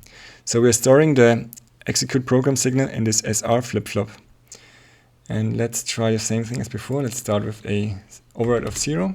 So this was our first example. So I'm standing in front of the robot cell, I'm pressing the button, and I can see the queue count is now 5. But if I hit this again, nothing will happen, because this program active is still set to true. Okay, and now I'm going to set an override unlike 0, and I'm going to hold the button down, push it down, but nothing happens, of course. And I can retrigger this one, and I can push this as often as I want, nothing will happen. And if I were to abort here, and I were to, because let's say somebody hit the emergency stop right now, and I can't re-trigger my program, but that's actually what I want because something went wrong because the emergency stop button wasn't pushed down without any reason. So we have to reset our program actively. So there's an active motion from the operator. So I will go to my robot program parameters, and we are currently stuck at step number 4. Program is still active, so I need to reset my program first. Not active anymore. And now I can hit my push button again.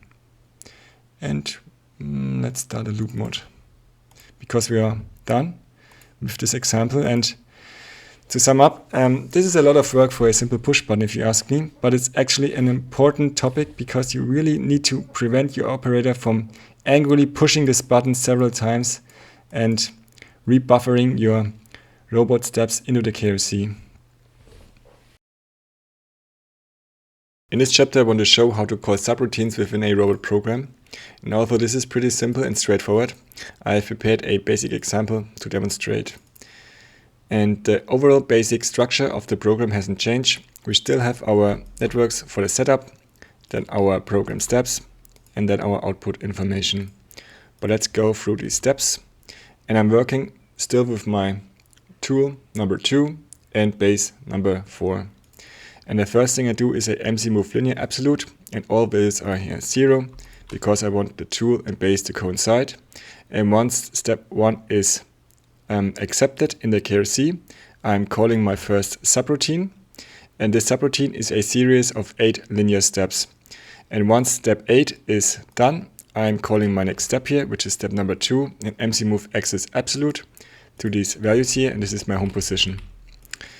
And once I'm arriving at my home position, I'm going to call a timer when step 2 is done, and this is a timer pulse. So this query output is true for 3 seconds, and once this output switches back to false, I'm detecting this with a negative trigger edge, and I'm executing my third step here, which is a mxMove direct absolute. And I'm moving back to the base, but this time with a offset of 250 millimeters. And once step 3 is done, I'm calling the subroutine, and this is the same subroutine as before, but this time with a different and a faster velocity and acceleration than before. And when subroutine 2 is done, I'm calling the last step here, which is step number 4, another mxMove axis absolute to these axis values here. And the robot program is finished. Okay, I think the best thing is to demonstrate just how this looks. Let's call the robot parameters of this program and execute. But let me pause the robot right now because I want to switch back and I want to monitor these steps here by clicking on the goggles. Okay, so we're currently in step number 1 here, and we're moving to our base. So let's resume. And this is the first subroutine run. These are 8 linear steps, so step 5, 6, 7, and 8. Then back to our home position. Now with a timer of 3 seconds, and 2, 3, done. And we are initiating step 3. We are at our new start position, the same subroutine again, but this time faster. And we are at our step number 4, and we are finished with our program. Okay. So pretty basic and straightforward. So instead of calling steps here, we are calling subroutines. But I actually want to talk about this subroutine. Let's take a look inside. Because in here I'm working with an array, and the overall structure is again the same here.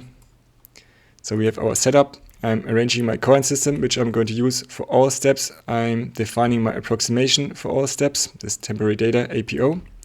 And here is my output. But let's talk about these steps here. And for that, let's take a look at the static region first. Because in here I have an array of 1 to 8 mxMove linear relative instances. And I'm going to use these instances in my network. And let's go to a step. It doesn't really matter which step because these networks are practically all identical. But let's go to step 4, doesn't really matter. And I'm going to hit the goggles. Let's see how this looks here.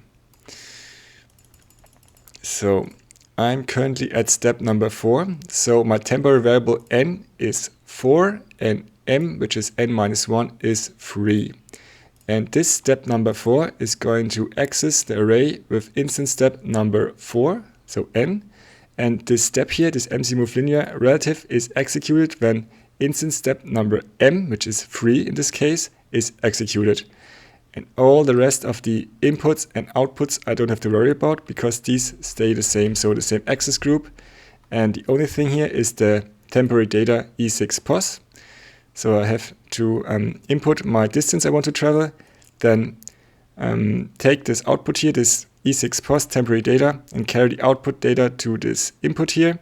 And the linear velocity stays the same, the linear acceleration stays the same. The current system I've defined in network number 1 here. And the approximation is the same for all steps, and I've defined this in network number 2. Okay, and if you're working with arrays, you can add more steps to your subroutine like really fast and easy. And let's just do that. Let's see, we have 8 steps, and let's add 4 more steps, so let's say 12. So now we have 12 steps. And insert step 9, so this is step 9. And I want to travel, let's say, 250 meters in that direction. Done. Next step. Step number 10. And here I want to travel, let's say, 250 meters in X and 250 meters in Y. Done. Next step. Step number 11. And let's go for minus 250 millimeters. Done. Next step. Step number 12. Let's go another Z direction here. So 250 meters in Z direction. And done. And all the output informations I don't have to worry about because I'm working with array. Let me show you.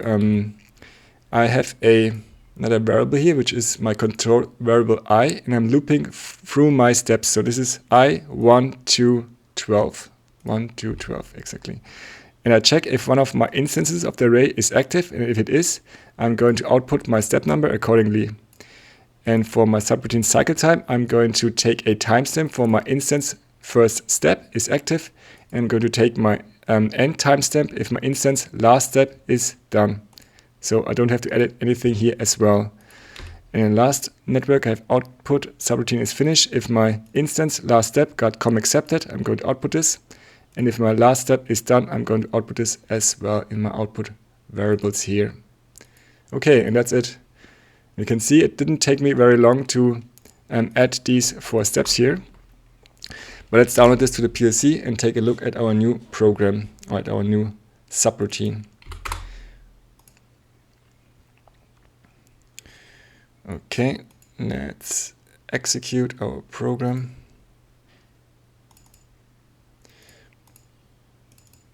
So a new subroutine here. Steps as before with a linear approximation. And this is our new step 9, 10, 11, 12. Right. And the rest just like before. Okay. Again, 1, 2, 3, 4, 5, 6, 7, 8, 9, 10, 11, and 12. Okay. Robot program edited and finished.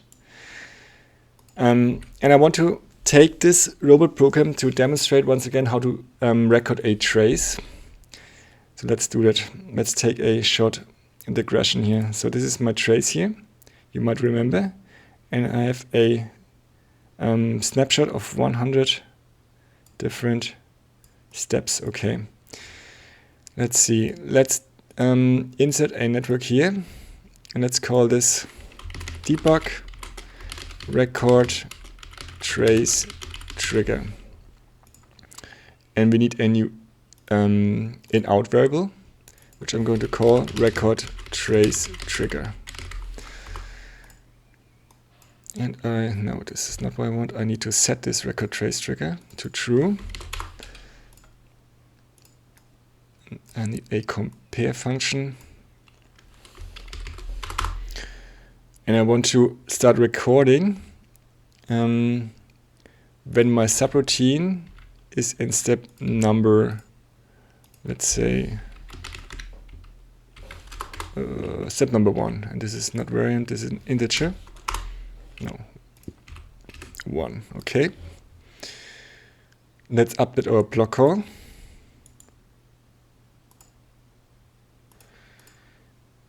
And I have to assign this record trace trigger. For that, I'm going to go back to my KUKA playground.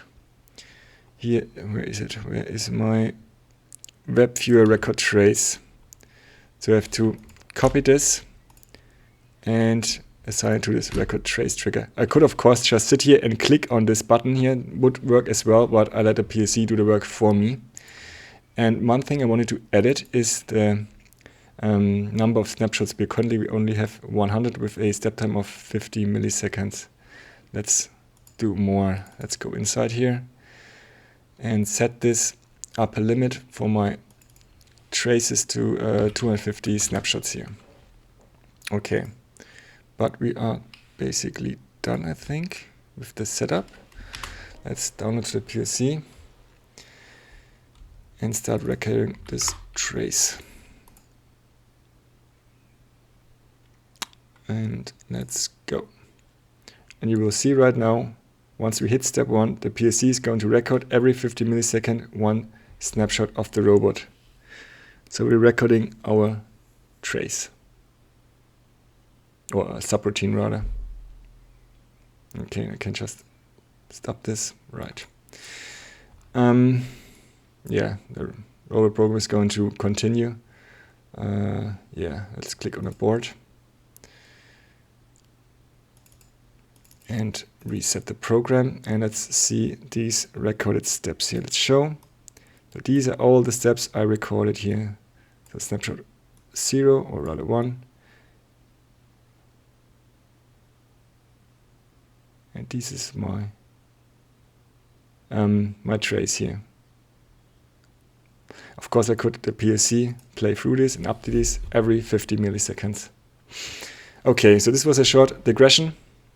Back to my robot traces. I can stop this. Don't show it. Okay. Let's go back to the topic of subroutines, just to sum up. So you should always try to work with subroutines whenever you can.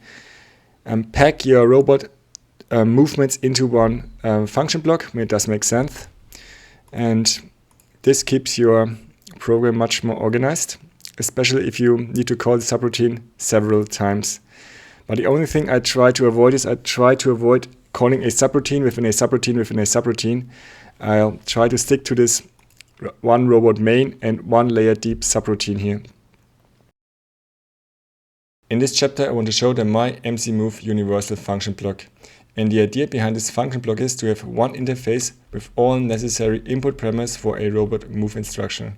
So let's go through them. We have an AxisGroupIdx and we have an execute trigger.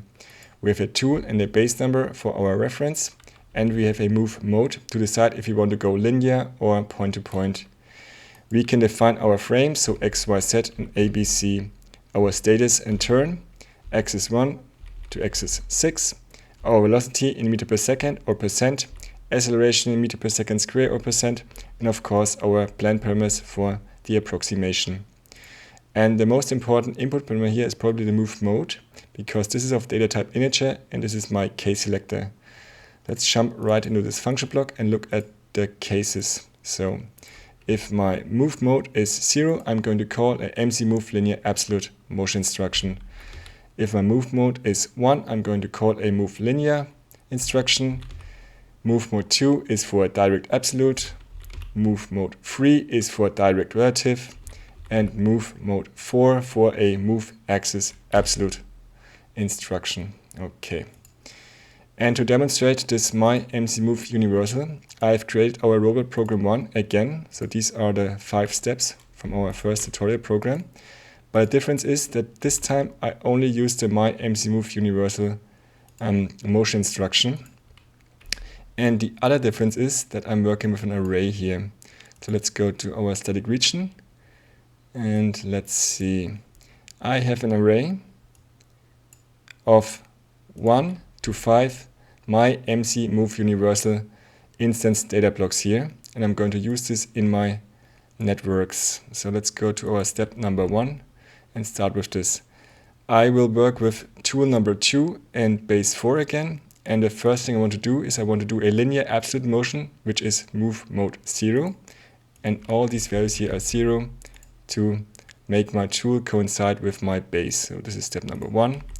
And my step number 2 is a linear relative, so move mode 1. And I want to go 500 millimeters in X direction here. So this is the second step. Then the next step is also a move linear relative. So again, move mode 1. And I'm going to go 500 millimeters in Y direction.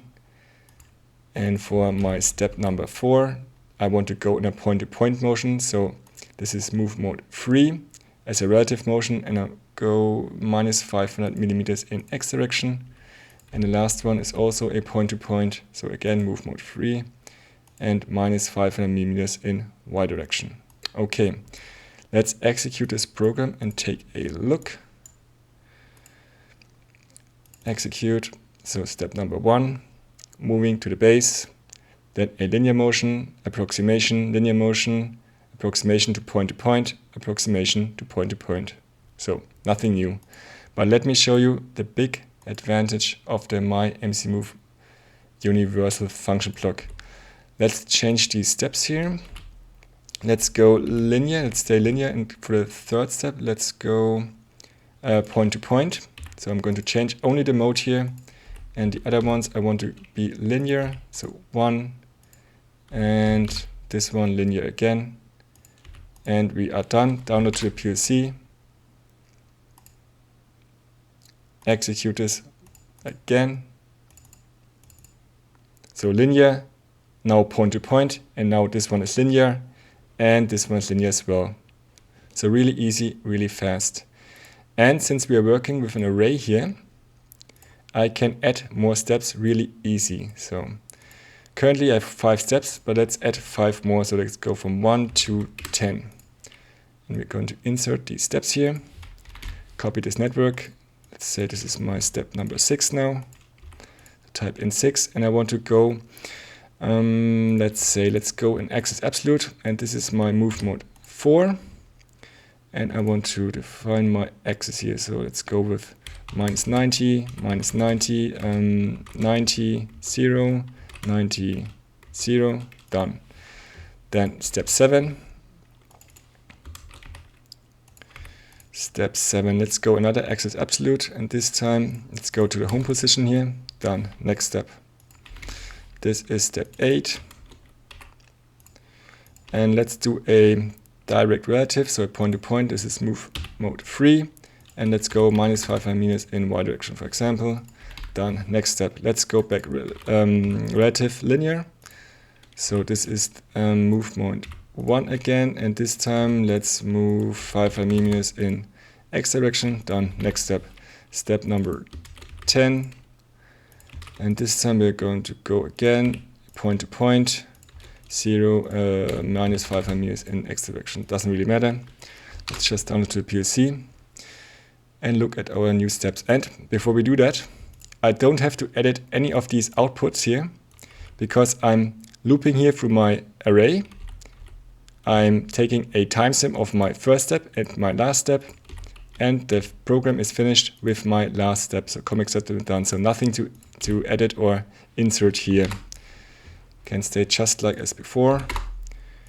Down to PLC, and we can run our new program. So nothing new here for the first 5 steps.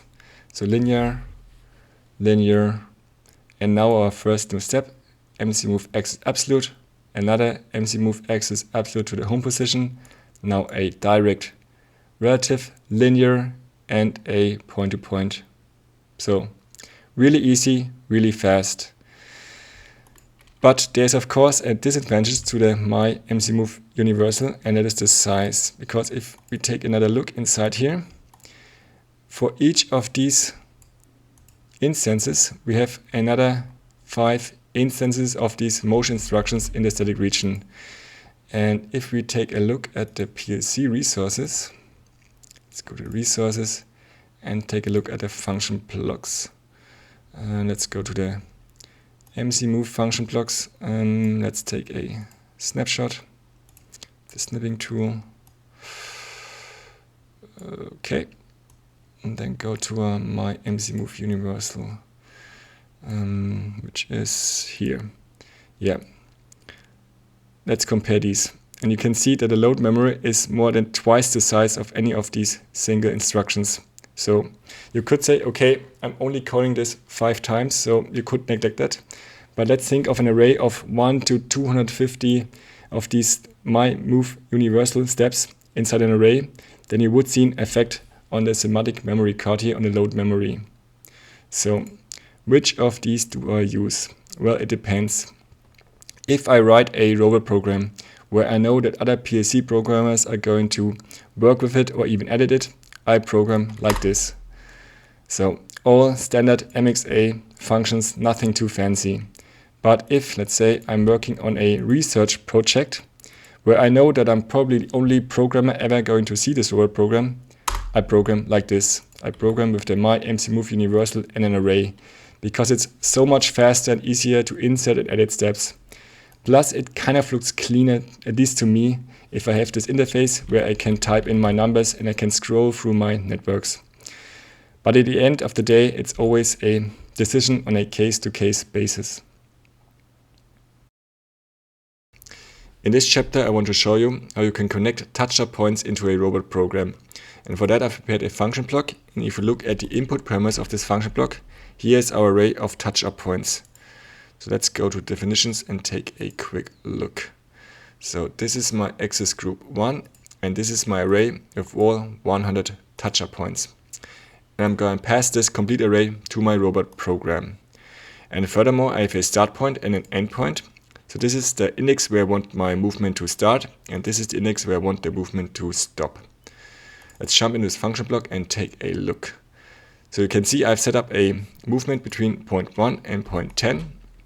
And since I'm working with multi-instances in an array, the first thing I need to make sure is that this start point and end point here are inside this range of 1 to 10.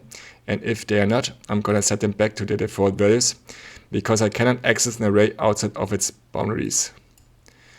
Okay, let's take a look at any of these step point networks. Doesn't really matter which one, because they are all identical. Let's go to point 5. And we have 2 auxiliary functions here. The first one is the point index, where I'm going to determine where I want to access my array. And I'm going to check if this point 5 here is my start point or my end point. And a second auxiliary function, which is called move to TouchUP point. And here I have an interface where I can determine if I want to move to this point either linear, which is mode 0, or point to point, which is mode 1. And I can set up how fast do I want to go to this point, so my velocity and acceleration, and of course my blend parameters for the approximation for this point here. Okay, so let's touch up some points and check out our program. I'm going to call my point dashboard, and I want to work with tool number 2 and base 4. So the first thing I'm going to do is I'm going to, let's see, move with tool 2 to base 4. And let's say this should be my point number 1. So I'm going to touch up point number 1 and done. And now I want to jog my robot. So I'm going to call it jog pad. And I want to jog my robot, let's say for 250 millimeters in X direction. And this should be my point number 2. So point 2, touch up, done. And now in Y direction, this should be point number 3, 3, touch up, done. Let's preview these points. So let's start with point number 1 and preview point 1, 2, and 3. And I've prepared more points. So let's see, this is point 4, 5, 6, 7, 8, 9, and 10. Okay. Let's move to point number 1 in a linear fashion. Please move. Okay. Let's try to execute this program. So I'm going to call up my robot parameters, and I want to go from point 1 to point, let's say, 4, and execute this program. So 1, 2, 3, 4. Okay. Let's loop through these 4 points. So 1, 2, 3, 4, and again 1, 2, 3, 4. Okay, and I can set this start point and end point live here while the loop mode is running. So let's go to point 10, but I'm going to start with point 3. You can see now I'm looping from point 3 to point 10. And that's it. That is how you can loop through your points. And before we move on, let me make a short statement, because also I have to admit this is probably the fastest way of creating a quote-unquote robot program. But personally, I think linking your TouchUP points into a program is, no pun intended, pointless. I much prefer proper robot programming, and by that I mean punching in the numbers here for my position or my distance I want my TCP to travel.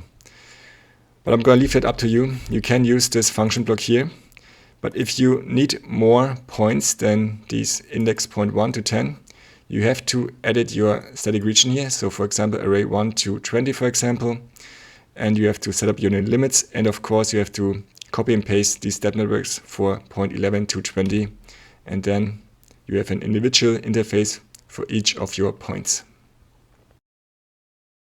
In this chapter, I want to show how you can utilize my KUKA playground if you want to control more than one KUKA with your PLC.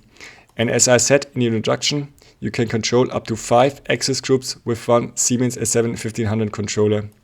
But we have to make some changes to our playground.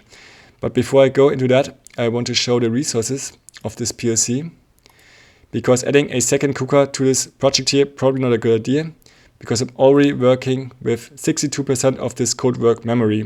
And if I add a second KUKA, more sensors, actuators, and of course all the function blocks, I'd say that this PLC is probably too small to run a larger robot cell, and you would have to change to a bigger PLC. And of these function blocks and functions, the only one I could remove which would have a larger effect is this myKRC read MXA error text, because this is only an auxiliary function which I use to convert the MXA error ID into a string. But anyway, let's add a second KUKA to this project. And let's start with the KUKA playground data block. The first thing I did, I created a new PLC data type. So this PLC KUKA playground. And in here are all the structures that I need. And in my KUKA playground data block, I have now an array with 5 elements. So here are all my new structures. And this array spans from 1 to global amount of access groups. So this here is a global constant. So let's check this in our PLC tags. So PLC tags, show all tags. Then go to type user constant. And here's my global constant, which is of data type integer, of course, with a value of 5. So why do I work with a global constant here? Because I have 2 more data blocks which I need to worry about. And that is my robot web viewer. Here also have now 5 access groups with my read actual access pos values. And remember, this block here is an unoptimized block where I need to access the absolute addresses to read this with node S7. And the other data block is my alarms. So here are all my alarms for access group 1, 2, 5. And let's go to the main and check out our new myKRC function block for the playground.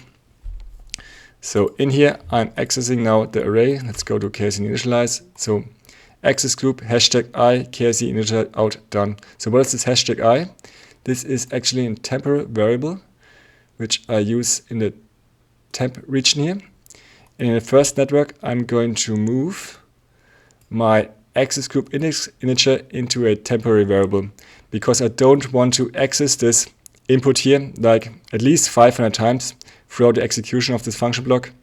Moving this into a temporary variable at the beginning of the function block makes up for a much better PLC performance. Okay, but other than that, I didn't change anything. The rest is just like before. And let's add a new I/O device to our network, so a new KUKA robot. And here's my PLC, my MXA dashboard with a WinCC unified runtime, and this is my KRC4. So I'm going to copy and paste this. And let's rename this to, I don't know, second robot, anything. Assign this to the PLC. Give me the next free address. Yes, please. And of course, you would have to set this one up here in KUKA WorkVisual just like before, but I'm not going to go into that. I only want to check the I/O region here. So the next free address is the 2254, but let's change this to 3000, easier to remember right now. Okay, this is our second KRC. And let's go back to the main. And these networks here all refer to our first robot. So I'm going to create a new function. This is a structure function. So I'm going to prefix this with struct. And this is my KUKA robot 1. Let's go full screen and split. So this structure function has only one rule, no inputs and no outputs. This is only serving to organize our project. So I'm going to copy network 2 to 10 from the main in here. And there are some problems because there are no temporary variables here. Going to copy this over. Right. And now back to the main. I'm going to remove these networks 2 to 10. And instead I'm going to call this structure function here. So nothing really changed. And this is my KUKA robot 1, only to keep things organized. And we want to call our KUKA robot 2. So I'm going to copy this structure function.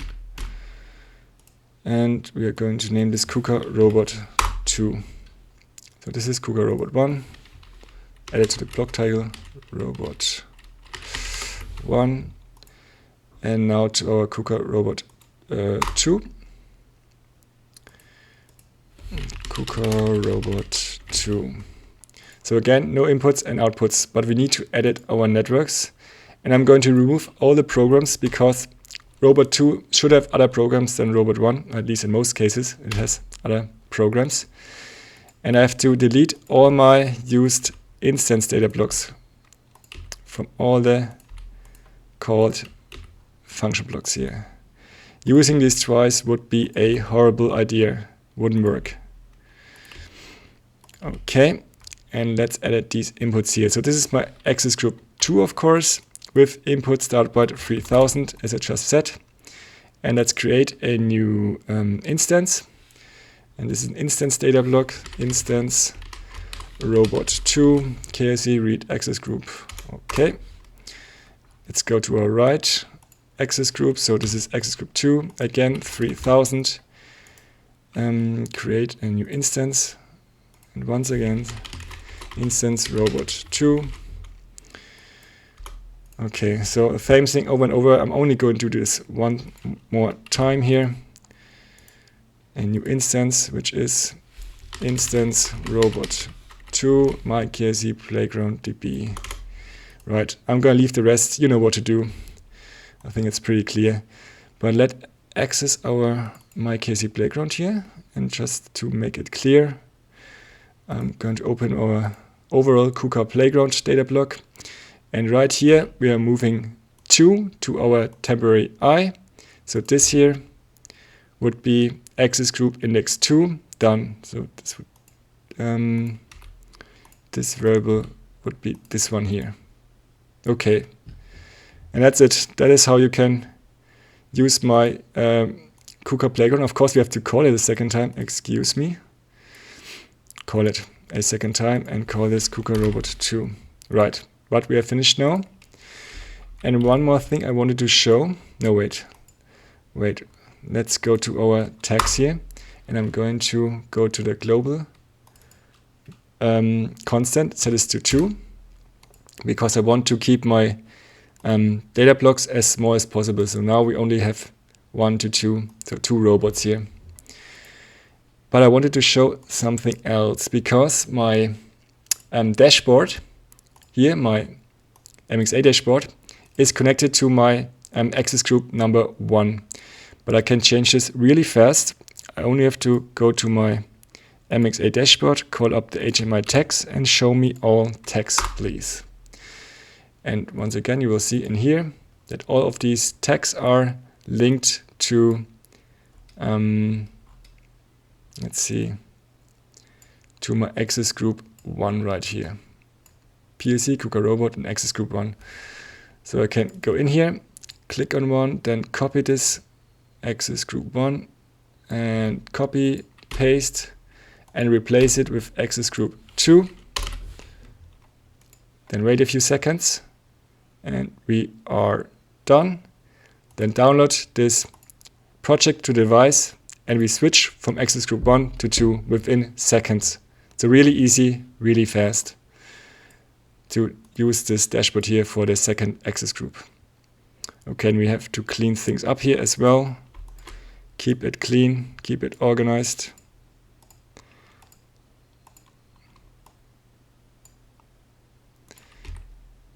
Okay. With TIA Portal version 17, Siemens introduced View of Things, which is probably my favorite new feature about TIA Portal, because it's an easy way to create simple web visualizations on the PLC web server. And you can edit your screens for the View of Things applications with the WinCC Unified Editor that you know from HMIs or the PC runtime. And to enable View of Things, you have to go to the device configuration of your PLC, then go to Web Server, and you have to activate Web Server on this module. And you have to create an account and user. For me, it's administrator with password KUKA. And this user here needs at least access to open user-defined web pages, and you need to write tags. And after that, you have to compile your View of Things application and then download it to the PLC. So go to Download to Device, Hardware and Software, Only Changes.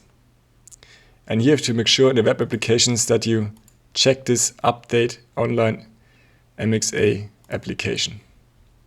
Go to Load. And after that, I'm going to grab my smartphone, open Chrome, and type in the address for my mxa View of Things application, log in as administrator, and here you can see my jog pad, for example, and I can jog the robot, maybe in Cartesian manner. Just like on the dashboard, jog the robot axis individually.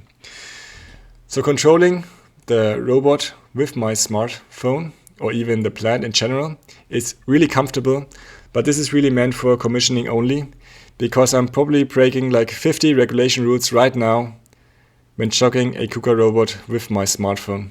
So don't do this for your plant. Now you can download this tutorial project for educational purposes only, but there are a few topics I need to address. And first of all is the KRC robot web viewer. Now I can't share these original 3D files of the KL30. You will have to go to the KUKA expert portal, then download your robot and export these 3D parts as OBJs and replace them with these dummies here. Second are my dashboard icons. Some of these are WinCC Unified icons, and some of these I've created myself, but mostly based on some downloaded icon templates. And third are the KUKA mxa library functions. Now obviously this project doesn't include any of the mxa library functions, but what I did here, I've created some dummy function blocks. And let's go, for example, to our myKRC playground and take a look at the KRC Initialize. So this is KRC Initialize dummy. This is a completely empty function block, but the interface here with the inputs and output is exactly the same as the original.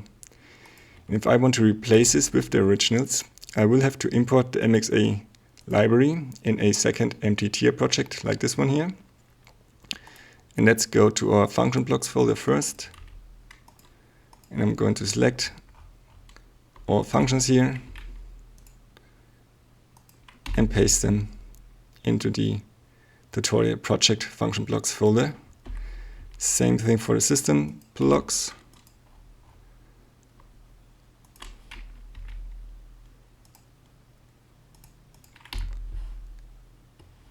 And lastly, the OpenPLC mxAutomation blocks, the motion control function blocks. Okay, then compile our PLC.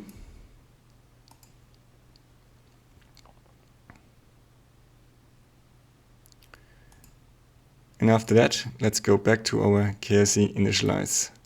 So if I want to replace this with the original library function, I can just simply double click the name, then erase this underscore dummy. And we have to go to our static region because this is no longer of data type _dummy. This is the KRC Initialize. And rename our multi-instance as well. So network 2 fixed. And if I want to do this for every single network, this will take some time. So easier just to go to your task, find and replace, find _dummy and replace with nothing, and click on replace all, which will take some time because there are quite a few dummy functions in this KRC playground. But with that, I've replaced all dummy occurrences, and now every single network uses the original KRC function block from the mxa library. And I will have to do that for every function block which uses mxa functions, for example our robot program 1. Let's open this. This was about the tutorial approximation, and in here go again to find and replace, dummy, replace with nothing, replace all, and robot program fixed. And after this complete process, go lastly to the replace all mxa dummies, where I store all my dummy function blocks, and then delete this complete folder.